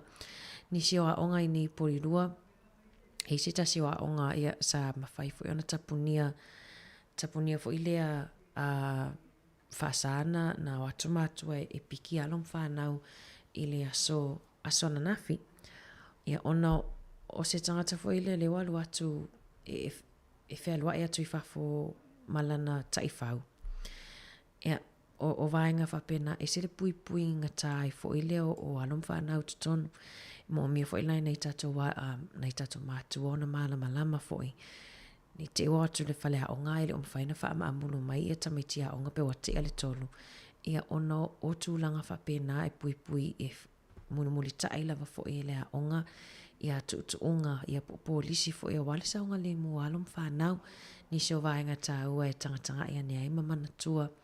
Whainga tā te le fo ilinga luenga nei tatou mātua ia e whainga tā fo le pui nga pule a onga mwhai a onga fo e o lātou pito la au.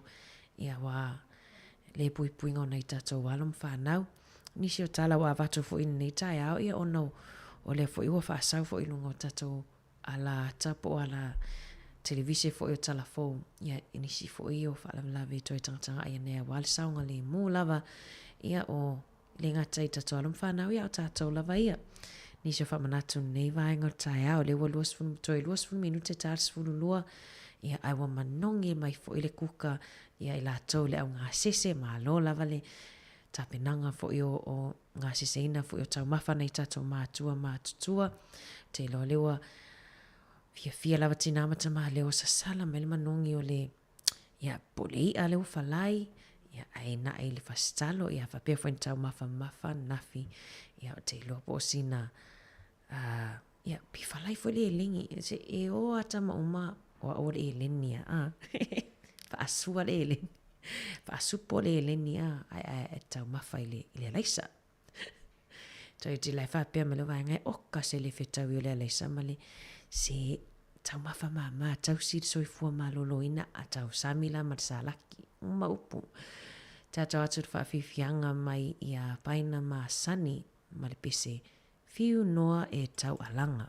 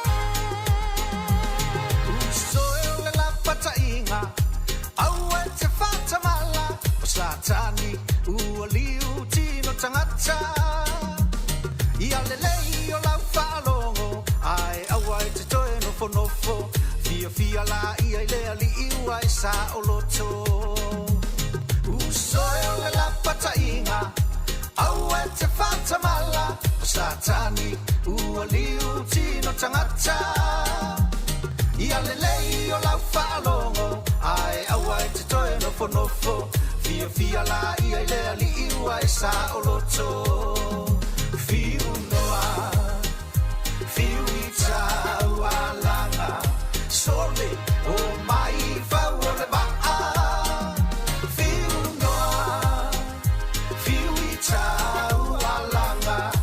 Ona ole amu amu mai o tangata Fiu noa Fiu I tau alanga Sole o mai whau o le waa Fiu noa Fiu I tau alanga Ona ole amu amu mai o tangata Fiu noa Fiu I tau alanga Sole o mai whau o le waa Fiu noa Fiu I tau alanga Ona ole amu amu mai o tangata Ona ole amu amu mai o tangata Ona ole amu amu mai o tangata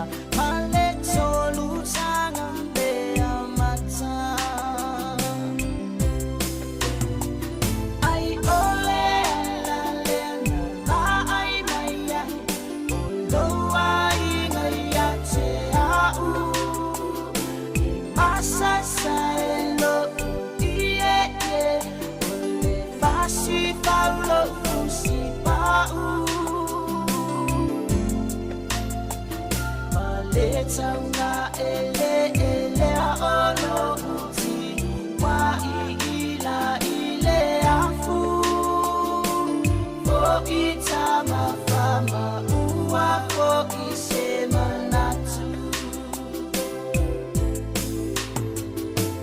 fo itama fama ua uma sema natu.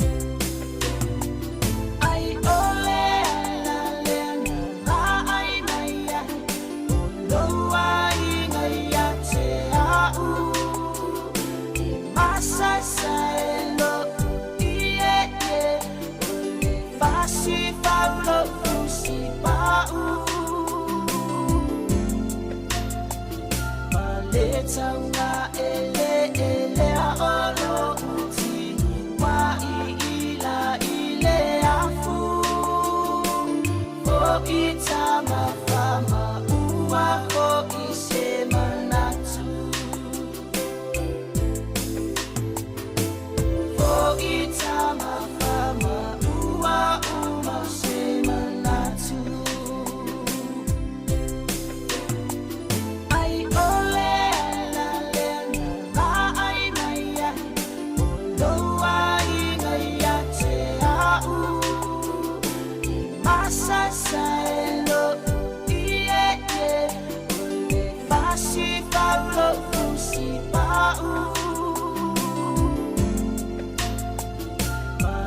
Taunga ele aolo uti wa ila ile afu fo itama fama ua fo isema natu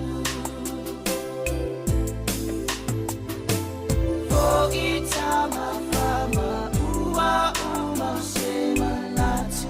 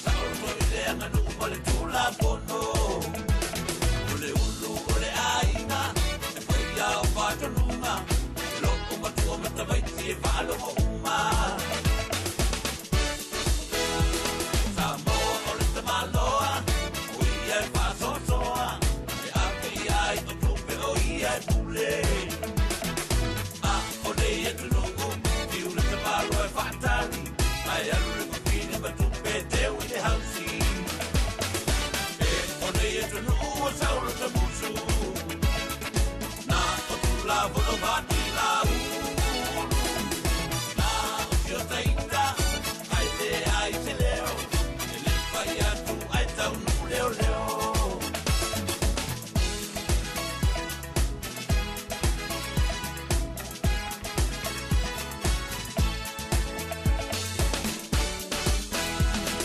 Ropa la kina baita, ole ulu, ole aina, aure tupe, wafa, ole te pule.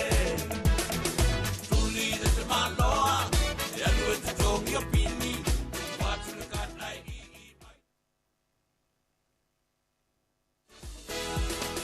Tupane e te nuu, Samoa e te le malea, tuli de te maloa e whaitanga mea.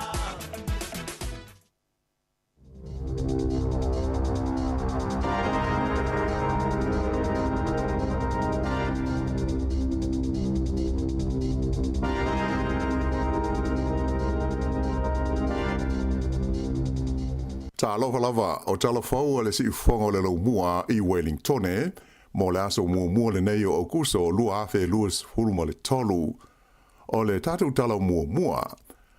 Ua talia e le vasenga o tausi soifua, fa pēla au fai ngā luenga so swani au nanga fa le soifua malo noina, ia ngā lulua i fale mai o le malo, i lalo o pulenga le te fatuora, ia le ofa mo se sitanga o la tau tongi. O le nei ofa mai le mtanga luenga le soifua malo noina, e ono maua aise au fa inga o atu i le luas fulma le malu wafe tā la, o le tongi fa back pay mo tangata fai ngā luenga te itasi. Pei taila e ui ina o lea ua talia le sosaiete o tausi soifua ia le sitanga o te tongi e pei ona sa fi na wai mo se teimi umi, aina whailo mai e le o li unga leo le mata aupu a moise o loo yeise fuafuanga mo se tewa e whaia i le tawhia leo ngā luenga mo le asoiva o le masina le nei o kurso, tanuai e le ipasia le sosaiete ia isi vahenga o le ofa mai le te fatuora mo se manienga lautele i le vālea mata ngata whai ngā luenga. Ai i le teimi nei o le whautuanga mai le komiti tu maoti lea sa iloina i le mata aupu e winga i le tewa whai a onga, e te tau ona tu inatu i whai a onga wa onga maawolulunga, se sitanga e se fulufā ma le afa pasene o lātou tutongi e wha solo na whai i ni vaenga se tolu. O lea whautuanga o manatu, o le ate tau na whaamuta ai le whinaunga lea ua lewa na whaia i le vāo le matanga luenga wa onga, ma le sosaiete o whaia onga wa onga maulunga le Post-Primary Teachers Association. A whai o le atalia le leia i tue lua i a lea whautuanga mai le komiti, o lono winga e ono iai ni a awhianga i tutongi o le wasenga o whaia onga wa onga amata, a e whapefo i ma onga la iti po primary schools.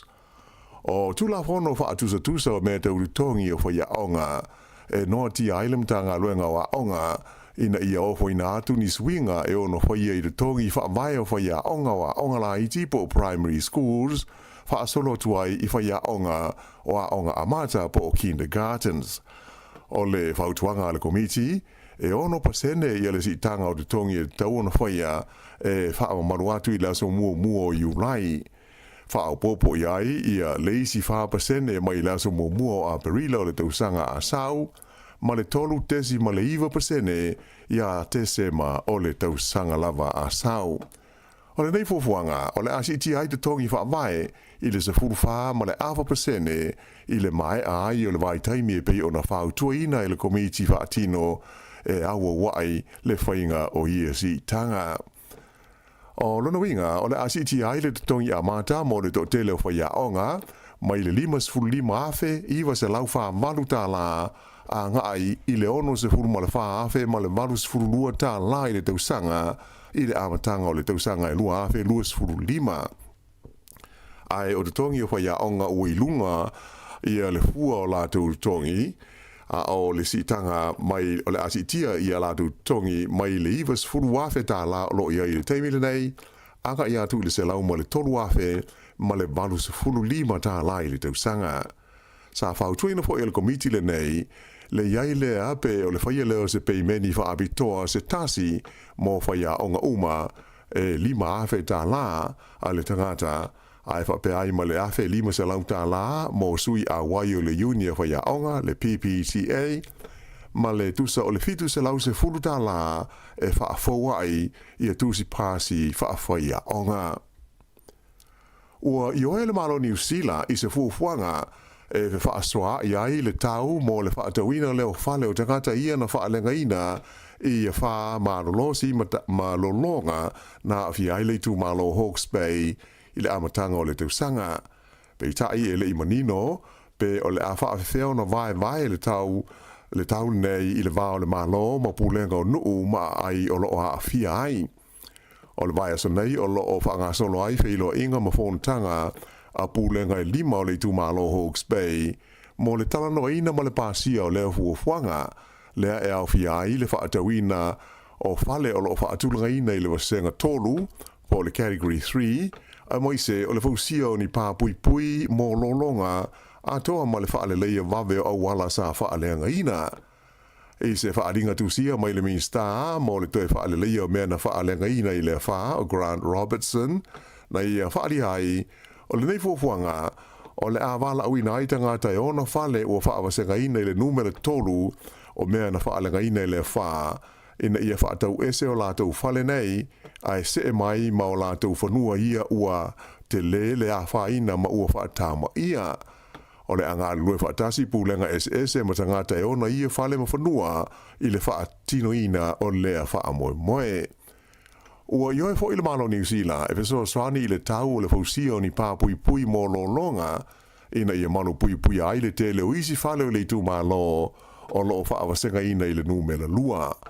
Whaalia mai e le teitei whono le komiti o pulenga whaaitu malo a Hawke's Bay o Hinewai Ormsby, e whaato ai loe le vai asa o mua le a whaai o le se leni o le a whaamatu atu o le malo mo le nei whaamoe. Aina ia ta ua, ese le fua po le pasene o le vai ngā tūpe le tau anu tongi i vaenga taitasi e tolu mai le tau i pulenga umai 5 o le tū malo ona ioe mapasia lea fuafuanga ina ia mawhai ai o na whaatino sa whairo mai fōi e le li Minsta ia Grant Robertson o le temi nei o lo ngā solo le leilawa fōi tala noanga ma le tū malo te leo au kilani whaapea le tū malo o tai rafiti e tusa o le nei lawa mata upu e winga i whale ma whanua na whaatama ia ona o le wha ma lo longa ma mawha. Ua fola e pātia le National le fausio nisi awala te telefau ma whaatu langani awala vave mo pela awa inga i le tonu au kilani i se tau e whaitau piliona tā la o le a whiwhilo iai tupe whaalu ale malo ma tupe mai whaalapo tonga tūma oti. Pei tai ua whaalia mai le pātia le Labour e wholinga mai o le tau o nei ati na e de tele o lo whaavae e le National ini fwainu mela tuai. Mai o le tau a whaai uni vaenga de tele se whao ia Paul Kalame e i le vao le lua tesi ma le valu, ma le wha tesi ma le valu piliona tā la o lo pa uai le whaata tau o le pāti a le National. Ona nafi lea sa whai lo mo iai le Ayo Hamilton i le whainga whaavae le National mo a wala whela awa inga mo le lumanai i se tau a whai e tu se lua se fulu wha tesi ma le valu piliona tā la i le tono se taimi e se fulu tau sanga. O lo au fi ai le nei fuafuanga le National i awala te tele au tū e te tau na wha le leia le tūlanga o awala whela awa inga i le tono au kilani whapea ma le vaenga pito i lalo le motu i mātū. Ai whapea fo i le wha le leia o awala i tū mā lo manu sa i longo na mawhatia mawhaina i tā whenga malolonga i le amatanga o le tausanga. Whaalia le pātia le National o tupe whaatino ai nei ngā ruenga uma o le ao fi ai i le fitu tesi ma le whapiriona tā la mai le whaaputu ngā tupe o le Land Transport Fund ma le lata i le ono tesi ma le tolu piliona tā la mai le malo ma le tasi ma le afa piliona tā la o tupe o le ato e whaatulanga mai le Paul Kalame o le whaale leia o ati na e le malo ma le sili atu i le iwa ma le afa piliona tā la mai whaalapo tonga tūma oti. O nisi whaenga le nei Paul Kalame le National ua umo na whaasala lawina i le whaeunga le vai aso na tea nei e au fi aile fausia leo se awala tele e whani lanes mai whangarei anga i ane i tā ranga ato ai ma le so loia lea o le Paul Kalame whaale le iai awala o whela awa inga i le tono le lau mua i Wellingtone le ta ua o le Let's Get Wellington Moving. A o ye pēr i mta upu tau upu whai o mā lo, e fitus fruiwa la whai o sui o filifilia o le parti a le Labour mo le pālota tele a New Zealand ia o ke topa, e ma furi lava i sui tu ai po la tau o lo a vea nei ma whai pule, ia le lisi alo ia le nei a le Labour, ai pita ai e to a luas fruono la whai o sui fau o lo au fia ai. O minsta umalava o le kabineta le o lo iai le teimi nei, wha pe ai le whongoftalai, o lo la vea i la to uma ia ina fua ia wha pe ono fua mauti noa o le pāti, mai o lo iai fua i ni tūlanga i ono whaingo fia ai, o na toe a vea ma whai pule. O le suinga tele i le mai tau atu iai, o le li lesa a vea la tamai nei ma minsta o a wala o whela ua inga ia Michael Wood, lea e ono whaalango lango o lo na toe fua i atu i le pālemene, pe a whai e mā lo mai ilo nei tū mā lo o le a tau wā ai, ma fua lea ona ua palasi mai le tūlanga tolu se fulu sa iai mua i le numela whāli mai le lisi alo ia a le Labour. O le whaipula New Plymouth o Glenn Bennett, o le sui tei whono o le komiti filfilia o ati na el tamau a inga le pālemene sa numela limas fulu iwa mua, a lea ua se ane i le numela lua se fulu ma le iwa i le lisi. O le whongoftalai a Adrian Rurafe, e le aise tu mā loe tau wāai, ai o le ua si itia mai i le tūlanga luas fulfasa i ai mua i le lisi, i le numela se fulu ma le tasi, e sanga wha mautui nai, lona toe fo i atu i le pālemene. O sui o le Pasifika, o lo au fia i le lisi i le Labour, o lo o tūlanga tolu i le lisi i le tamai ta i sui pālemia i a Carmel se puloni, so o tua i le tūlanga se fulu walu, le tamai ta i min stau le ati na e malafonga i a Barbara Edmonds, e numela luas fulfa i a Cheney Salesa, luas fulu limai i a Tangi Utikere, so o tua i le numela tolus fulfa i a le tamai ta i whai pule tonga ana hila kano ngataa, e tolus fulu walu le numela o loo iai le li fomai i a Neru le avasa, fas fuono i a le tamai ta i whai pule i a Teresa Ngobi, ai numela limas ful tolu i a le maunga Lydia Sosene, le o le a tauwa mai le tu malo o mangele i au ki lani. E to tolu sui tauwa le Labour e na o i tu malo wha palota o le a tauwa ai e le o la vea la tau i le lisi alo ia. La tau nei au fi aile min stala vai fafo iana nei a mahuta o le tamata i hui pule o Soraya Peke Mason ma le li hui pule i a Craig O'Connor. Ua whai lo mai ele tei whono o le komiti o le pulenga whai tū lo o Wellington e le ma whai ele pāti o le National o na suia la ti nae o le whaangai o inga o Wellington le Let's Get Wellington Moving a ise i vanga nai ma na o la tau i a sui na o lengoa o le neia ti nae tele. E pe no sila fia o na nafi le na fola ai ele pāti o le National a whai e filifilia i la tau te ita ia leisi whai ngā malo i le pālota ia o kitopa o le a la tau so loia ma tāo fia e le whaia le ati na tele le nei mo Wellington.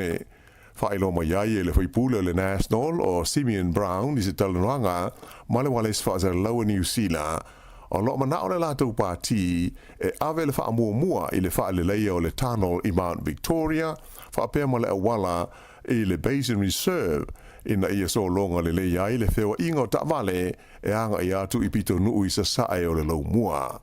Ai pe tai la sa fa ilo mai le tei fono o le komiti o le pulenga fa i tu ma loa Wellington o Darren Ponta o ati na te tele umai e lua e pe ona manatu wai le National o loo fia i le tonu o le Paul Kalame o le ngā luenga tele le nei Let's Get Wellington Moving ta o e Ponta a tonu e pei o se mea ma tautia le wha upunga o le ao la tau so loia ma tau fia le ngā ruenga le nei. Ai e ali mai e wha tau nui na lawa tanu ai o na o ia tina e ua uma o na pāsia le malo i le ono tau sanga ua mawai atu nei. Wha alia fo e le teite i whono o isi vaenga le Paul Kalame e te tau wai le National o na iai se la tau fuafuanga mo se Paul Kalame i se whainga tu umamao e wheo i ai tangata mai leisi tu a ngai i leisi tu o le lau mua i Wellington sa ia wha mawhai nā fōi a whai o le a le tu langa o le a le tu langa o le a iai le nei Paul Kalame ma le a ti nai tele e mautinola wa e tau mo foi pele pulenga o le ai o Wellington e whaatasi ai ma le komiti o pulenga whaai tu ma lo ale lau mua e ngā lue sa ili se tali mo au wala o fe laua inga i te tonu o Wellington nei. I se whaamtalanga tustusia mo i le pule nu o Wellington na ta uai e tori whanau o le fuafuanga le nei e le partia le National e le ai se veso soani e mawai mo le whaale leinga o le lau mua ina ia whaingo fie ma fie tangata ino nofo ai i le luma nai. Mai au nofo i ma se fuafuanga e tusa o a fianga o le ea ma le sio manga atoa masuinga o le tau.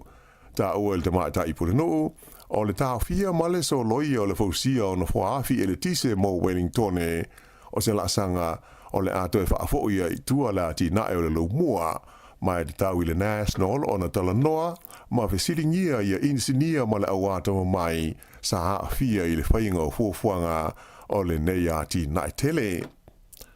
I leisi vaenga o le tātou tala e tolu afe ono se lausifunu lima le a whai o mai fau o le COVID sa wha mawina i le tono New Zealand i le vai aso ua mawai today ai luas furulua le a whai o tangata na mali liu ona o le wha mai o le afe fitu se lau walutasi o nei mai o tangata sa fia i mua foi i le COVID e o ana i le vai luanga o le pole sa na tenei se laus fuluono la whai tangata sa tau fia i whale mai mo tongo fitinga ona o le wha mai e au fia i tangata e to lima i le tonu o potu mo mai tinga ina.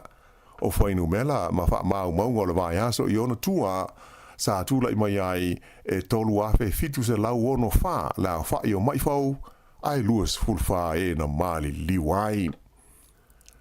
Ua whailo mai fuafuanga le malo tele o whalani mo le whaawai ina o sona ofisa lo ia pia le lau mua o le tātou tunu i Samoa. O le vai asa o mawai sa malanga siasia ne ai i le Pasifika ia le lipele stene o le malo whalani ia Emmanuel Macron ai ena tele ia fea ia Samoa. Pei taila, o se ripoti tustusia tu whaatasi mai le malo whalani whaapea ai ma le malo Samoa wha i loa mai ai e whaapea o le ofisa o le a whaatuina i pia o le malo falani o le a autua na ngā ruenga i le sanga wha malo si ai o sotanga i le vā lea o Samoa ma territorio falani i o tonu o le Pasifika e au fiai i a Tahiti po French Polynesia whaapea New Caledonia ma motu o wea ma futuna e le ngata i lea ai o se vaenga tele o le matafa ioia lea ofisa ina ia whaalele iai sotanga ma fianga o le malo falani i le polkalame o le puipuinga o le sio manga o le Pasifika po o le SPREP lea o lo iailo na ofisa tūtonu i vai lima. Ua le o to iai se wha moe o soifua pēr se tasi o la uwaa o le helikopta Australia le na pa u i le Samilas Forele Taruai i taimi o se wha ata ita inga i le stete o Queensland. Whailo mai le sui pālemia Australia ia Richard Marles ua se atu ngā ruenga i le sa i lia o le neiva alele i le tūlanga la vea ai i le anga i atu i le sa i linga o lātou ua masalumia le mali liwai. Na ia tā ua umona whailo atu alo ia le tūlanga i a ingo fita to wha le au waa o le neiva alele helikopta. Ua maua i le teimi nei ni vaenga malepe o le waa i sa i linga o lo whaia ai ele maua i le tino ma le vaenga e iai no fua o le valele. O lo fa au pesa i linga o lo a fiai fita ma isi au nanga la mea ai. O le helikopta lea na fia le fa le velave o se va o le fausanga e fa ingoina o le Taipan le ua le tasi ai ua tele ni fa vita auli e a fiai talu na fa ngaina le ami le malo Australia mai o se fausanga o lo ia le fa moe e fa malo lo mai au nanga fa military a Australia i le tausanga a sau. I tā longa, o le aso malo lo mo le aune tipolo o ta mai ta i New Zealand le Silver Ferns, i tā longa o le tauwanga o le ipu le lolulangi e pei ona whaanga solo i nei i awhelika i saute. O ana nafi lea na manu malo ai le Silver Ferns i lana tā longa i le vama le au elese po Wales i ai e valus fultolu i le tolus fulu ma le wha. Ai o tai ao e ta aloi New Zealand ma Afrika i saute, a o le stofi o le ta longa ma le au a Jamaica. O le whaiunga le nā o telefou.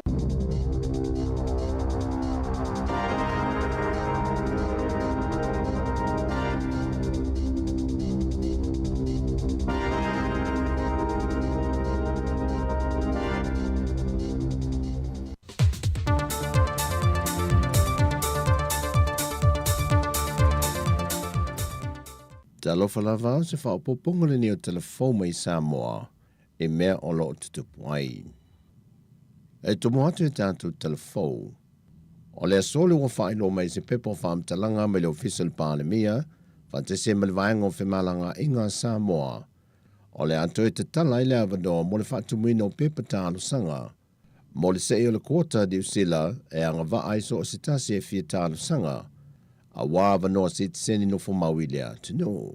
O whailo le pepa o whaamtalanga, o maua uma pepa whaatumu o le se o le kota, e lunga leo penga te whailangi le ofisa o New Zealand, e le tuato si ua mai au tuuina iai.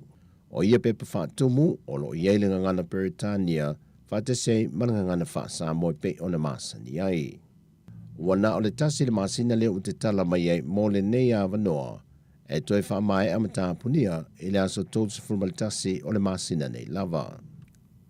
Taluaile si tia le lata le se lau alo mawhana o lava I pepe wa I tutono le no whanga le tō manga moe popo ngā tia wa manatuai le whaatono le tō manga le whionga sili niu lina chang e whaia se sa ilinga se leni e fisoa swani e le whaatupe no mana onga le tausia le o alo mawhanau e o foitina na sawa aina o lo ilalo o le vaava inga le tō manga. Whailoe sili niu leo tūstala o se lui tau tele leo o lo whengai nei ma le toomanga, o le tau sa ilia leo ni fisoa swani, mo le vainga ma le tau sia o alo ma whanau. Sa iei le wha moe sa ili fina ngalo lea tunu, e ala le sa ili ngā tupene nei po feo iei le tō wha ma le uta, e fua le au fua i o lea tunu, e iloa ai le te talo pe o whaite toa, pe wono tā punia lo fo i le au nanga. E tasi le miliona tā lao lo vava ai el sa ili ngā tupe, mai whailoa sili niu, o lo whailoa lea nganga fia o tangata o lea tunu, e lantou te lango matalisa pai ele whamoe moe.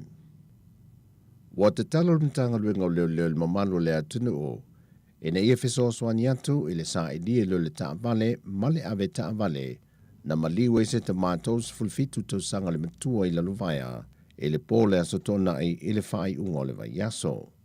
Whalia wa paau I talfou, o le te o le se fulu I le pole aso tona na la vele te male maulo msalumi ai, e tu ai ngā taavale le RAV4 ma le Nissan X-Trail lanu FF, na fiso tai o telefou le falitua o le te maua maliu, ma ia whae loe na te leo talitunuina foi pēna la velo na to olua se taavale, ona o lana fo ia wa ailo na to olua, e fōlinga mai na whao lima ye nisi.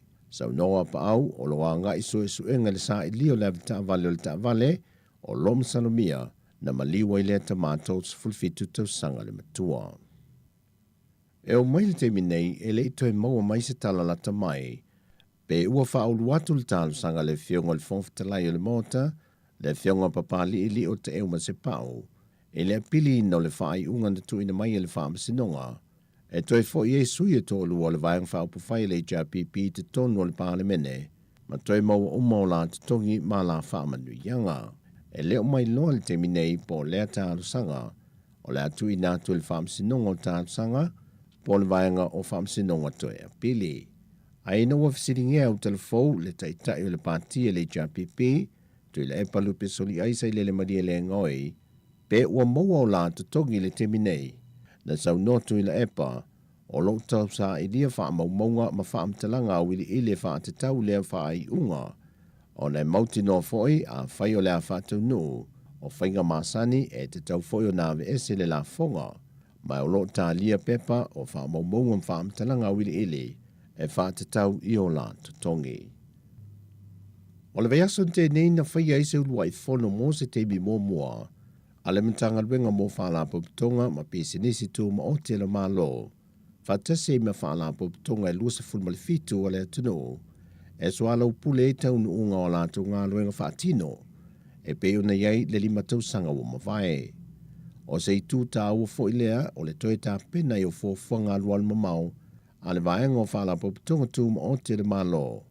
E nei e solonga le leia la tō ngā luenga whaatino, mai tu e mo mia e tangata lau tele, o lo mana o mia la la tō foi au nanga.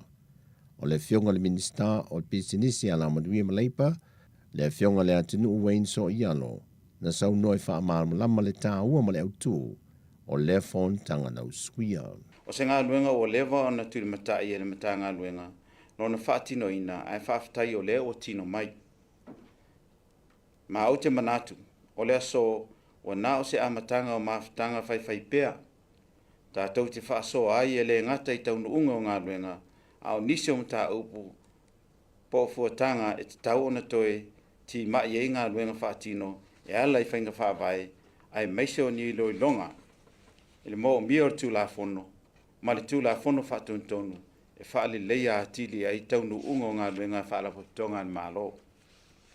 O le vai taule nei, o le toe poupo wina o ngā luenga, a tuana i eia fianga o COVID-19 fulu iwa le lalolangi, ia o loo a fia e msamo nei. Ai le ngata i lea, o le sini au tū o le tai ala, mo li luma na i manuia o Samoa lua afe lua lua ma lua afe lua ono. O le whaanga wa aina lea o ala alafanga, wha mausa li le loto i fale, ma wha ma ite le wha tupula ia o le tamao a ingo si o tātou atinu. Wha lapo tonga la tau te wha tupula ia, tamao a inga ia waunanga, tu ina atu ai maisi e wha whainga luenga ina o tangata, i o la tau to mai maa ngā waa mo mia. Ai le ngata i lea, wha ma ite fo ia komiti wha tonu, ma pūlenga wha tinonga o ngā luenga, i pūlenga le lei, ina ia iei, ina ia le ngata e au sia, a nā watau o lo i tū la fono ma whainga wha vai, a ia mauti nora so i fua le lei, o le atinu i au au nanga tu inatu. Le afionga le minister al whalampu pitonga o pisinisi ma la manuia, le afionga le atinu Wayne Soi ialo. O tala fōia mo le ni aso manuia fōilo tātou tinu i tiute whaiva mga anuenga o le awhenga iai, whasoi fōia.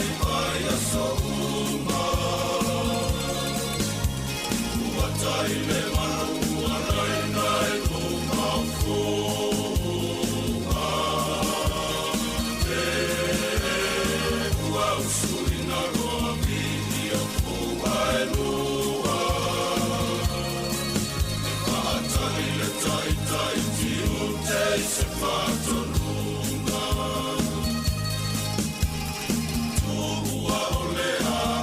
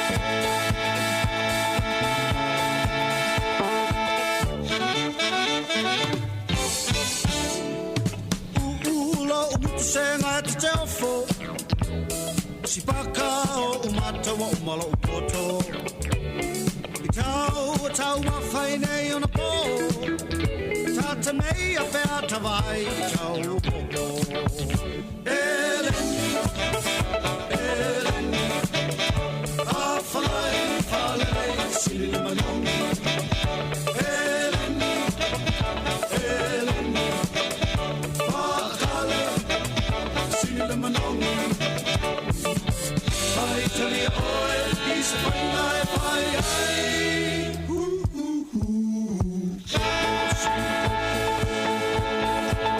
Whawhai ai ai Whaatau alo si whai malofa O le manatu e o mātou polonga Atasi I matasi tai tau ila langi Wale I loa e leo a ngelua o I ai Eleni, Eleni A whalai, whalai, sili manongi Eleni, Eleni Whakale, sili manongi Whai tali oe, is whainga whai ai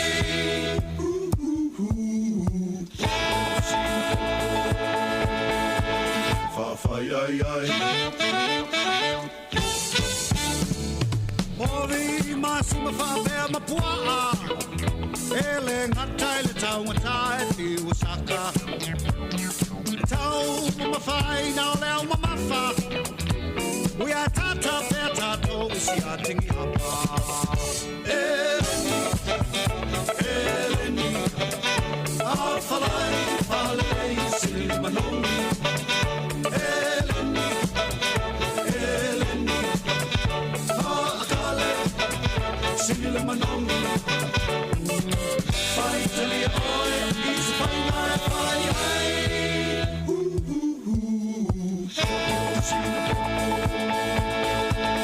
Whawhai ai ai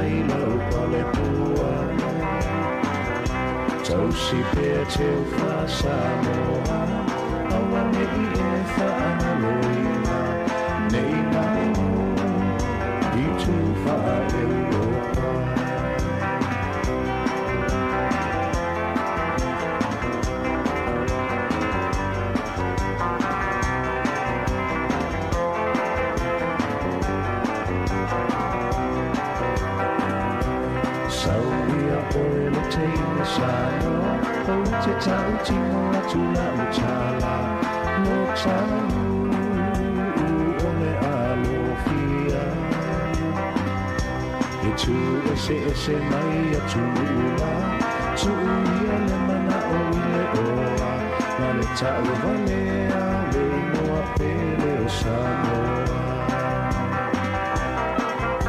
e si o unu e si le nale le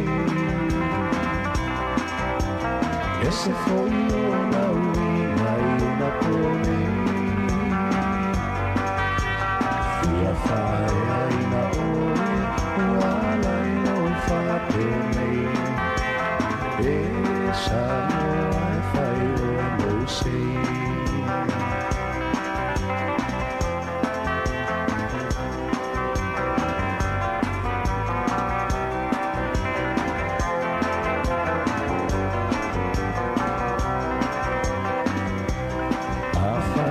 si fai lua ua na kua whaafia na whalea ai se ale whaali mai ai whai sau tala e whai lea mane le masalo sa ai le tutu sai na lo whina ngau e moni ai le upu mani no lua ai vili vili lalo e si o unu ua sile nane e se foi o na uina i o na pole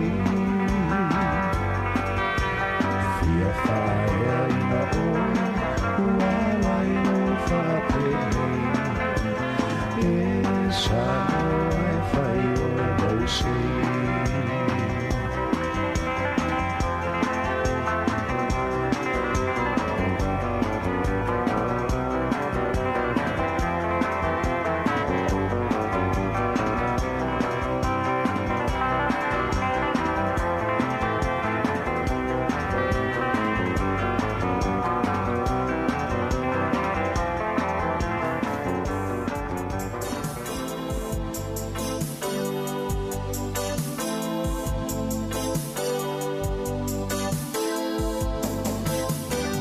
Solela, susulumay, maumana tuay. Ula usamo, lonu uotinofo ay. Pepa apete, nangalo tu oele maay. Samo, ole benina, otivia via iyay. O solela, suluman maumana tuai la usamo lolu uotinofo ai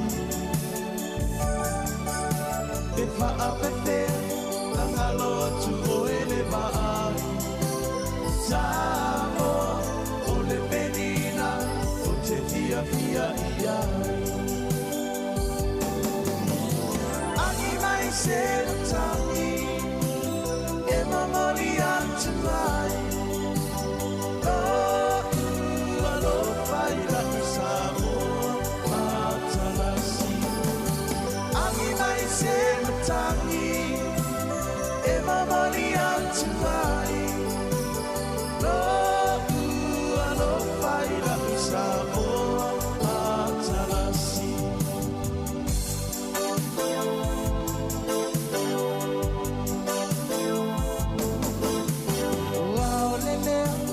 Solo solo la foiano na paolo le sani ila le sulugia ele masina pe fa apefea na halo tu oea ita samo ole penina ole vasa pacifica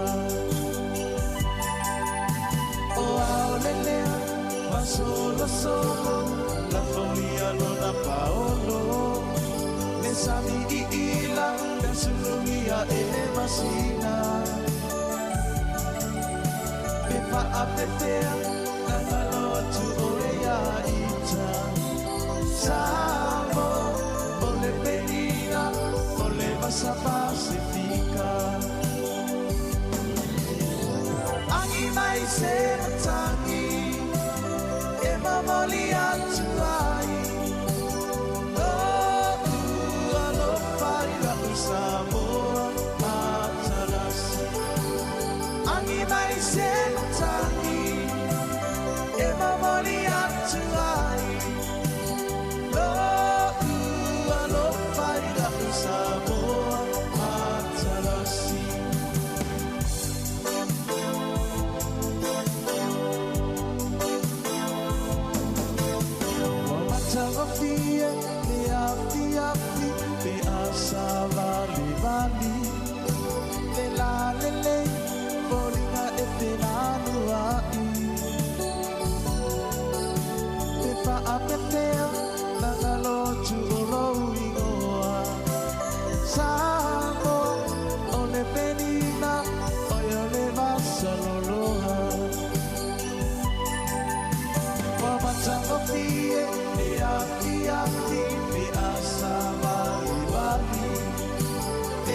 lele Koringa e te larua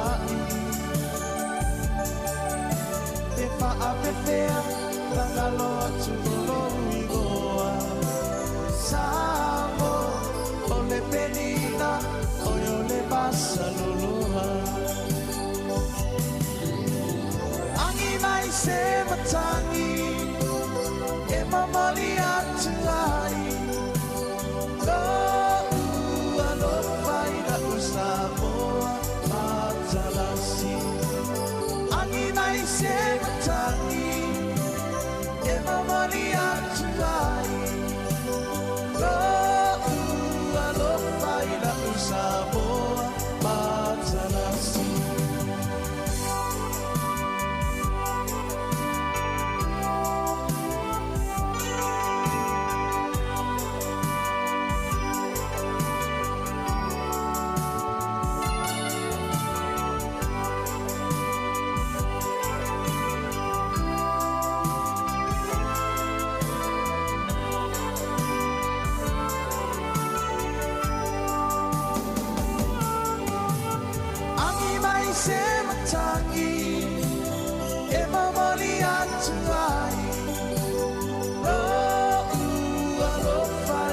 Samoa matalasi Angi mai se matangi E mamali atu ai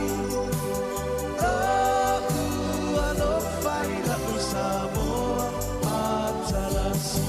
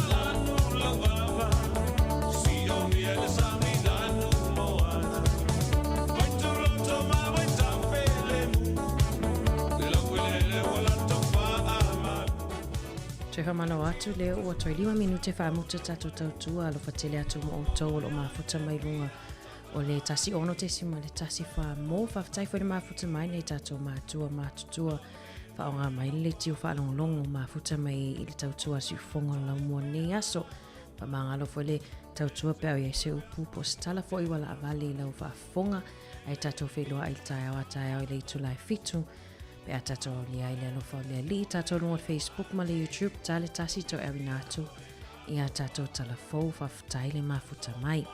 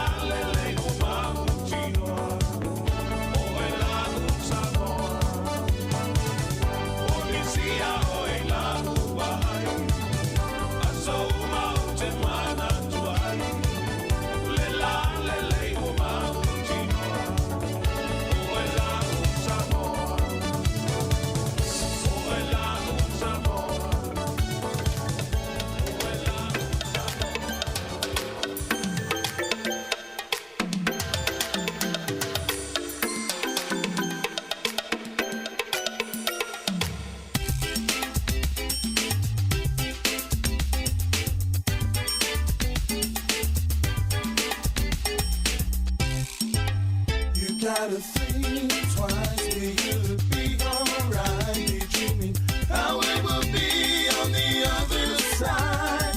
Away from the noise and the bustle small, to a place of laughter and a farm-side jolt. You'd be outside, just a swimming all day, cruising beach road on a Sunday. In the back of a Chevy, you'd be trapped. It's a hot 36 degrees on our back. Your muckers on hand, horizons near, and those are your sands, and means the boat can keep time out, relax. The wind is up for us to match. Heading up along that beach will straight. The sun is up, and it's never too late. And it's never too late.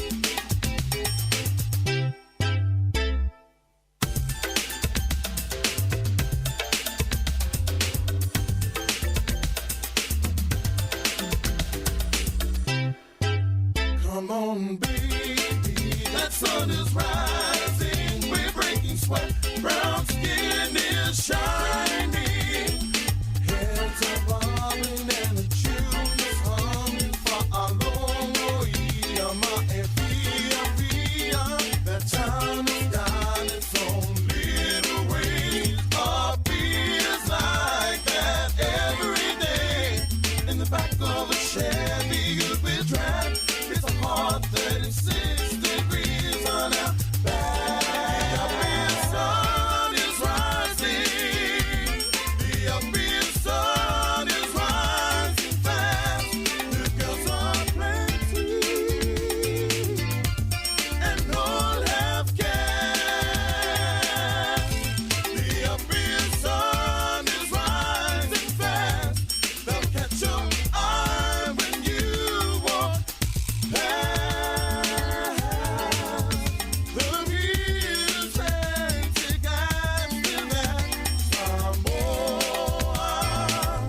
some more magic, and it's never too late. Some more magic, and it's never too late, never too late, never too late. Some more magic, and it's never too late, never too late, never too late, never too late.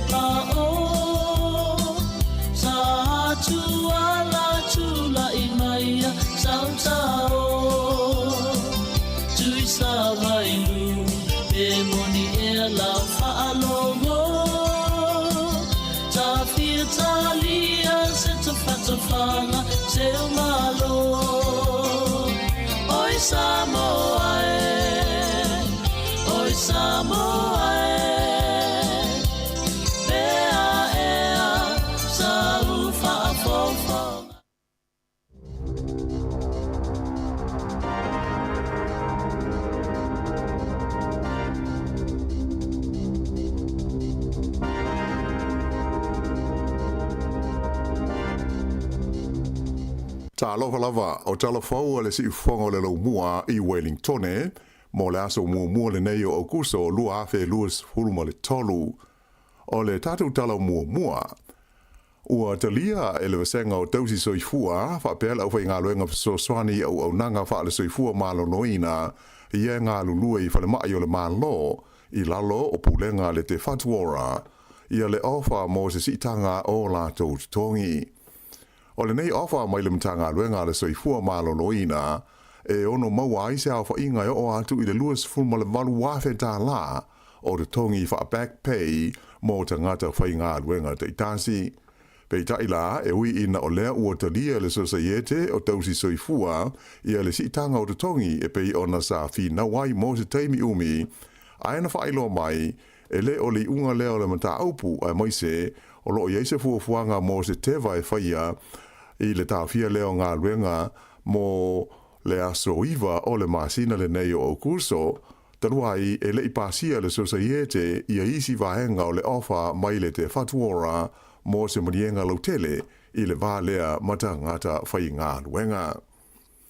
Ai i le teimi nei o le fautuanga mai le komiti tu maoti lea sa iloiloina i le mata upu e winga i le teva whai aonga e te tau ona tu inatu i whai aonga wa onga mawarulunga se sitanga e se fulufā ma le afa pasene o lātou tutongi e wha solo na whaia i ni vaenga se tolu. O lea whautuanga o manatu, o le ate tau na wha amuta ai le whinaunga lea ua lewa na whaia i le vāo le matanga luenga wa onga, ma le societe o whaia onga wa onga maulunga le Post-Primary Teachers Association. A whai o le ate lia le leia i tue lua i a lea whautuanga mai le komiti, o lono winga, e ono iai ni a afianga i tutongi o le wasenga o whaia onga wa onga amata, ai wha pefo i ma onga la iti po primary schools.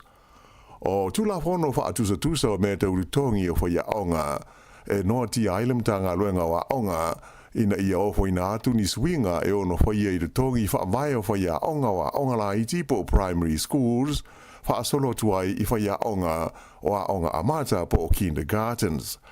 O le whautuanga le komiti, e ono pasene i le si tanga o te tongi e tau ona whaia e wha maruatu i la so mua o Iulai. Wha popo iai i a leisi wha pasene mai la so mua a perila o le tausanga a sau, ma le tolu tesi ma le iwa pasene i a tese ma o le tausanga lava a sau. O le nei fofuanga, o le asiti ai te tongi wha vai i le se furuwha ma le awa pasene i le mai ai o le vai taimi e pei o na whautua ina i le komiti wha atino e awa wai le whainga o iesi tanga. O lona winga, o le asiti ai le tongi a mata mo le to tele o whaia onga, mai le 5 afe, iwa se lau wha malu tā la, a ngai i le ono se furu ma le wha afe, ma le malu se furu lua tā la i le tausanga, i le amatanga o le tausanga i lua afe, lua se furu 5. Ai o te tongi o whaia onga ua i lunga, i le fua o la tau tongi, a o le sitanga mai o le asitia i ala tu tongi mai le ivas furu wafe tā la lo ia i le teimile nei, aka ia tu le se lau ma le tolu wafe ma le valu se furu 5 tā la i le tausanga. Sa whautuina po i le komiti le nei, le iai le ape o le whaia leo se peimeni wha abitoa se tasi mo whaia onga uma e 5 afe tā la a le tangata, ai fa pe ai ma le afe 5 se lau tā la mo sui a wai o le unia whaia onga, le PPCA, ma le tusa o le fitu se lau se furu tā la e wha awhawai i a tusi pasi wha whaia onga. Ua i oe le malo New Zealand i se fuafuanga e wha aswa i ai le tau mo le wha atawina leo whale o tangata ia na wha alengaina i a wha malolosi ma lolonga na awhi ai le tu malo Hawke's Bay i le amatanga o le tausanga. Pe tai e le imanino, pe o le awha awhewheo na vai le tau nei i le vao le malo ma pulenga o nuu ma ai o loo a awhia ai. O le vai aso nei o loo whanga solo ai whilo inga ma whontanga a pulenga i 5 o le tu malo Hawke's Bay, mo le talano ina ma le pasia o leo fuafuanga, lea e awhia ai le whaatawina o whale o loo whaatulanga ina i le wasenga tolu, po le category 3, a moise o le fausia o ni pā pui mo lolonga a toa ma le whaale leia wawe o wala sa whaaleanga ina. E se whaaringa tusia mai le minsta mo le toi whaale leia o mea na whaaleanga ina i le wha o Grant Robertson, na ia whaari ai o le nei fuafuanga o le awala au ina aita ngā tai ona whale o whaawasenga ina i le numere tolu o mea na whaaleanga ina i le wha, ina ia whaatau ese o lātou whale nei, ai se e mai ma o lātou whanua ia ua te le a whaina ma ua whaatama ia. O le anga lue whaatasi pūlenga SS ma tangata e ona ia whale ma whanua i le whaatino ina o lea whaamoe moe.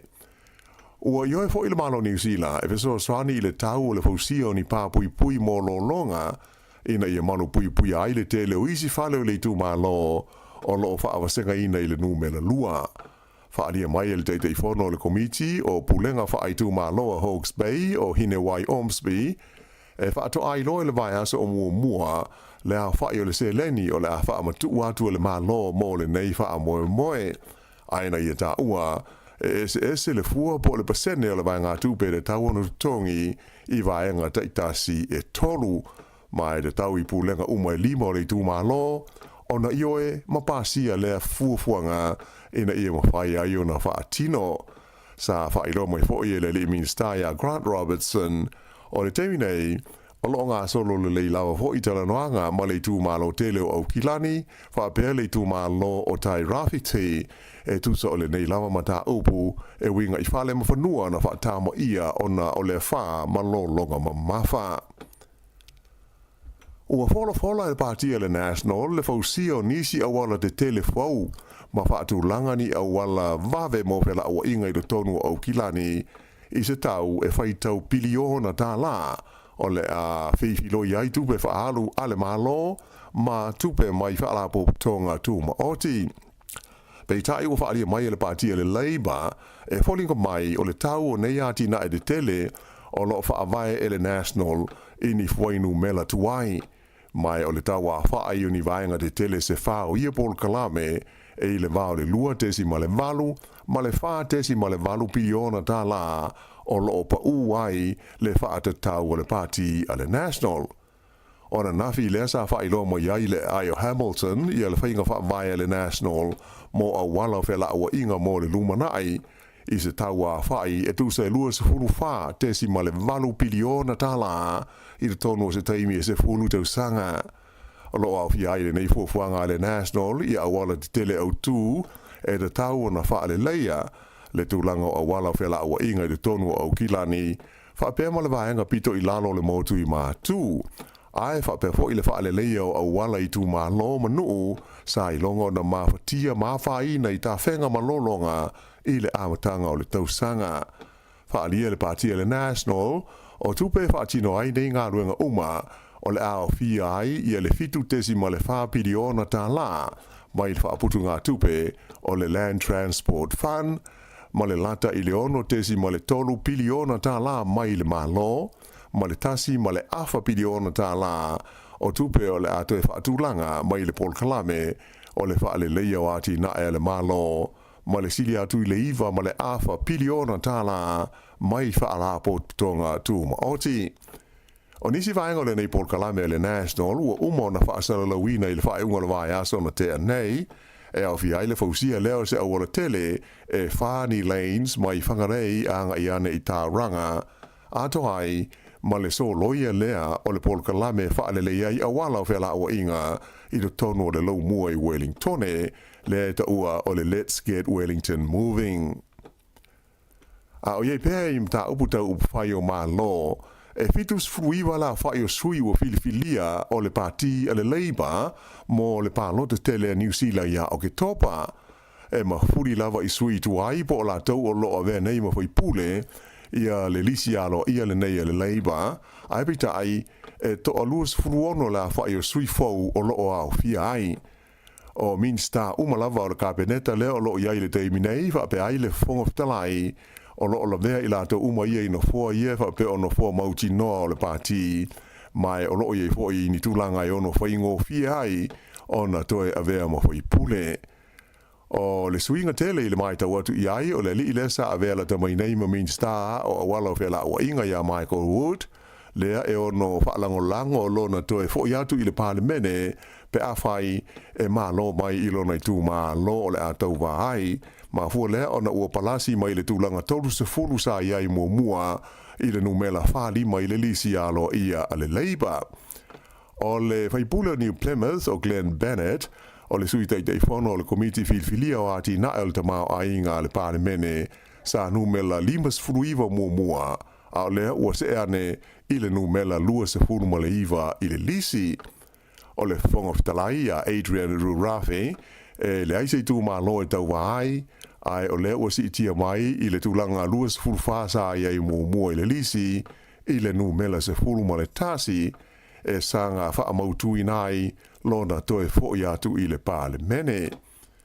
O sui le Pasifika, o lo awhia i le lisi le Labour, o lo tūlanga tolu i le lisi i le tamaita i sui pale mia i a Carmel se puloni, so o tua i le tūlanga se fuluvalu le tamaita i minister le ati nae malafonga i a Barbara Edmonds, e nu mela luas fulfa i a Cheney Salesa, luas fululima i a tangi utikere, so o tua i le nu mela tolus fulfa i a le tamaita i fai pule tonga ana hila kano ngataa, e tolus fulvalu le numela o loo iai le lifo mai ia neru le avasa, fas fuono ia le tamaita i hoi pule ia Teresa Ngobi, ai numela limas fultolu ia le maunga Lydia Sosene le o le a tauwa mai le tu malo o mangele i au kilani. E to tolu sui tauwa le leiba e na o i tu malo fa palota o le a tauwa ai e le o la vea la tau i le lisi alo ia, la tau nei au fia ele min stala vai fafo iana nei a mahuta o le tamaita i hoi pule o Soraya Peke Mason ma le li hoi pule i a Craig O'Connor. Ua whai lo mai ele teitei whono o le komiti o le pulenga whai tū mā lo o Wellington e le ma whai ele pātia le National o na suia la ti nae o le whaangai o inga o Wellington le Let's Get Wellington Moving ai se i vanga nai ma na o la tau i sui na o lengoa o le nei a tina tele. E pe no si le fia ona nafi le na fola ai le partia le National a fai e filifilia i la tau te ita ia leisi fai ngā malo i le palota ia Oktopa o le a la tau so loia ma tau fia e le faia le a tina tele le nei mo Wellingtone.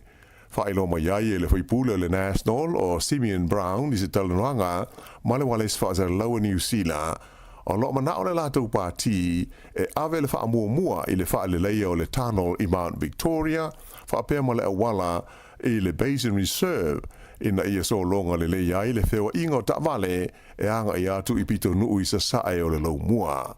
Ai pe tai la sa fa ilo mai ele te fono o le komiti o le pulenga fa tu ma loa Wellington o Darren Ponta o ati na te tele umai e lua e pe ona manatu wai le National o lo fia i le tonu o le Paul Kalame o le ngā luenga tele le nei Let's Get Wellington Moving ta o e Ponta a tonu e pe o se mea ma tautia le fa upunga o le ao la tau so loia ma tau fia le ngā luenga le nei ai e ali mai e fa tau nui na lava tanuai ona o ia tina e ua uma ona pasia le malo i le ono tausanga ua mawai atu nei. Whaalia fo el te whono o isi vaenga le Paul Kalame e te tawai i le National ona iai se la tau fuafuanga mo se Paul Kalame i se whainga tu umamao e wheo iai tangata mai leisi tu a ngai i leisi tu o le lau mua i Wellingtone. Sa ia wha mawhaina foi a whai o le a le tūlanga o le a le tūlanga o le a iai le nei Paul Kalame ma le a ti nai tele e mautinola wa e tau mawhai pēr le pūlenga o le ai o Wellington e whaatasi ai ma le komiti o pūlenga whaai tū ma lo a le lau mua e ngā lue sa ili se tali mo au wala o whe laua inga i te tonu o Wellington nei.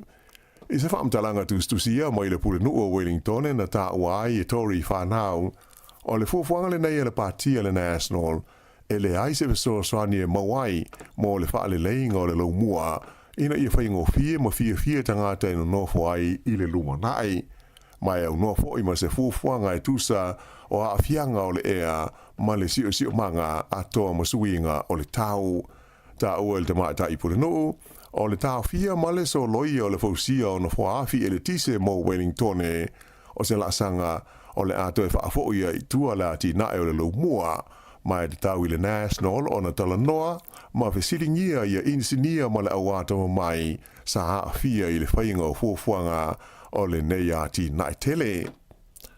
I leisi vaenga o le tātou tala e tolu afe ono se lausifunu lima le a whai o mai fau o le koviti sa wha mawine de tono New Zealand i le vai aso ua mawai today ai luas furulua le a whai o tangata na mali liu ona o le wha mai o le afe fitu se lau walutasi o nei mai o tangata sa a fia i mua foi i le koviti e o ana i le vai luanga o le pole sa na tenei se laus fuluono la whai tangata sa tā fia i whale mai mo tonga fitinga ona o le wha mai e au fia i tangata e to lima i le tonu o potu mo mai ti ngā ina. O whainu mela ma wha mau maunga le vai aso i ona tua sa tula i mai ai e tolu afe fitu se lau ono wha la wha i o mai whau ai luas fulwha e na mali liwai. Ua whailo mai fuafwanga le malo tele o whalani mo le whaavai ina o sona ofisa lo ia pia le lau mua o le tātou tunu i Samoa. O le vai asa o mawai sa malanga sia ne ai i le Pasifika ia le lipele stene o le malo whalani ia Emmanuel Macron ai ena tele ia fea ia Samoa. Pei taila, o se ripoti tusia tu whaatasi mai le malo whalani whaapea ai ma le malo Samoa wha i loa mai ai whaapea o le ofisa o le a whaatuina i pia o le malo whalani o le a autua na ngā ruenga i le sanga wha malo si ai o sotanga i le vā lea o Samoa ma territorio whalani i o tonu o le Pasifika e au fiai i a Tahiti po French Polynesia whaapea New Caledonia ma motu o wea ma futuna e le ngata i lea ai o se vaenga tele o le matafa yoi e lea ofisa ina ia whaale le iai sotanga ma fianga o le malo whalani i le polkalame o le puipuinga o le siu manga o le Pasifika po o le SPREP lea o lo iailo na ofisa tūtonu i vai lima. Ua le o to iai se wha moe o soifua pēr se tasi o la uwa o le helikopter Australia le na pa u i le Samilas Whareile Taruai i taimi o se whaata i ta inga i le state o Queensland. Whailo mai le sui pālemia Australia ia Richard Marles ua se ea tunga luenga i le sa i lia o le neiva alele i le tūlanga la vea ai i le anga i atu i le sa i linga o la tau ua masalumia le mali liwai. Na ia ta ua umo na whailo atu alo ia le tūlanga i a inga o fita to wha le au waa o le neiva alele helikopter. Ua maua i le teimi nei ni vaenga malepe o le waa i sa i linga o lo whaia ai ele i maua i le tino ma le vaenga e iai no fua o le walele. O lo fa au pesa i linga o lo a fiai fita ma isi au nanga la mea ai. O le helikopter lea na fia le fa le velave o se va o le fausanga e fa ingoina o le Taipan le ua le tasi ai ua tele ni fa vita uli e a fiai talu na fa ngaina le army le malo Australia mai o se fausanga o lo ia le fa moe e fa malo lo mai au nanga fa military a Australia i le tausanga a sau. I ta longa, o le so malo lo mo le au ne tipolo ta mai ta i New Zealand le Silver Ferns, i ta longa o le tauwanga o le ipu le lololangi e pei ona whaanga solo i nei i awhelika i saute. O ana nafi lea na manu malo ai le Silver Ferns i lana ta longa i le vama le au elese po Wales i ai e valus fultolu i le tolus fulu ma le wha. Ai o tai ao e ta aloi New Zealand ma Awherika i saute a o le stofi o le ta longa ma le au a Jamaica. O le whai unga le nā o telefou.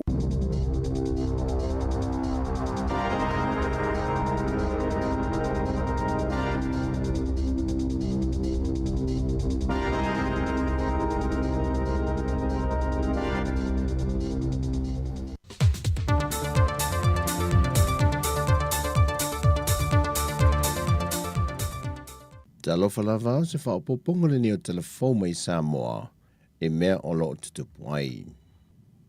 E tomo atu e tātou telefou. O le asole wa whailo mai se pepo whaamtalanga me le official pālemia, whatese me le vaenga o whemalanga i ngā Samoa. O le ato e te tala i le avanoa mo le whaatumuina o pepa tālo sanga. Mo le se o le kota di usila e anga va aiso o se tasi e fia tālo sanga. A wāwa noa se te seni no whamawilea tino. O whai lo le pepa o whaamtalanga, o maua uma pepa whaatumu o le se o le kota, e lunga leo penga te whai langi le ofisa o New Zealand, e le tuatosi ua mai au tuuina iai. O ia pepa whaatumu, o lo iai le ngana Peritania, whaatese mananga ngana wha Samoa pe o na masani iai. Ua na o le tasi le masina leo u te tala mai ai mo le nei a wanoa, e toi wha mai amata punia i le aso tōtu fulmalitasi o le masina nei lava. Taluaile siti e le lata le se lau alo mawhana o lava i pepe wa i tutono le no whanga le tō manga moe popo ngā tia, wa manatu ele whaatono le tō manga le fionga sili Niu Lina Chang, E whaia se sa ilinga se leni e fiso swani e ilfa tupe no manaonga. Le tausia le o alo ma whanau e o foitina na sawa aina o lo ilalo o le vaava inga le tō manga. Whai loe se li niu leo tūstala o se lui tau tele leo o lo whiangai nei ma le tō manga. O le tau sa ilia leo ni fiso swani mo le vainga ma le tausia o alo ma whanau. Sa iei le wha moe sa ili fina ngalo lea tunu e ala le sa ili ngā tupene nei po feo iei le tō wha ma le uta. E fua lele au fua e o lea tunu e iloa ai le te talo pe o whai te toa pe wono tā puni e lo fo ile au nanga. E tasi le miliona tā lao lo vava ai el sa ili ngā tupe mai whai loa e sili niu o lo wha iloa lea nganga fia o tangata o lea tunu e lantou te lango matalisa pa i le wha moe. Wa te talo mtanga luenga leo le mamalo lea tunu o e na ia fiso swani atu i le sa idea le ta vale male ave ta vale na maliwe se te matos fulfitu to sanga le matua i la luvaya e le pole a sotona i le fai unga le vai yaso.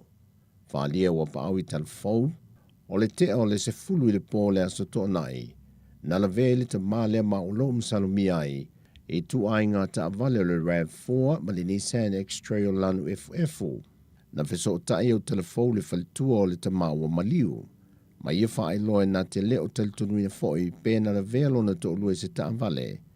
Ona o lana fo ia wa ailo na to lua e fōlinga mai na whao lima i nisi. Sau noa pa au o loa nga iso e suenga le sa i lio le ta vale o le ta vale o lom salomia na maliu i le tamatos fulfitu tau sanga le matua.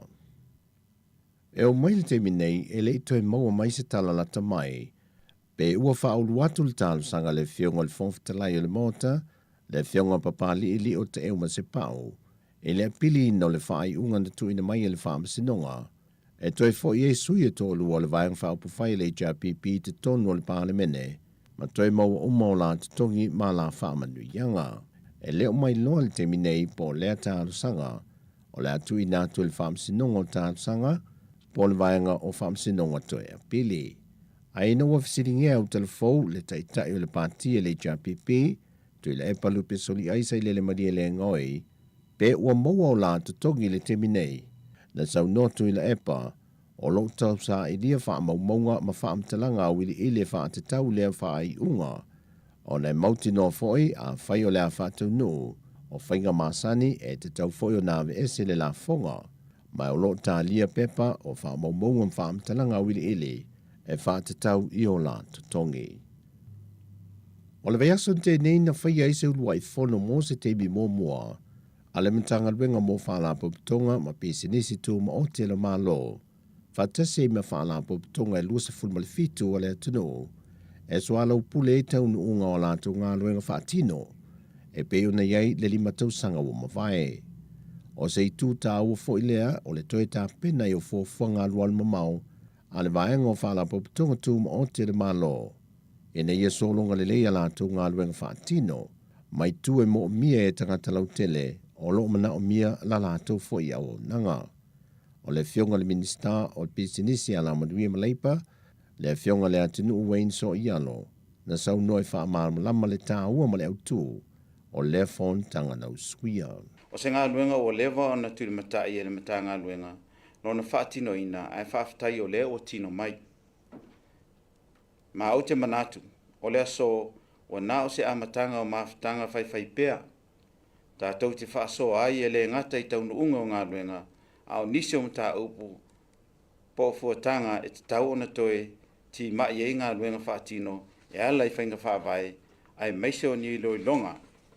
Ele mo o mia o tū la fono, ma le tū la fono whaatuntonu, e whaali leia atili ai taunu unga o ngā luenga whaala potonga an malo. O le vai taule nei, o le toe popo wina o ngā luenga, a tuana i eia fianga o COVID-19 fulu iwa le lalolangi, ia o lo a fia e msamo nei. Ai le ngata i lea, o le sini au tū o le tai ala, mo li luma na i manuia o sa mo lua afe lua lua ma lua afe lua ono. O le whaanga wa aina lea o ala alafanga, wha mausa li le loto i fale, ma wha ma ite le whaatupula ia o le tamao a ingo si o tātou atunu. Wha la potonga la tau te whaatupula ia, tama o ainga ia o nanga tu inatu ai mai se fa fainga lo ngai no tangata yo la to to mai ma nga va mo mia ai le ngata ilea fa ma ite fo ia komiti fa tonu ma pulenga fa tinonga nga luenga I pulenga lei ina ia yei ina ia le ngata e ausia ana vatau o lo I tu la fono ma fainga fa vai ai mauti nor so I fuole lei o le atinu ia au nanga tu inatu. Le afionga le minister fa lampu tonga o pisinisi ma la manuia le afionga le atinu Wayne Soi yano o talafouia mo le ni aso manuia foi lo tatu tunu I tiute faiva mga anuenga o le afenga iai fa soifuia.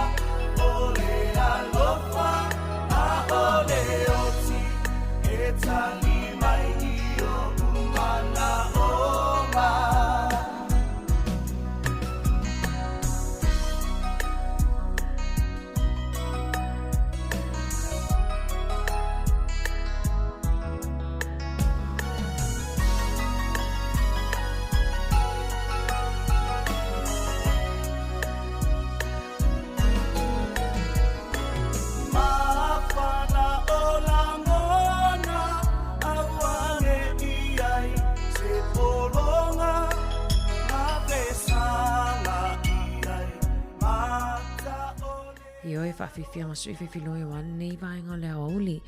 Toi luas 5 minute tali tulai lua whaamuta foi leo tato tautua I lunga o le Facebook, o le YouTube. Ai whaawawa toi lava whaafiwhianga sui whiwhiloi I lunga o le tato Samoa Capital Radio app. A whapea foi lea e tele I maawa por kalami o le tai awana leila. Whai on toi whaafonga mai ai mai le tulai fitu le whiawhiana nei I lunga o le tato Samoa Capital Radio app. Au foi ni ngalo le tato api o le pole app o le ngana Samoa. Pea whapea o le e tele I maua mai ia na wai le tato api na o le ngana Samoa app.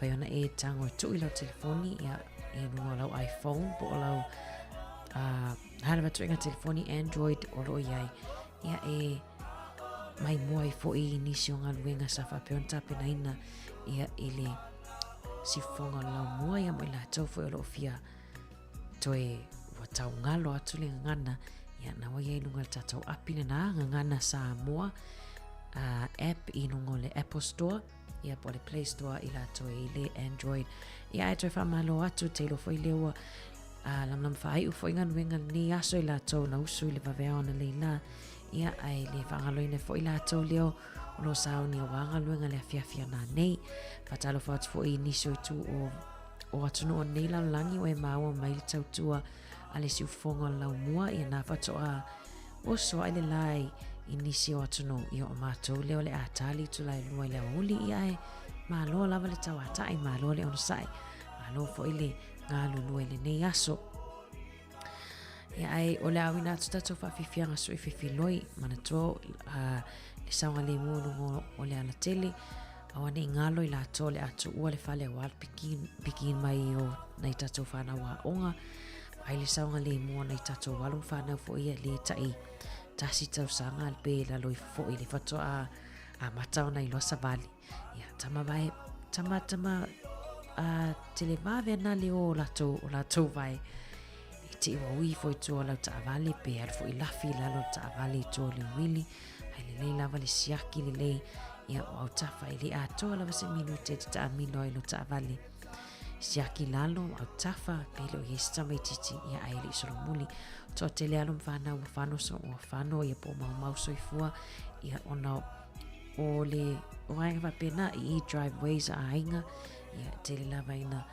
fia I o alo o tatou tamaiti la iti e ta aloi I tua ta avale ia ai ana e sawa le muna I tatou alo mwhanau tamasea tamana e whaalonga o tulo wa whaola ta avale a vela tau whetuli o wafo I fia o iti ia ni te wali loa nei tatou mātua ia ni se whamanatu ani vaenga o lea uli a whapefu umal tamafutanga o lea uli ia I se whala awa tina matamai te tau ona inu ia watu I se ipu vai malana whala au te I lava wangalo whala au o le suka po whala au o le totomo malunga o le ala vana ngase mana tua ni tatou ia te iloa naua I le whaatamala nei tatou tangatai e whiangai fo I mali tausinga o tatou mātua o le avatu tatou whawhiwhianga a tali tu lai lua whaamuta fo I leo tatou tautua a alo whatele atu mo oto umalava lo mafuta mai tatou pokalame le nei aso lua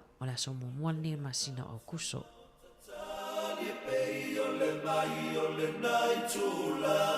Samoa elene wa umai faaliali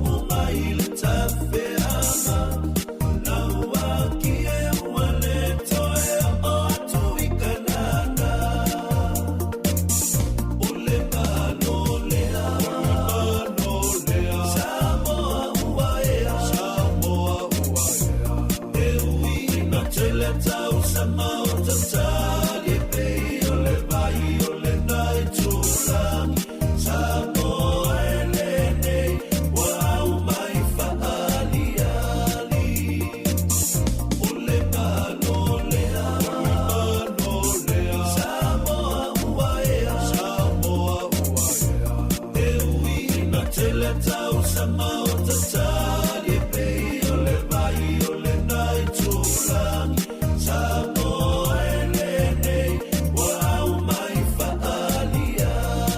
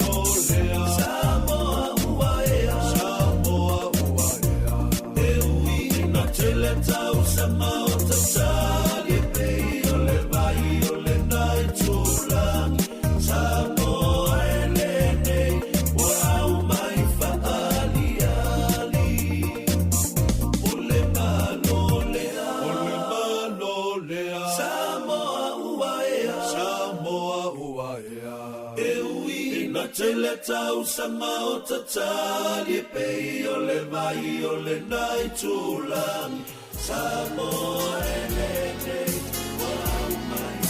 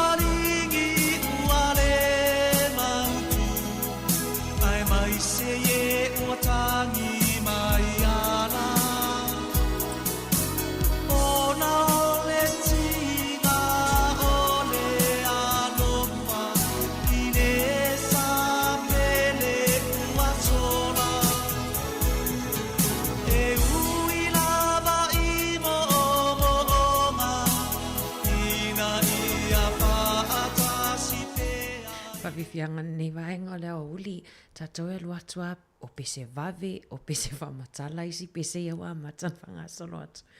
Pese umai a tasi tatou tuai umai a tasi ia winga o pese nei wa malo whaftai le mafuta mai te le fwile ua ho mai fo i 2 minute fo i o tatou tautua whaftai lava le mafuta mai tatou wompa anga lava wa malo atu lupe le wha good morning mai i o matou leo Ua uli ia e wha good morning atu pia whapea o lea whato o i fo ia o atu le pata oso aile lai i sea i atu nu fo i oro tau no nofo mau ai ma alo whaftaile mafuta mai ia e o le a whaamuta ili tatou tautua i le i tu la e lua le wato 10 minute ia e whaamangalo tautua pia o iese upua le tautamali i lau whaafonga anga ia e whaftai te le lava le mafuta mai whaavanoaina foi o tau maota malawa e o atuaile tautua si ufonga lau mua. Ia e tatou toi whiloa i le tai ao le tuangani fa ia Mario le ngali lue to lua atu e tatala e tatou whaasala launga i le aso a tai ao.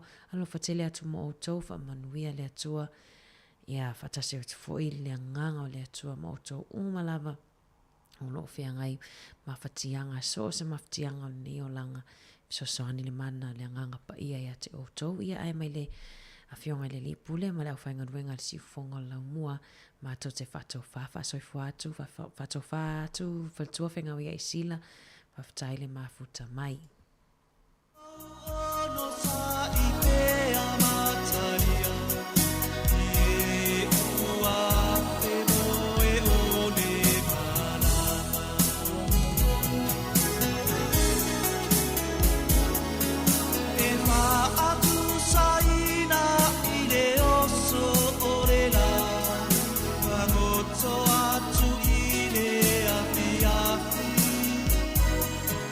La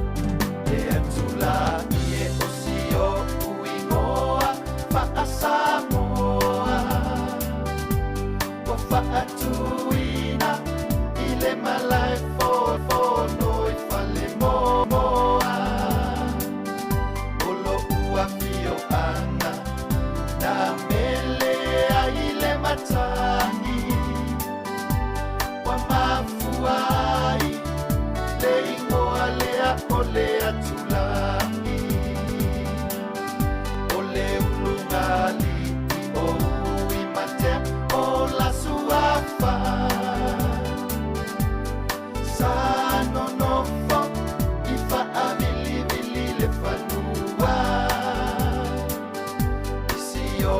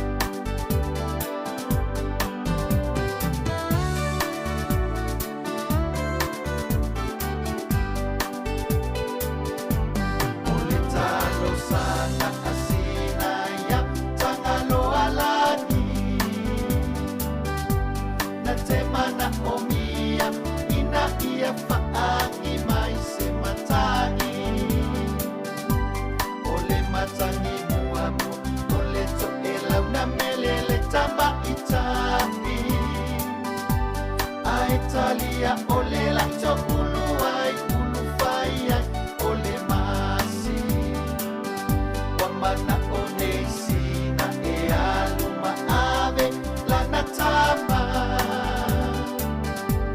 ifale alupo ile ainga polo natama o inana mawai de alaua lefanua Maleala ifanga tapa ua mapele osina usulo atu ifiti iasina tapu itea tamaya na